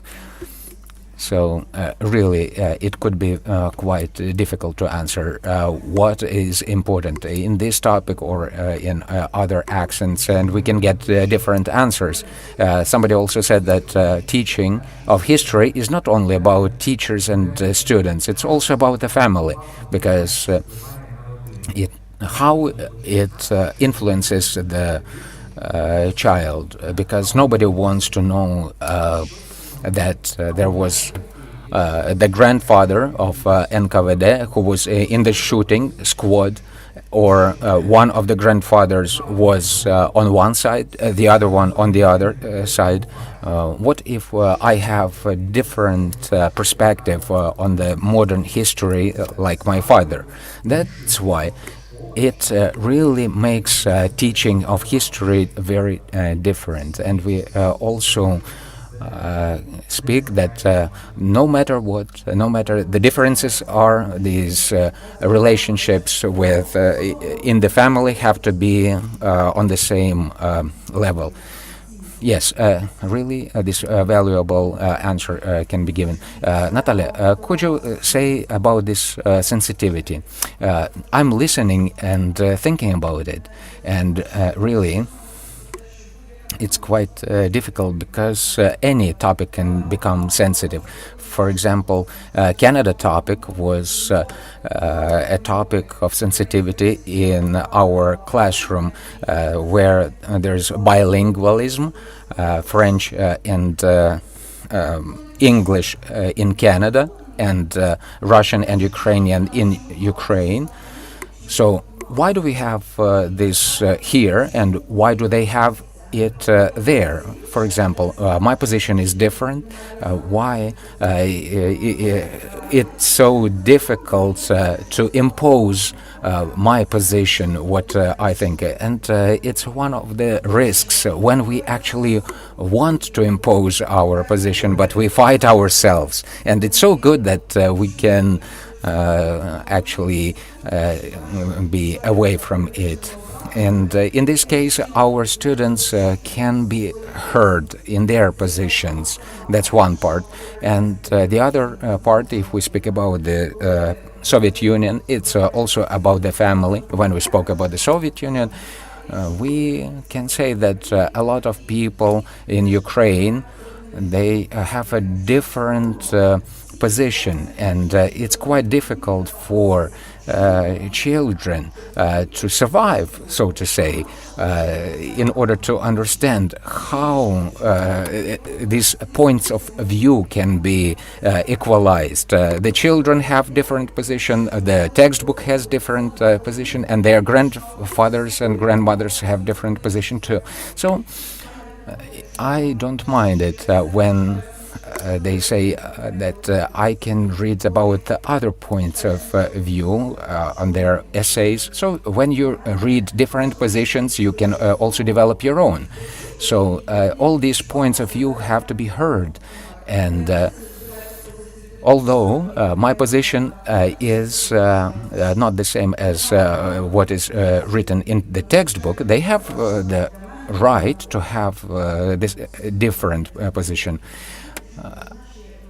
I would like to say that this is very important. It's about sensitivity, how to be within different positions, and this is one of the key competencies as history teachers.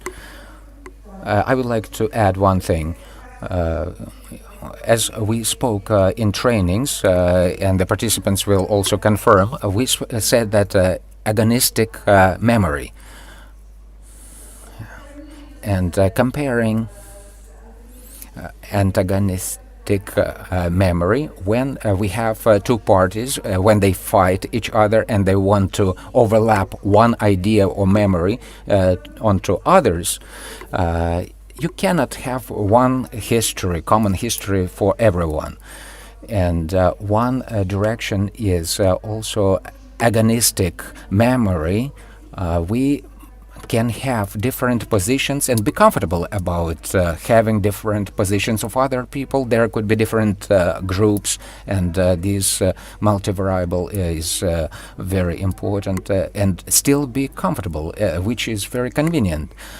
And one of the simplest but working approaches that I use with the students when I teach them: think about your family. In your family, do they like the same movies? Do they want to go to the soccer match? Do they want to really go out to a certain event? No. Your family functions happily because nobody makes others to do the same things. That's why in a group, many people can have different points of view, and they can help each other. And thank you, Karina. This comment was really good because it is very close to me. Thank you, Natalia. To you, I feel comfortable myself because these ideas can be expressed by myself. I can also give some examples. What Natalia said, that we also have stereotypes, the teachers of history, and me. Being in this project, I started thinking about overcoming these stereotypes myself. There's experience. I also remember one thing. There was the Olympics on the national level. There was a question about 19th century, that in the end of the 19th century, they discussed the events that were 30 years ago. And the historians just didn't want to speak about it. And the question was, why? Because there were two words. What is history and what is politics? What Natalia mentioned, that it's very difficult to discuss something that is in the memory of the children, even if they were small, even if they can't remember, but they also felt those events. I can give an example. My students know that there are a lot of conversive questions with Polish people.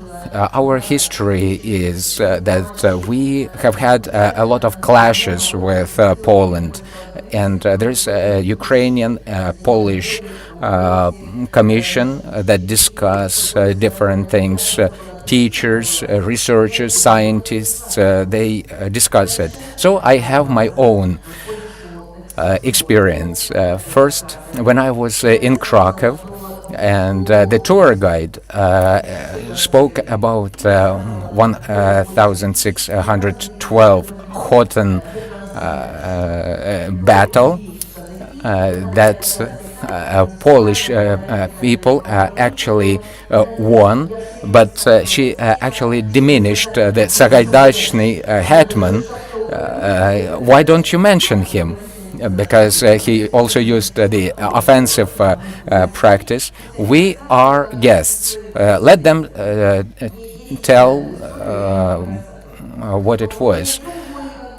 But I have a different experience with Polish people. It was before quarantine. I was in Warsaw when there was this Warsaw uprisal.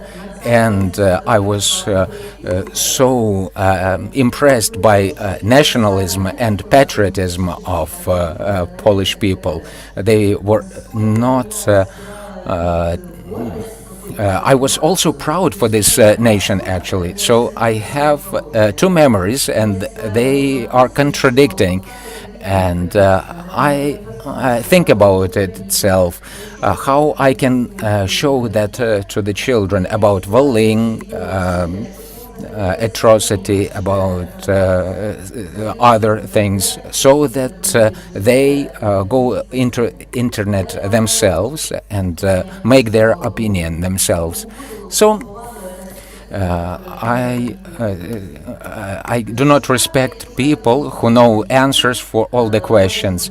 It is quite good to look for the answers to different issues. The children can also contribute to the family, what they heard in school, and vice versa. Thank you so much. The tension that is in the contents of history is also about having different positions that are controversial, and they are very sensitive. Due to our structure of identity, which could be also different. We have sex, we have gender, we have ethnic belonging, and it can also be the base of vulnerability and discrimination. And the teacher of history has to work on it. This teacher is always at the intersection between the experience of the children who grow up in the society, also between the grandparents who also have the Soviet experience. It's all in the modern system of education that tries to change. And in all of this, I have a question. Let's breathe in. What is the resource? What can give us the resource to the teachers of history that work? What does it take to give this resource, to support the history teachers and to make the skills of a history teacher? What does it take? Maybe there was something made in your projects, maybe something was left behind. So your project, the experience you are talking about, how you were given this additional resource to teach history. You're welcome. First of all, teachers are the resource for each other. In the project we had 20, and during the first training we had 28 teachers from over 20 oblasts, and they, owing to the exchange, they are the resource for each other, and we were trying to provide the external resource and the organizational team, the team of coaches, and the external experts we were selecting from non-school sphere, from the NGO, scientific institutions. This is the resource, and we were trying to make one more resource, to create one more resource. This is the feedback resource, when the teacher receives the feedback for what he or she does from us and from children. And the children are the resource, because the mini projects are in fact the children, not about the teachers. The teacher, if there is one teacher, then the teacher should look for the resource at the books. It's a resource, but only one. And we are trying to make a couple of resources from different points of view. Thank you so much. And I would like to add some. The communication with the colleagues, I continue to communicate with those whom I was in the project, and I make friends with some of them, and the children are the resource for me, because they make me think about and reflect on different issues and a huge number of the questions which I revise and lay out in different way. For example, I have these field-specified classes, and each class is special for me because I have never repeated with the students. I know that this would be in one way with them, and then with the others it would be in the other way, because I had this resource that assists me not to have the stagnation somewhere at some point. But as for the resources, I feel the lack of resources. I was listening to about the resources. And on the empathy, I'm interested in this. I'm trying to read something. I'm seeking for such information, but as for the practical things, I feel the lack of them, and I can sometimes stop feeling that I don't know how to do. I'm perplexed how to do in this or that situation. That is why this is the resource I feel the lack of. And it seems to me that all the teachers feel the lack of, but not all of them think about it, reflect on it, because when you listen to what the teachers discussing, and I can feel that the teachers feel the lack of such a resource, the understanding, the skill of empathy to react and to respond to the situations, appearing between the teachers and the students, because because teachers have different styles of communication. In fact, there's a huge risk and some complex issue. Thank you so much. A couple of sentences, probably Svetlana would support me.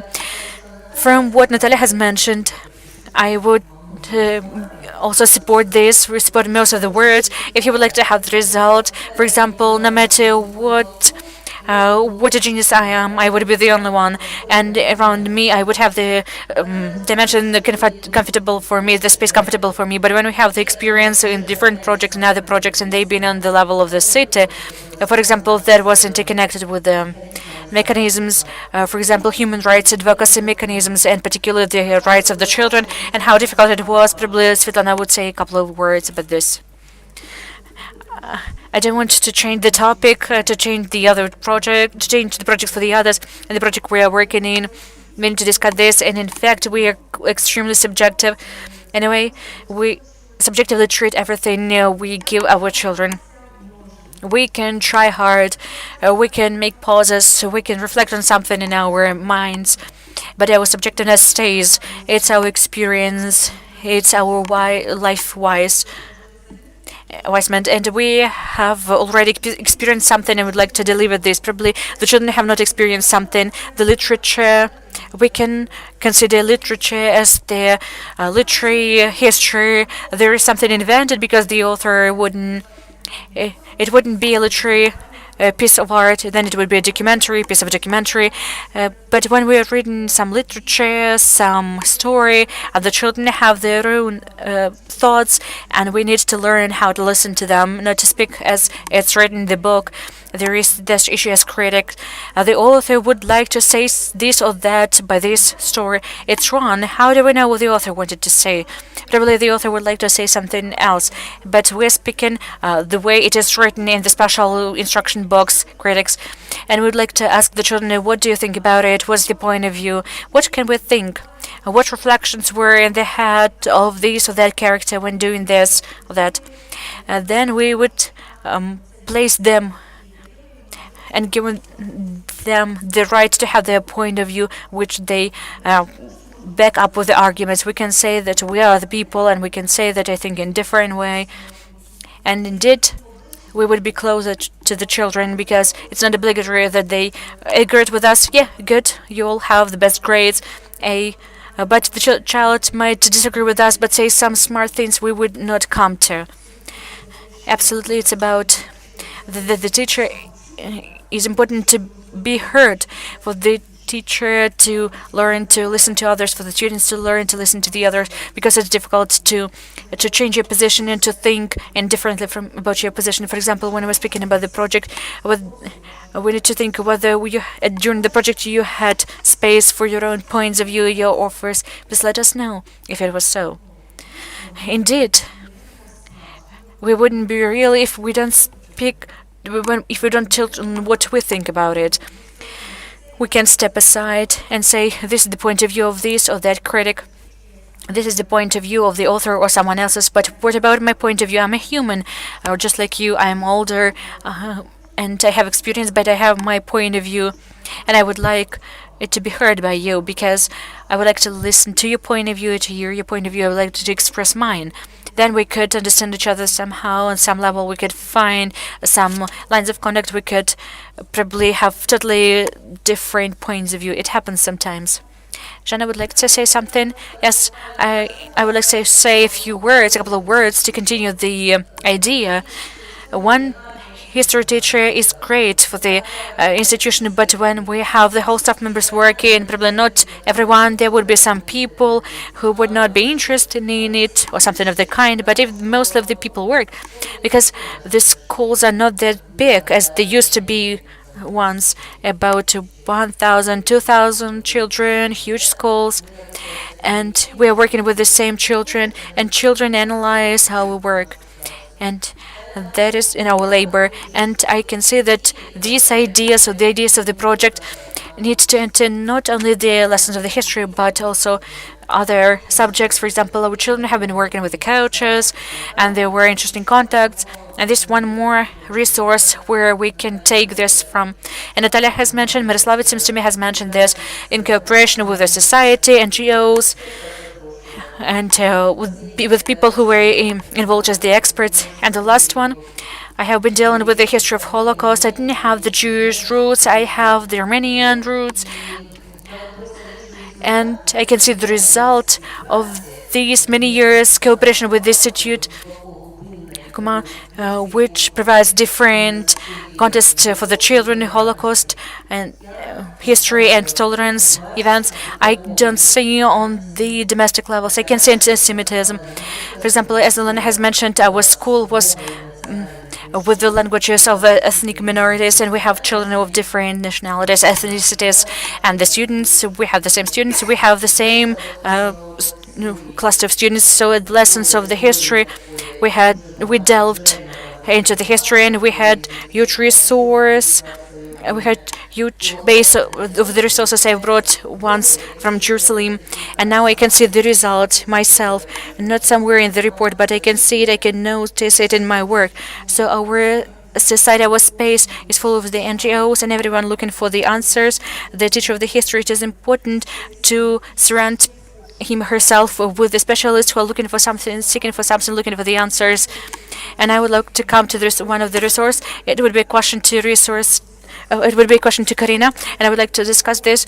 This is the scientific and methodological contribution that is necessary to the teachers of history for them to be able to rely on something. Probably this is about the terms based, probably some approaches, understanding what should the teachers of history learn and what should they study, what should they teach. So as I have mentioned, thank you so much, Anna. And Jan has mentioned this. One of the major ideas, one of the main ideas is teaching about Holocaust, and globally inside teaching there are serious methodological developments on how to teach such issues, and how to teach empathy, historic empathy, how to teach understanding being the victims, how to teach the idea. For example, Stanton model that is used for teaching genocide shows 10 stages, the way the society changes to come to approach the complete destruction of some particular group. There is teaching of some similar teaching, but in fact, as we have noticed, that many people could give interesting ideas, perspective, but nevertheless, when we start thinking why Holocaust happened, why do we have to learn the civil, why don't civil society, civil education, we come back to the idea how does the society function? Children see this, they observe it daily, and the function of the society interconnected with the functioning of the identity and the conflict, interconnected with the conflict between the groups, having different collective memories.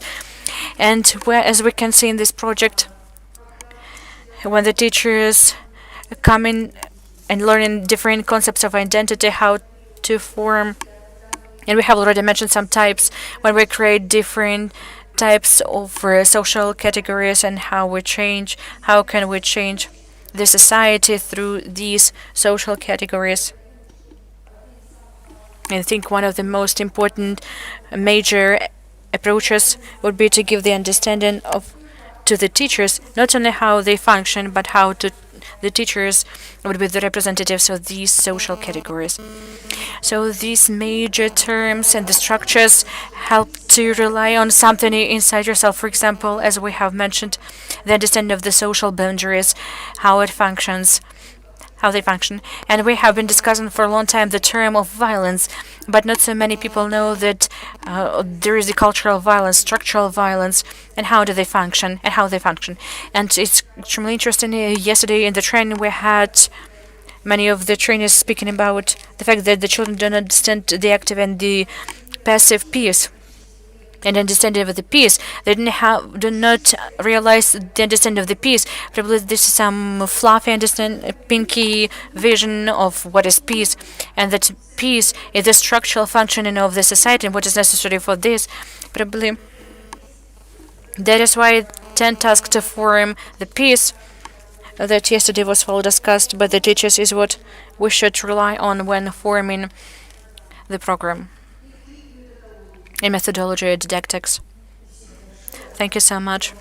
It's extremely important for me, this is methodological aspect, that there are major key terms and definitions being practiced in the world, which can extremely much assist our teachers.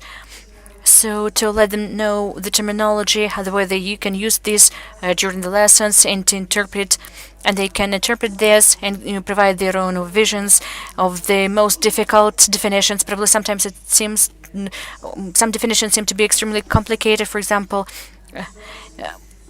when the teachers feel the modern life, or probably a mainstreaming of some issue, they can take it and use it, and sometimes they became the tractors of the changes among us, around us. And I would like to come back to the questions, how it is better to implement the peace-building education. Probably, I guess here should be comma, how to provide the separate course of the peace-building education on to integrate it into the educational programs. Oh, what can I say? What do I see? So, Ms. Elena, it's an interesting question. Indeed, we are the representatives of those subjects where we can integrate in any project. We can integrate and use this technology, this peace-building education. And I believe that it should not be a separate course, and we have already planned it. It would be pedagogical council in January. We, at the agency school, we would implement such education, and we would have the pedagogical council. It would be the peaceful cafe. I mentioned it yesterday.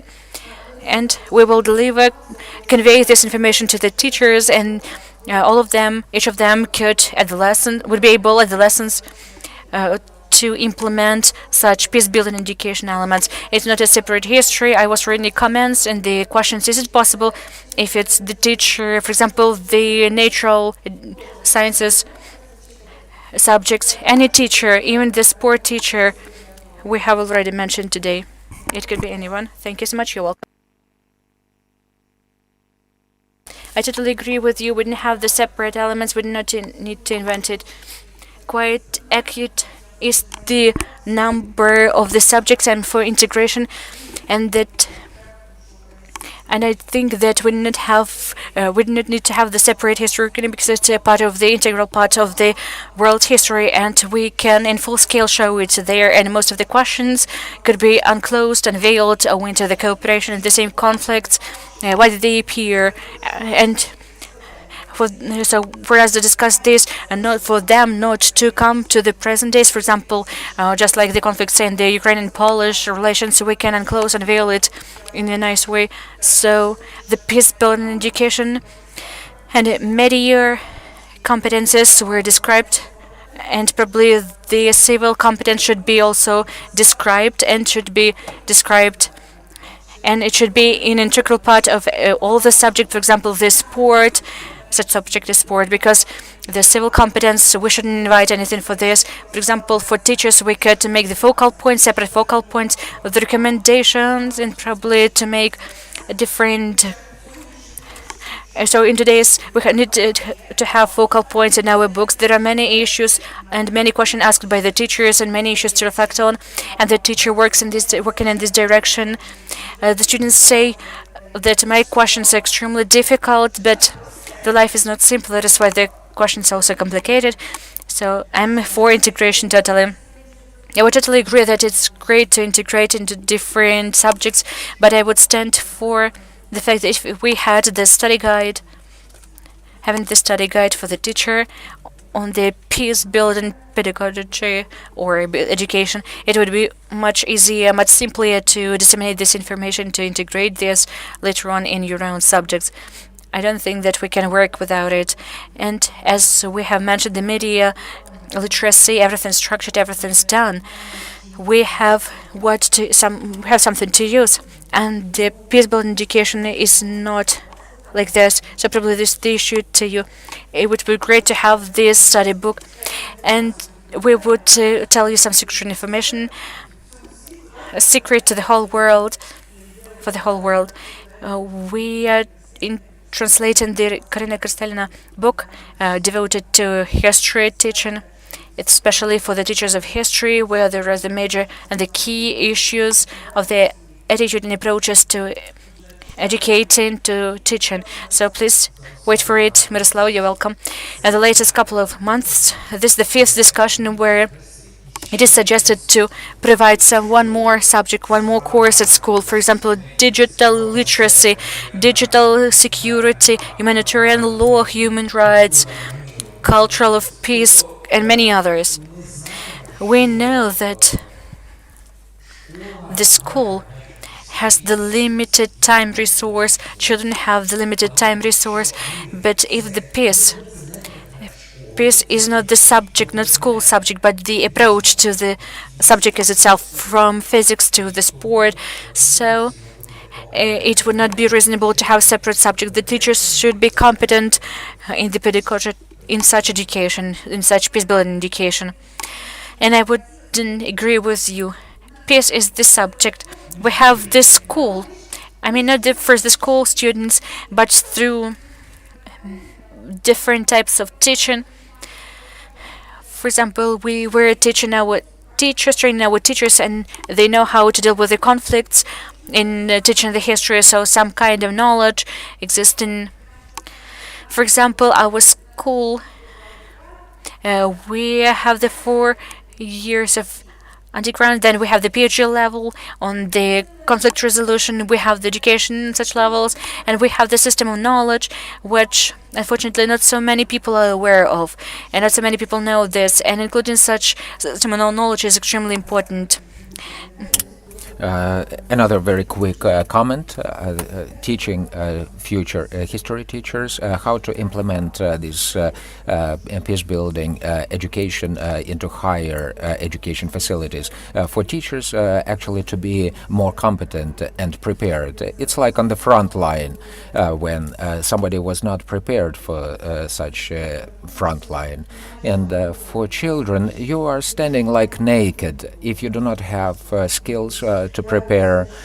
Thank you for having these courses that can assist the teacher in any subject to get this peace-building education. Zhana, I would like to add, I also say that we shouldn't have the another course implemented, but Svetlana didn't tell about this. Svetlana spoke about the manual for teachers on different subjects, but what Karina says about conflictology, and Natalia also mentioned, there are some questions. What can be done under certain situation?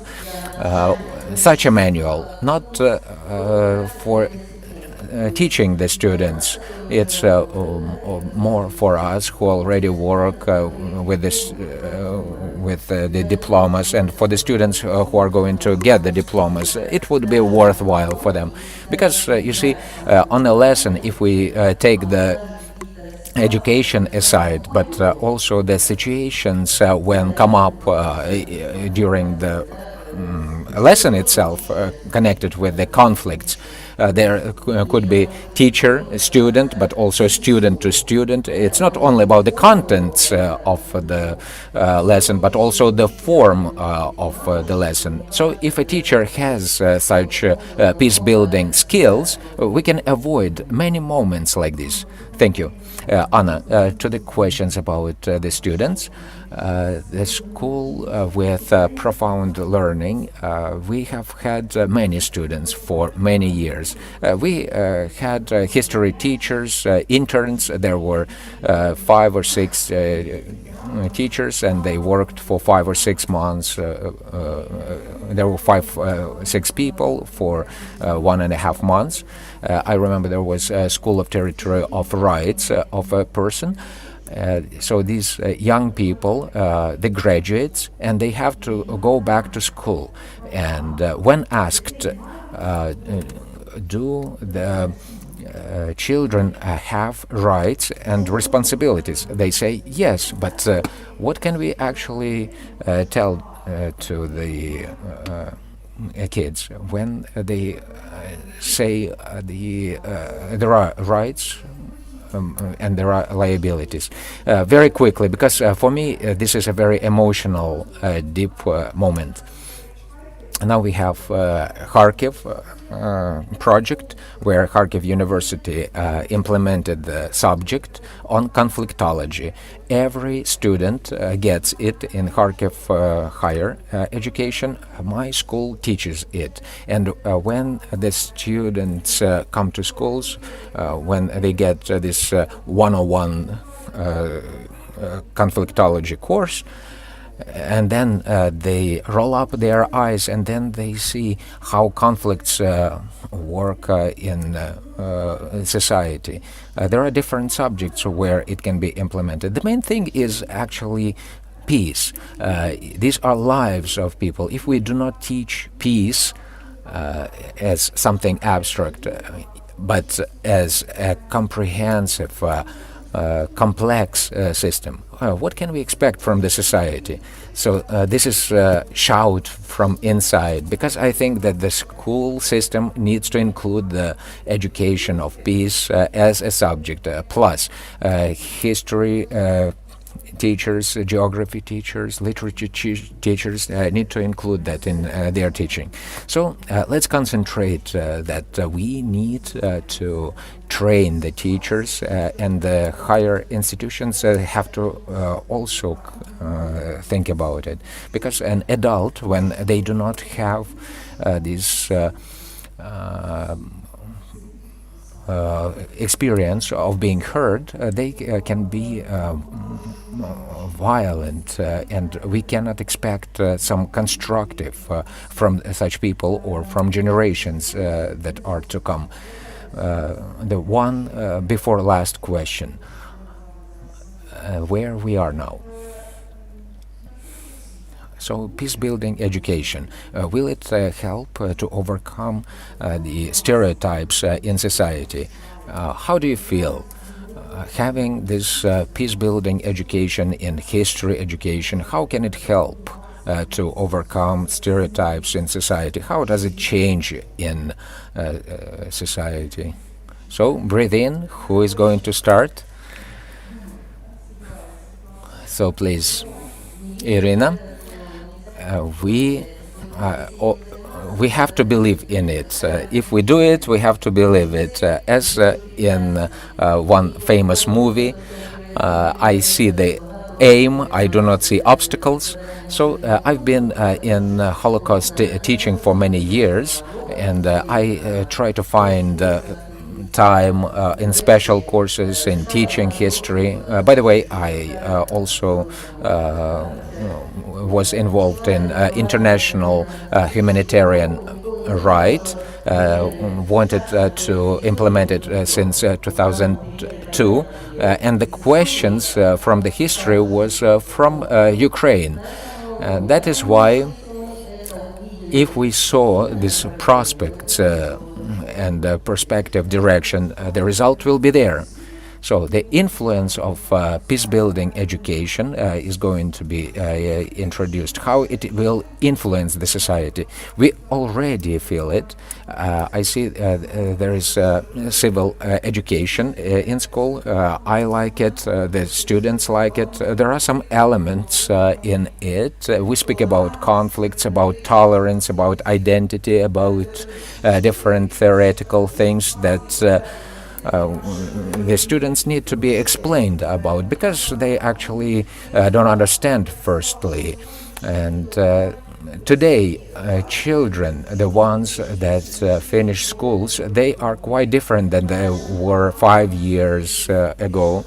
They have more tolerance, and I can notice it on my students. Not all of them, not everywhere, not in every grade, but I think that this European values, they are already in Ukraine, and it's great to see and witness them.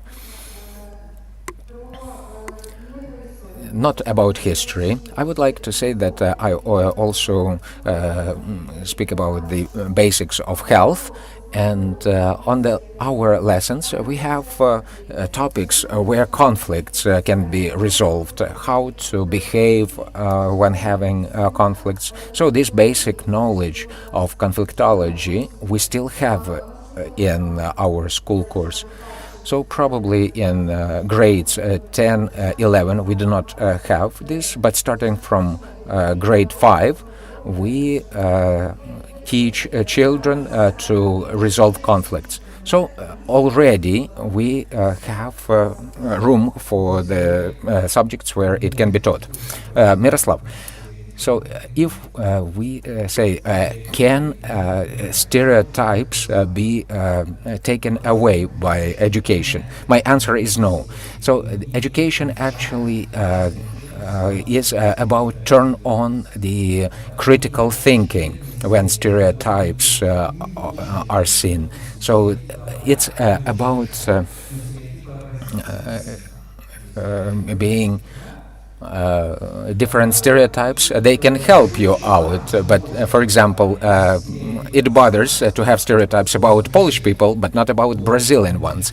So we can actually take away some prejudice, though, some negative bias to somebody else, yes. But to take away stereotypes, if we take them away, there will be new stereotypes that will take their place. So the thing is, I am half Brazilian, and it was quite a sensitive thing about myself. I didn't guess, but if I had the stereotype on Brazil, it would be very harmful. So I have to understand what actually I have as stereotypes. If I say that school can take away my stereotypes, I would say no. So my question is, so whoever is listening to our discussion is how this peace-building education influences the society.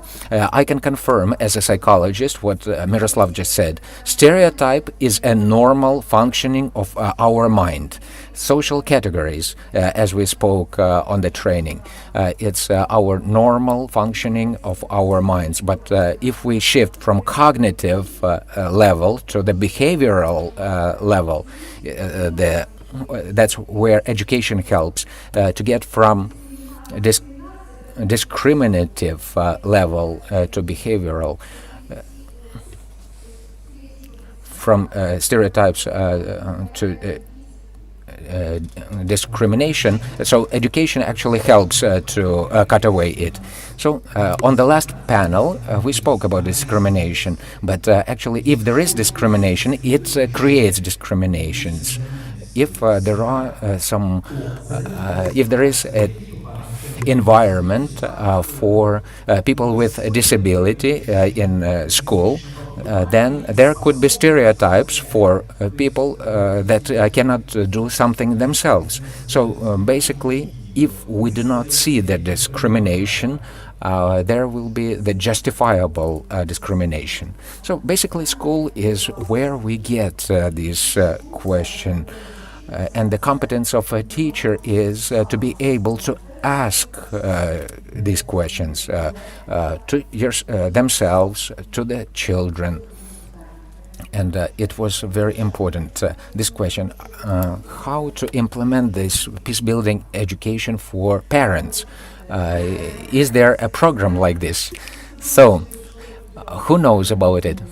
Let me say that, because I am, as an administrator, have to work with parents, and sometimes it's about conflict situations. And we spoke about stereotypes. I would like to return to conflicts.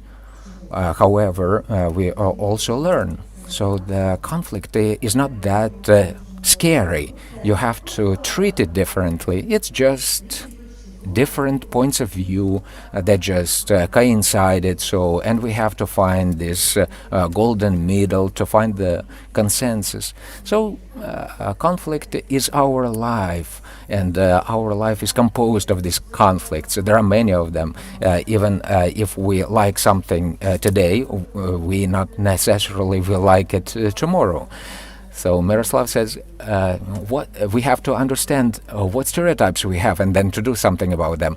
So you can get rid of them, but can we?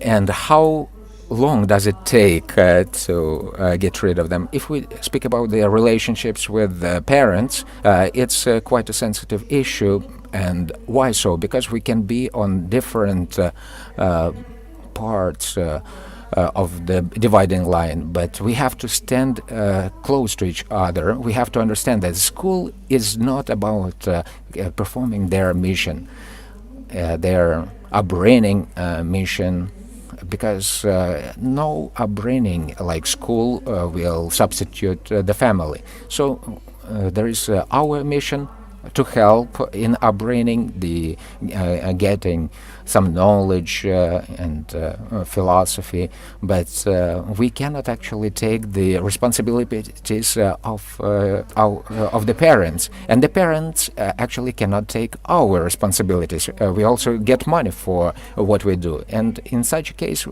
there are some claims from parents to school, then the school to the parents, because now we do not do these meetings of parents and where we say your child is so bad, and we do not do it, and it cannot be done like this. We have to individually speak only about their child, but it's not like but your parents, your children were in such an episode.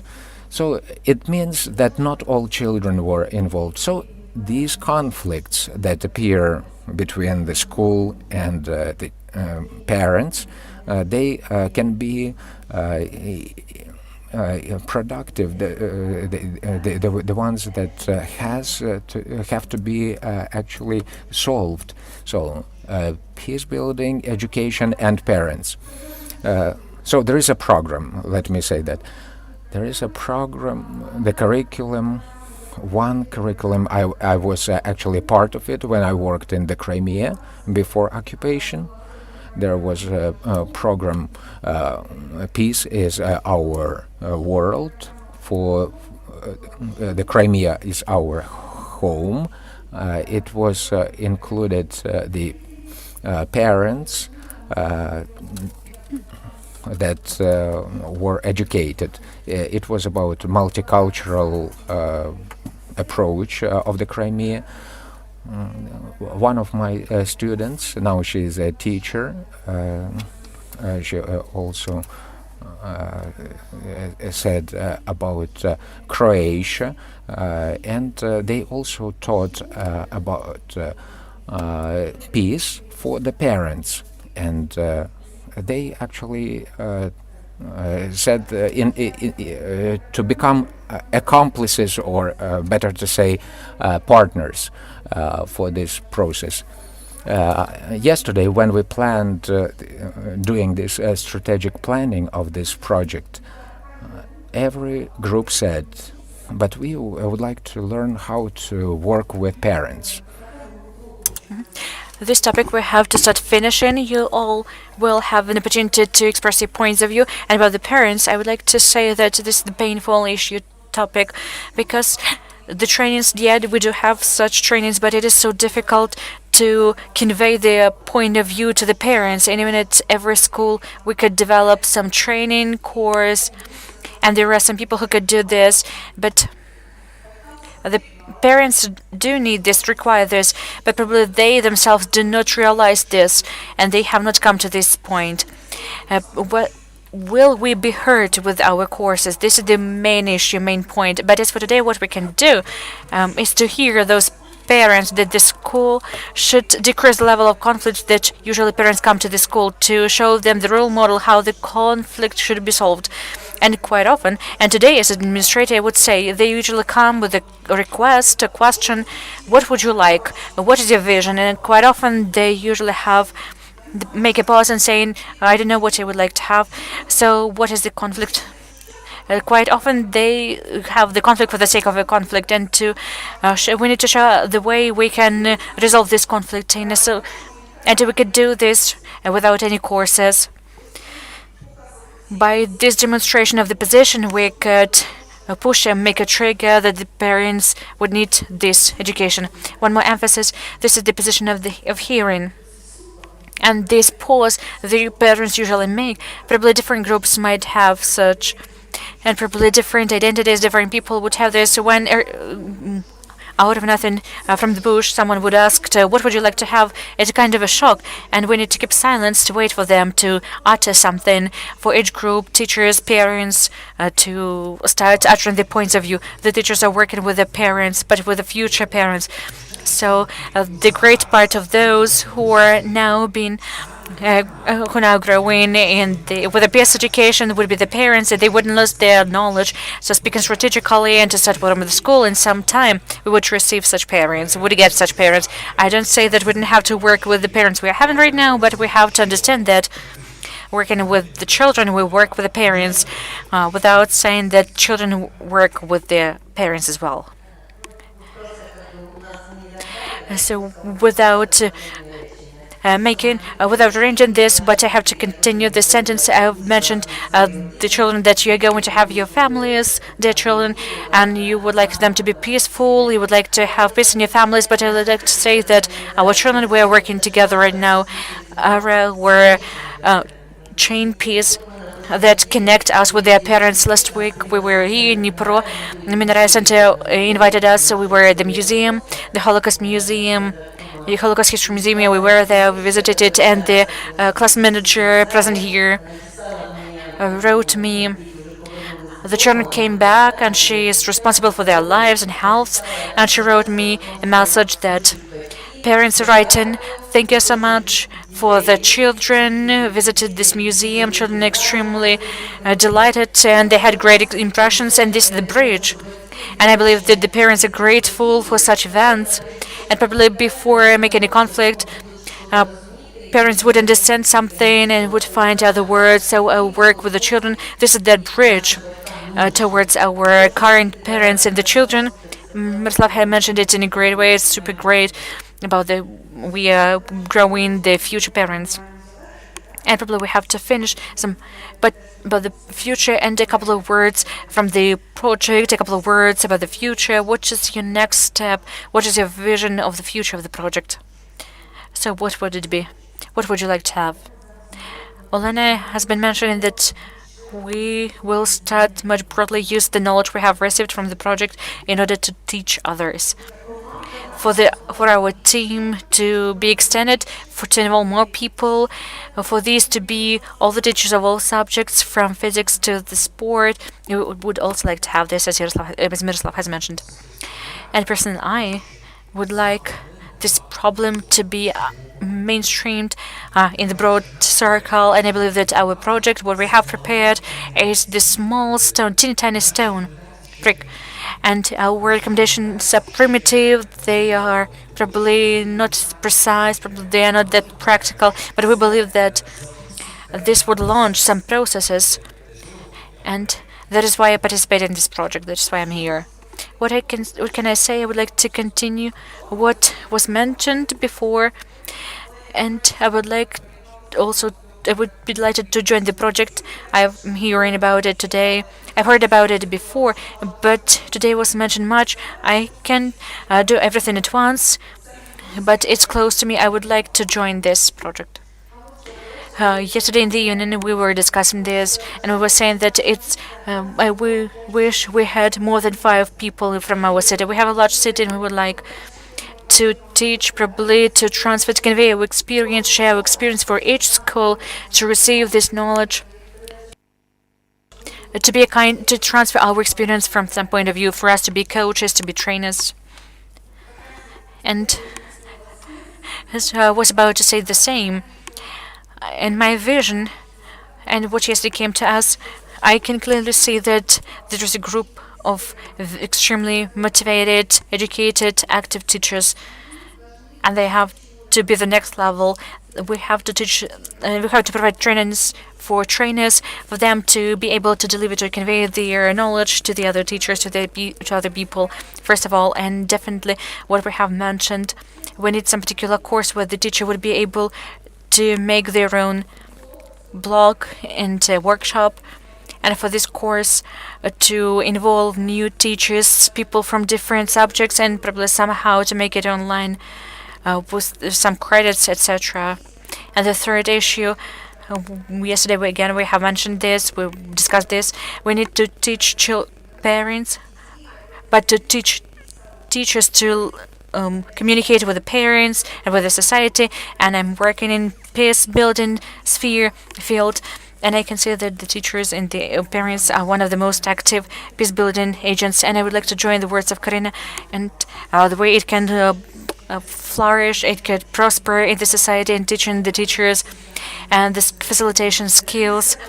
I cannot help mentioning this word, the skill of being present, the skill of comfortable presence together with the children, where you as the coaches could share and to delve much deeper into the idea of peace building into the school society and your team approach when you're doing this together.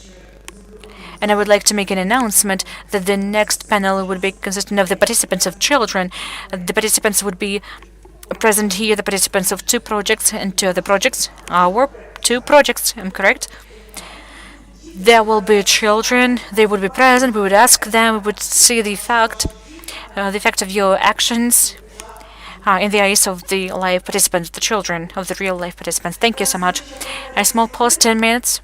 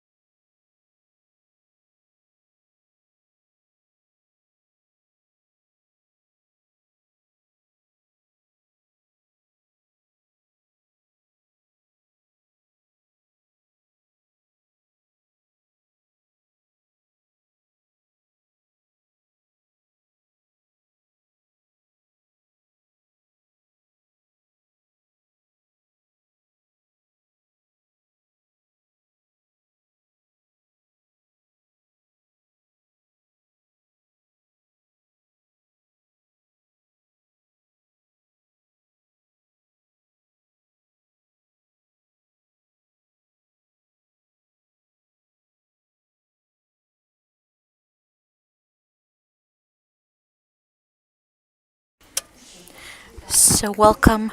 We continue our conference, Teaching Peace. And what shall we start with? This block delights me probably the most. Excuse me, all of the discussion panels participants. I'm really delighted to see these people today. And I know that they are worried. They have already warned me that they are extremely worried. These are their high school students. They participated in the peace building education, and they also were informing, the teachers were informing they are afraid, so don't scare them, be light with them. So just sit comfortably, conveniently. There's no position of the body where you could take even more convenient. So sit conveniently, sit comfortably, and be with us. We will start with this trained process, very school-like. It's called Who's Here? I will tell your name and you will know that it's you. So Marina Kuzma here, welcome. Angelika Semchuka here, welcome. Karina Sivakova here. Ksenia Mishurinsky here, welcome. Alisa Pervukhina. Sergei Pushka. Alexandra Volodymyrova. And Anastasia Zabolotna. That's great, everyone's present. So we were speaking about two projects. The adults have been seriously had in-depth discussion and how to implement the peace building education at school. And the major task to us question: is it necessary? Is it required? How much is it required? What do you feel? Probably we have the microphones. We have 5 microphones, so you can take any of them and speak up. So you're welcome. Is it necessary? Do you need it? I think that the topic of peace is extremely up to date in the whole world, especially at school. So at schools, we need to study psychology, the psychology of peace, as we are the future generation, and for us not to copy the mistakes of the previous generation, as it seems to me. So you're doing this. Do you succeed? Yeah, we do. What project? Tell me, please. The project. We had 10 topics on peace, and we were to give examples from the history. This is the history, literature, it's Rich, and school number 111. Thank you so much. Is it necessary, and why? Tell me, please. I think it's extremely important because these are the global problems coming from the past, from the history, just like racism, violence, wars, and relations of people, because there wasn't understanding between people, and these topics are quite eternal issues, and what we have been discussing is something we have to try to solve somehow, but it would be difficult. So you have felt that it's extremely important, but it's difficult, right? Did you? And I would like to add Angelika's words about bullying discrimination. We do need to learn this from the childhood, for the children from the childhood, to be aware of the fact that it's bad, we shouldn't do this, and we need to have it since the childhood, because when adults we cannot convince people and change their minds. I think the more we speak about this, the more people would be joined to this, the more people we could involve and engage, and we create this world. Each person should first of all think about him or herself. If not we, then who?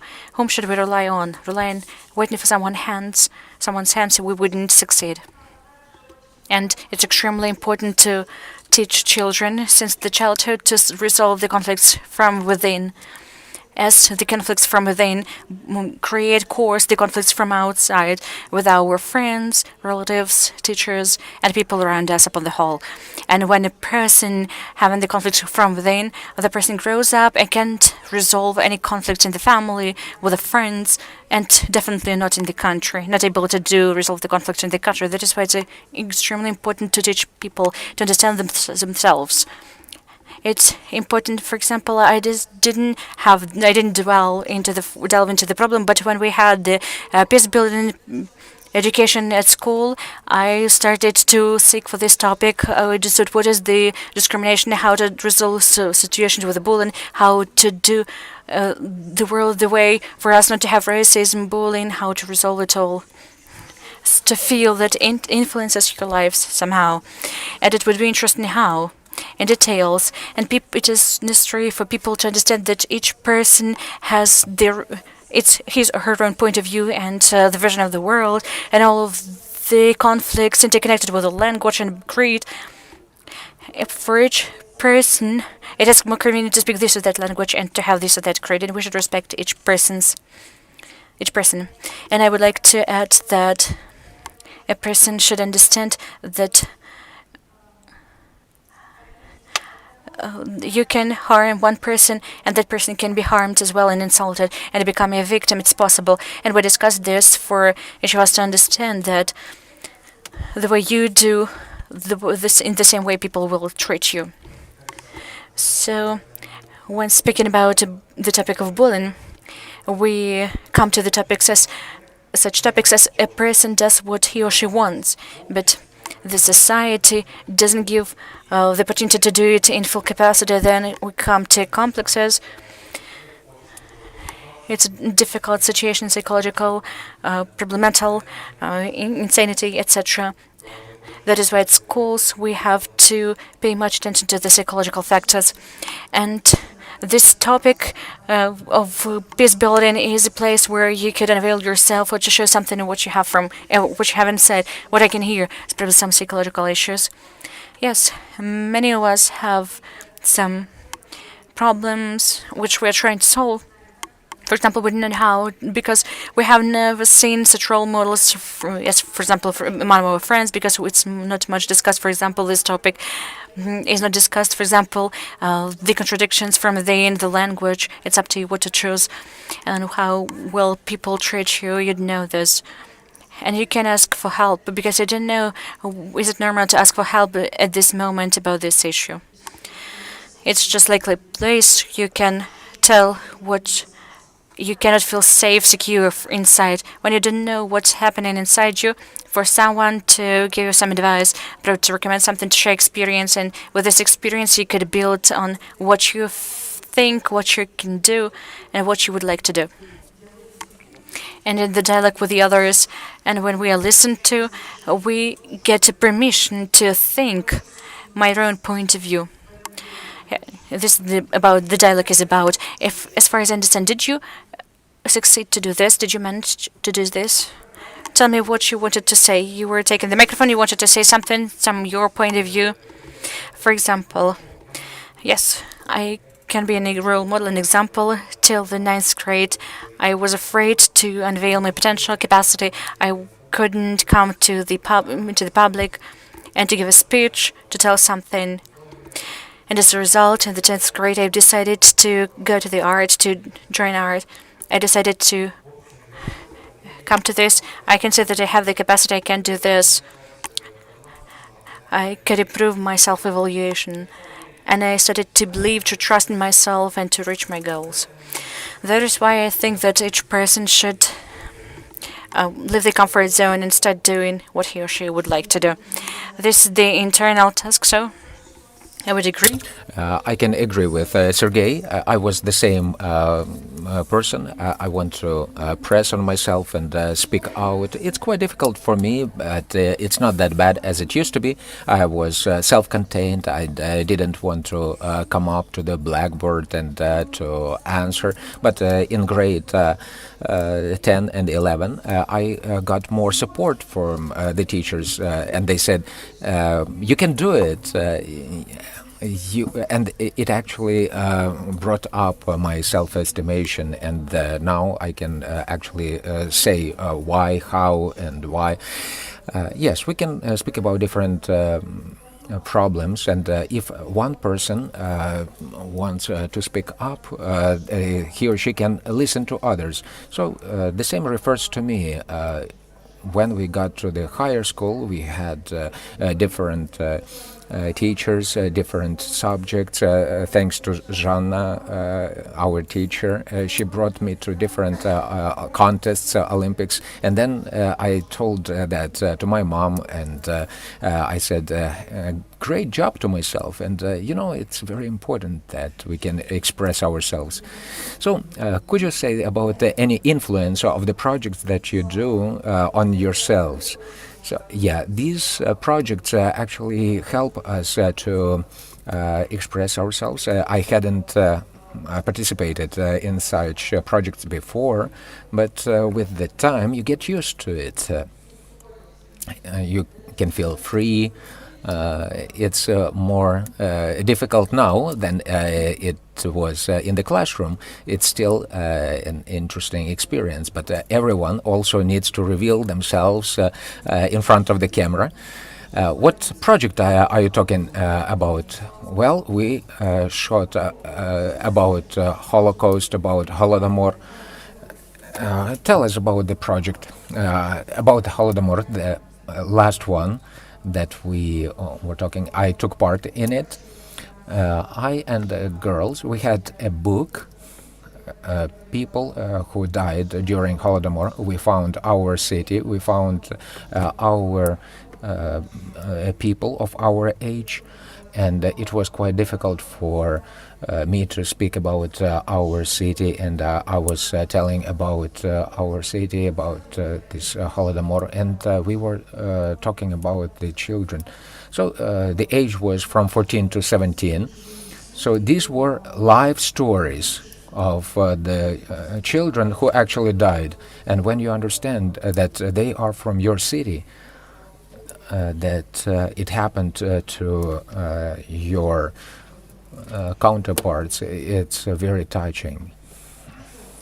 Well, the project that hasn't been here, we last week we were in the Holocaust Museum, and Jana asked us why this atrocity that happened, why did they show it to us?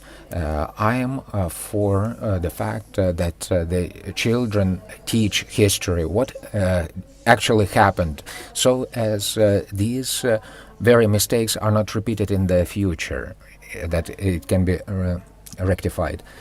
Our project, Hidden Memories, was about our understanding of last events. We were in a settlement, Petropalovka, and in Dnipro. We were in the Alley of Honor and the ATO Museum. And having learned, we understand now why the difference is of different cities, because we usually speak about the memory about some monuments with black slates. And there's also a tank standing there from 1980s, and it did not actually bring our attention, and the children would climb up, and actually the memory was not much respected. But in Petropalovka we have a big statue of a soldier, and the place itself was chosen well. There used to be a cemetery of warriors, and it also symbolizes it. And we actually see the big difference about the past, about the images, how they influence. And our authorities actually influence what we get. So you found the difference. There's erection of these monuments in different cities, in neighboring cities. The memory objects can work differently. So yeah, I was also the participant of politics of memory. what is history for us? Maps, but it also culture, destinies of people. And I believe that the monument does not have to contain only the inscription and the slate. They have to be connected with the people. There has to be some kind of event connected with the people to show what actually happened to them and why it happened. So that's the task. So to your project, how did it influence you? Because it's quite an interesting cycle of the project. You were in different places. How did it influence you? Honestly speaking, the monument was also for me to go to the May 9th, to bring flowers and then go home. Now my philosophy is changing and has changed because I've been to different cities and I saw what kind of monuments they have there. I actually heard the history of these monuments, and I realized that you should not only go and lay the flowers at this monument, but listen to the people connected to this. So this was your project too? Yes, I'm the participant of it. I had many questions after the project concerning, first of all, who erects the monuments, why they erect them. We had very little information about the authors, why this or that monument was erected. For example, there are two border slabs, one of them from Ukraine, like blue and yellow, and there was another one, red and green. So we had to ask our history teacher when this monument was erected, and she was able to explain that to us. So it was the borders of the USSR and Ukraine. They were the same. So it was about unity with the USSR. So also, what was the aim for the authors to show us? Is it shown from good or bad side? Was it neutral about the event? We studied different monuments connected with some negative events, wars and Chernobyl nuclear fission. But we also should have learned some industry monuments. They also have some politics of memories, and it also influences us. Whatever it is, we remember everything. We can bring this memory with us. All the people around us are bearing some memories with them. As long as they are alive, they can also get this memory living.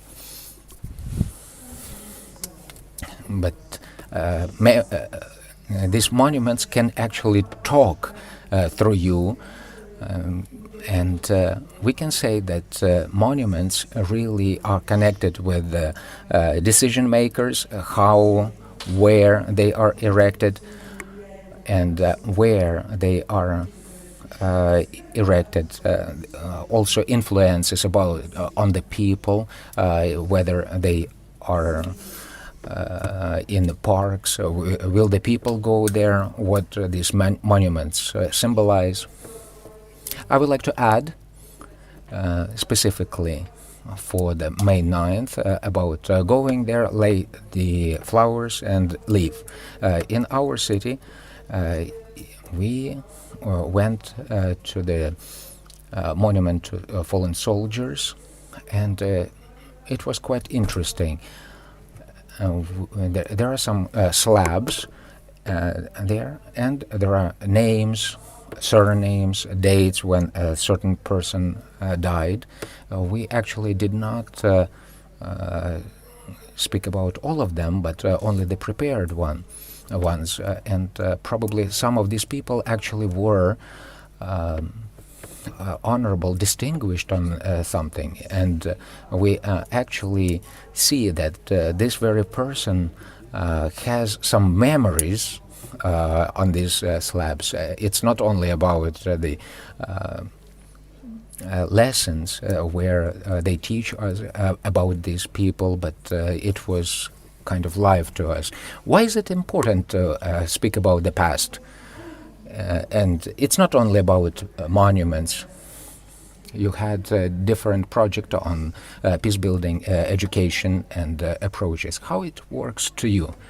It works for us because we remember history. They tell us about the history, what was happening.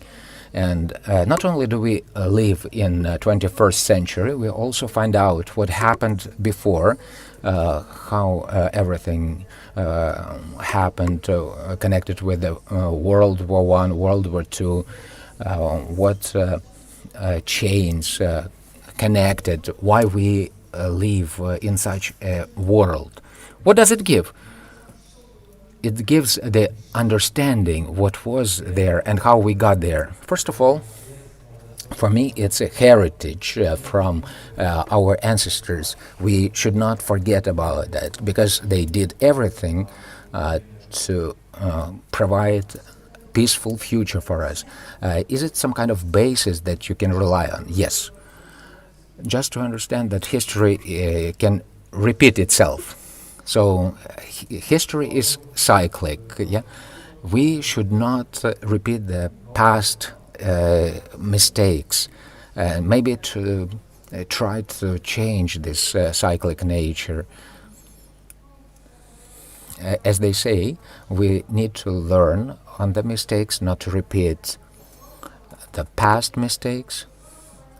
But without past, there is no future.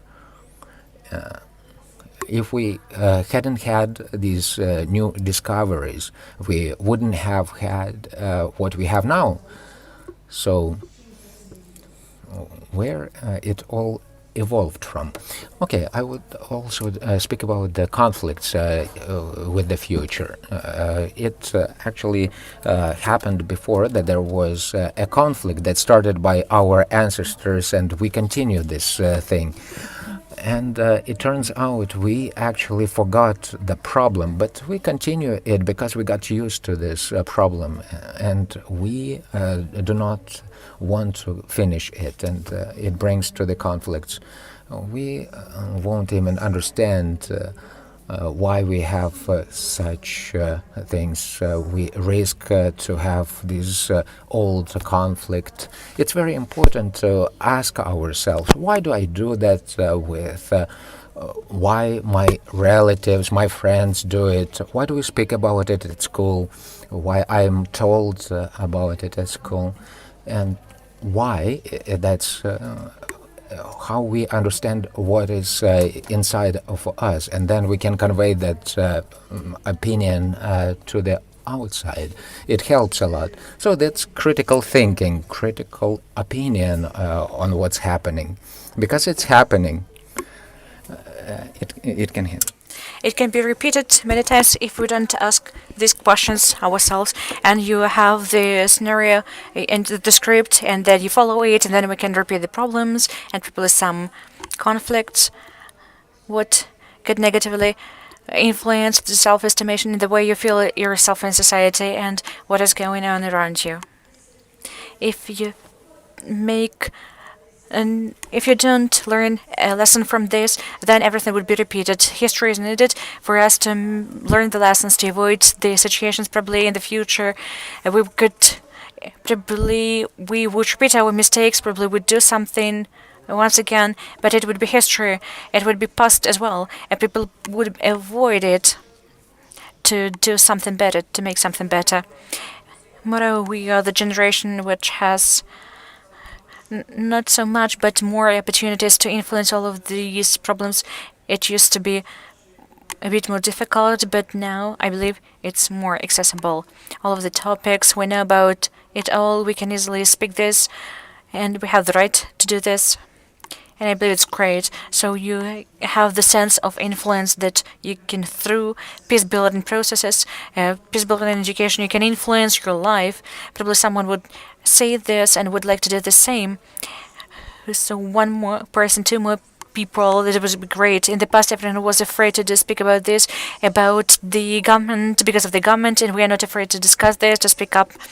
And if someone starts speaking this, someone would join, and when someone more would be involved, and there would be more and more of us, and we would delve into the problem, and probably we would be able to solve this problem somehow, instead of sitting and keeping silence and thinking, I don't want to speak about this, we can't know how to solve this, someone would solve it instead of me.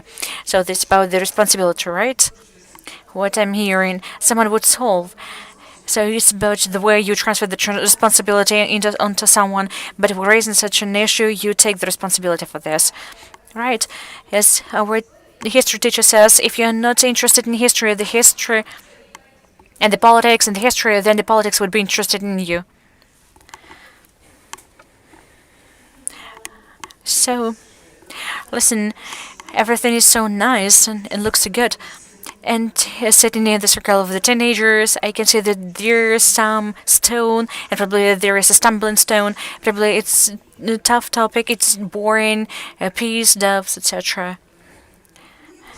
Wasn't it boring for you during the projects? It wasn't boring, because I can remember the lesson of the geography when we had the groups of the anthropologists. I was the anthropologist, and I was to get to know whether it is possible to build something here and to hire these people and to employ people. And it was strange when you ask one and the same question two times, and for the first time a person would answer yes and then no, and you can understand what is the problem, what is the trick. And then when I have finished, we understood that there is a trick somewhere here, and when the teacher has told us that they were answering yes only when we were making the gestures and saying no when we were sitting still and asking the question. And if we don't understand a person, not understanding each other, then we have a conflict if we don't understand each other. So there's a famous exercise. So the anthropologists, just like the visitors, the colonists, and the indigenous people who have the task to react, to respond in some particular way. For example, by the gesture and the opening, the discovery was that, in fact, the local indigenous people have their own signal system that they understand, and those coming did not understand it. So it wasn't boring. What is it about for you? About the difference, about the diversity of people, that we are not the same, we all are different, and we have to understand each other. We have to understand each other for us not to have the conflicts. And when we're sitting, we're like, no, we won't hire them because they didn't work, they didn't want to study. But we said this because we didn't understand them. So you didn't understand them, we had to understand them.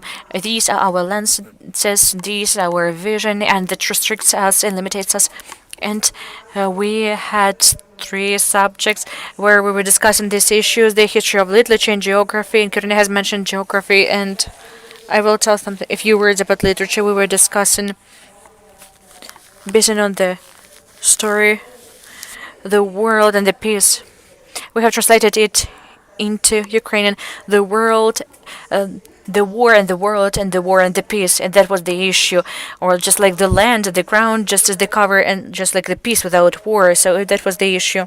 And we had an interesting screen on the floor. We had the words, just like love, aggression, and something of the kind. And we were telling why such banal words are very necessary, required in the world. Why? It is important to love. Well, it is important for have peace. For example, aggression. Without aggression, we can't have peace, because quite often we were coming back to the utopia and utopian visions, and we're explaining why it should be done. It shouldn't be done in our vision. Why it should be done this way. So you were working with different determination of what is world, what is peace, and different interpretation, different languages. For example, in Russian, mir means the world, and mir means the peaceful life. And in Ukrainian, we have 2 words, just mir, just like the world, the way we live all together, and the peace between us and the meaning of the world and meaning of the piece. And then you started to interpret this. And each person has his or her own vision, understanding. Did you bump with this? That you, in different ways, your classmates think about the piece, about the world in different ways. How did you deal with this? What the classmates had different points of view. At the lessons of the literature, when we were discussing this novel, we had friendship, love, and other words, and each of us had to provide his or her own point of view. For example, if you have friendship, you have to tell the way friendship influences the world. One person says one thing, and you sit in just like, I think, in a little different way. It was both strange and clear, because all of us had different points of view, and the teacher has told us, no, he will or she will say in this or that way, and you won't discuss with him or her. You will simply understand that you have different point of view, and then you will tell something about yourself. And this both proper, that each person has his or her point of view, then the person would not be different, and a person would be different, and we would vary, and we don't have to argue, because there are no correct or wrong statements, but different people think differently about correctness. People have different vision of the correctness. Just like the policy memory policy is in that people would like to think differently and to have different memories in from different prospects. So we had different points of view from the monuments are useless, we don't need to remember the history, the violence, the starvation, until the complete exception that in the understanding that we need this in this format, probably in different format, but we need this. About format, for example, different faces, different, you mean the shape of the monuments, right? And the time is running out.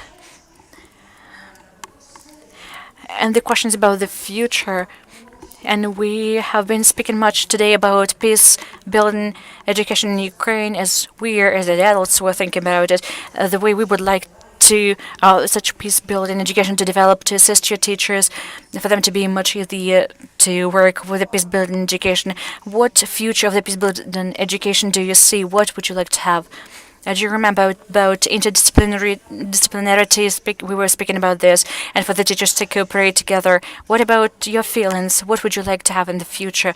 What are you expecting from the peace building education? Do you see it in the future? Do you have the vision of the future with it? Please have a look in the future.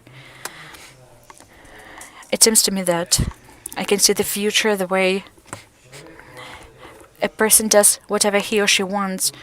For example, to go to school, to come to school, to listen to music, whatever he or she would like to listen to, and no one would interrupt or disturb him or her. And as for the teachers, I should say that the teacher should love his or her job, his or her subject, particularly history in our case. Thank you, Zhana Georgievna. She has been assisting us extremely much.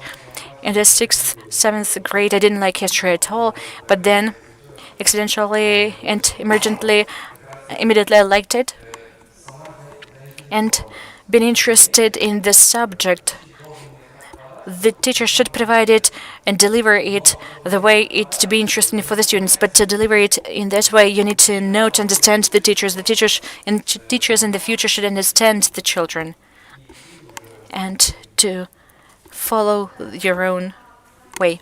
And about the understanding of the children, this is the rule. When you're telling something, trying to teach someone about something, you need to understand the way that person is thinking. It's about the target audience. You have to. It's important for you to know what he or she likes, how to involve, to engage children. For example, if they hate it, if it's boring for them, even if it's something boring from the medieval times, it's important that at the history lessons, some events to be delivered neutrally. This or that has happened there, here or there with those people, and for the children to have an opportunity to choose, to have the selection, to have the options, how to react on it, whether to accept it positively, negatively, whether they would remember it or not. It's not about the test, about the graduation test, but that we have to remember so it's important or not important to provide the information and to ask how important it is. I would like to add that what was mentioned by Marina, that rather informal circumstances, something practical, because many people don't like the theory, writing, the conspect, the notes, but to come to write why it is so, to read something, to tell something, to ask someone, to get to know.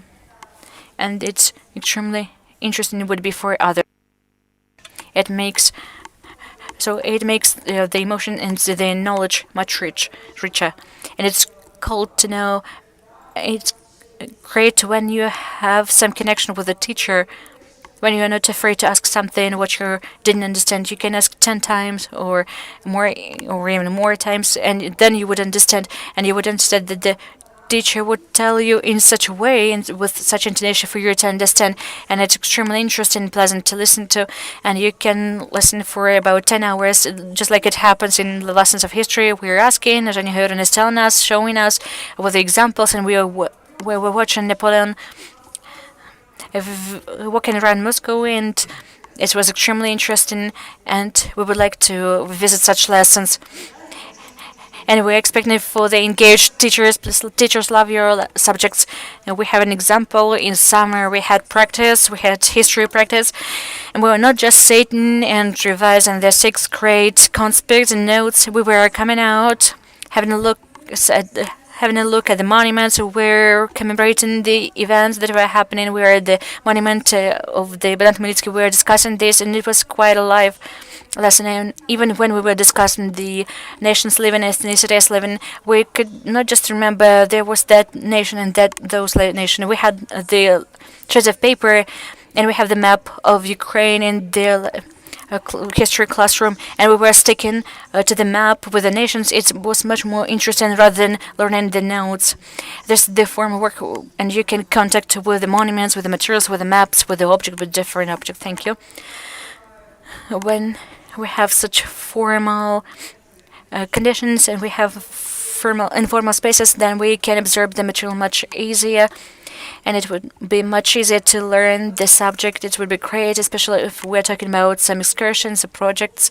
It would be much better to have the project, because besides studying some new information, you could develop the open-mindedness. You're free to express your point of view. You can deal with the speeches in public, and it's extremely up-to-date in the 21st century. And I believe that if we studied at school, then in the future, being a graduate, you would have the experience. It would be a great positive issue, con for the teacher. You would not be afraid to be active. So just like soft skills, the social skills, the skills of interconnection, they unveil you and give the opportunity to communicate. And the peace-building education I would like to finish. Probably I would like to give the floor to those whom we haven't heard a lot. If it's interesting for you, say a few words. Probably it's not interesting. It's up to you. You can say that you don't want to. I would like to say that those 10 topics we're having, the process of war, violence, and about the peace and understanding in the future, it's utopia, but for the wars not to exist and all of the problems to be solved peacefully, for people to solve the situation, to discuss everything and to have the understanding, because people solve everything with the weapons, with the cannonades. For example, we have the war, military wars, and the military competition. Someone wants to prove something, and it doesn't result in something good. From the history, I can't bring many examples from the history because I'm bad at remembering. I can say something, that is why I'm keeping silence, but I'm living here in the present, not in the past. But that is why I can see the news, what is going on in the world, racism, violence.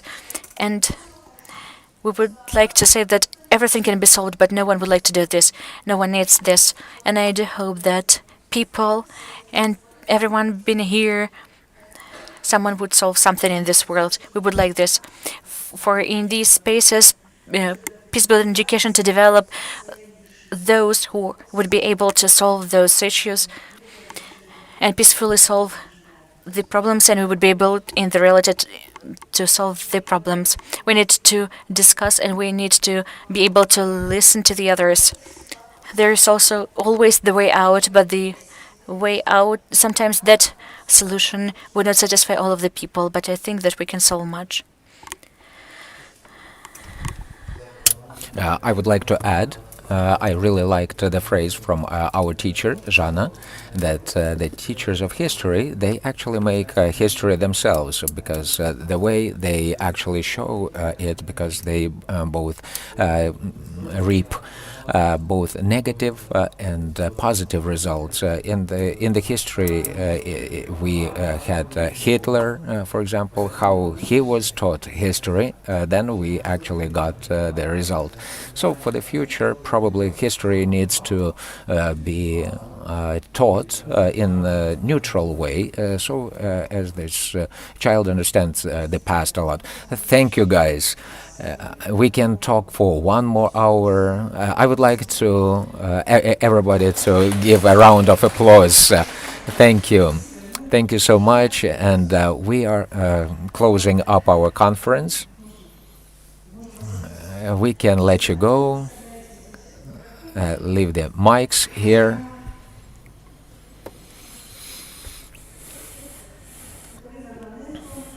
Катерина Романенко. Katerina Zizulina. We are going to summarize today's conference.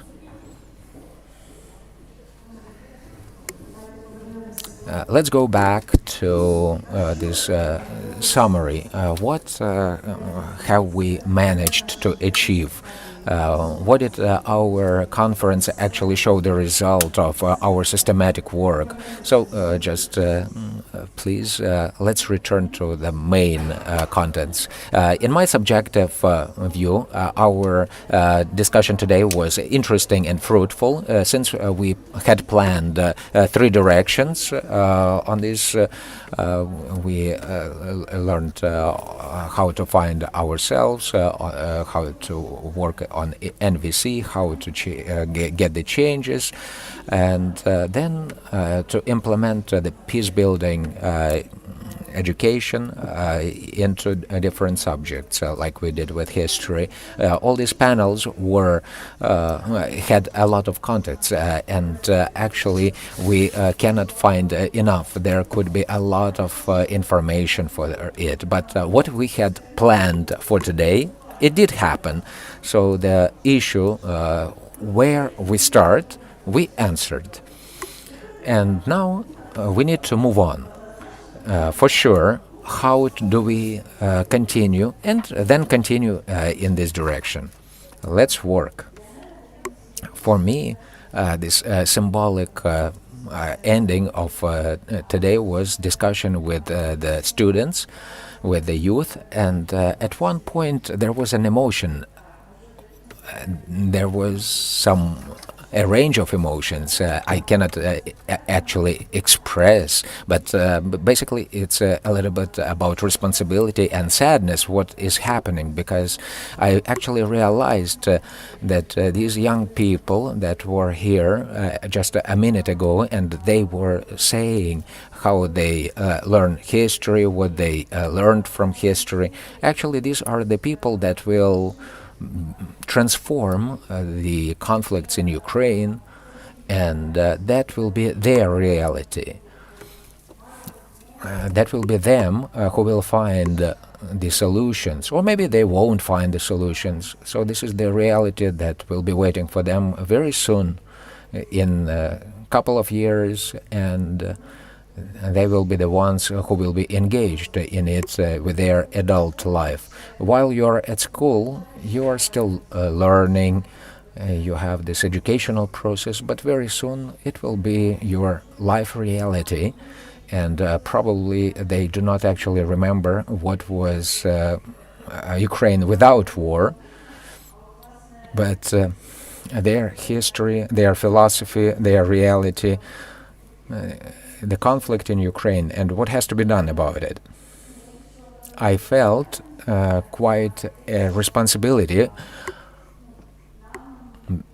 for us who work in education field. We need to do as much as possible for them to go through this process easily, to understand the tools that will help them in the future. Yes, and we can see the response from them. And I would say that in the last panel with these children, with the participants, we actually had the feedback on all the topics that we were talking about today, about the personality of a teacher, about the ideas of a teacher, and it's important for a teacher to be happy, to like what he or she does. And also aspect about anti-discrimination. It was mentioned several times without any reminders. This is actually the reality for them now. And the aspect of responsibility for the future, as well as influence for society, because we actually need to influence what and how the decisions are made. For example, about the military problems, you name it, different aspects. In their spontaneous answers, they have expressed. And this is not the end. Tomorrow is the second day of the conference. There will be practical workshops. The first block will take place from 10 to 11:30. The second from 12 to 13:30. You will have the link to it. And please be on time to link it, because you actually had certain workshops, and they are about different competencies, skills that we spoke about today. These are NVC, anti-discrimination, empathy, whatever it takes for a teacher to feel the center that is able to listen and to give the support and be competent to teach complicated and sensitive topics on history and other subjects. So as you can implement this peace-building element in your curriculums and extracurricular activities. Actually, what we were talking about, the tools to provide the new generation with the sustainable development. So that will be in practice for tomorrow. All the pool of experts will be at your disposal for tomorrow. So get rest until tomorrow. And this is the end for the last day of the conference. Peace to you, peace inside, and see you next time.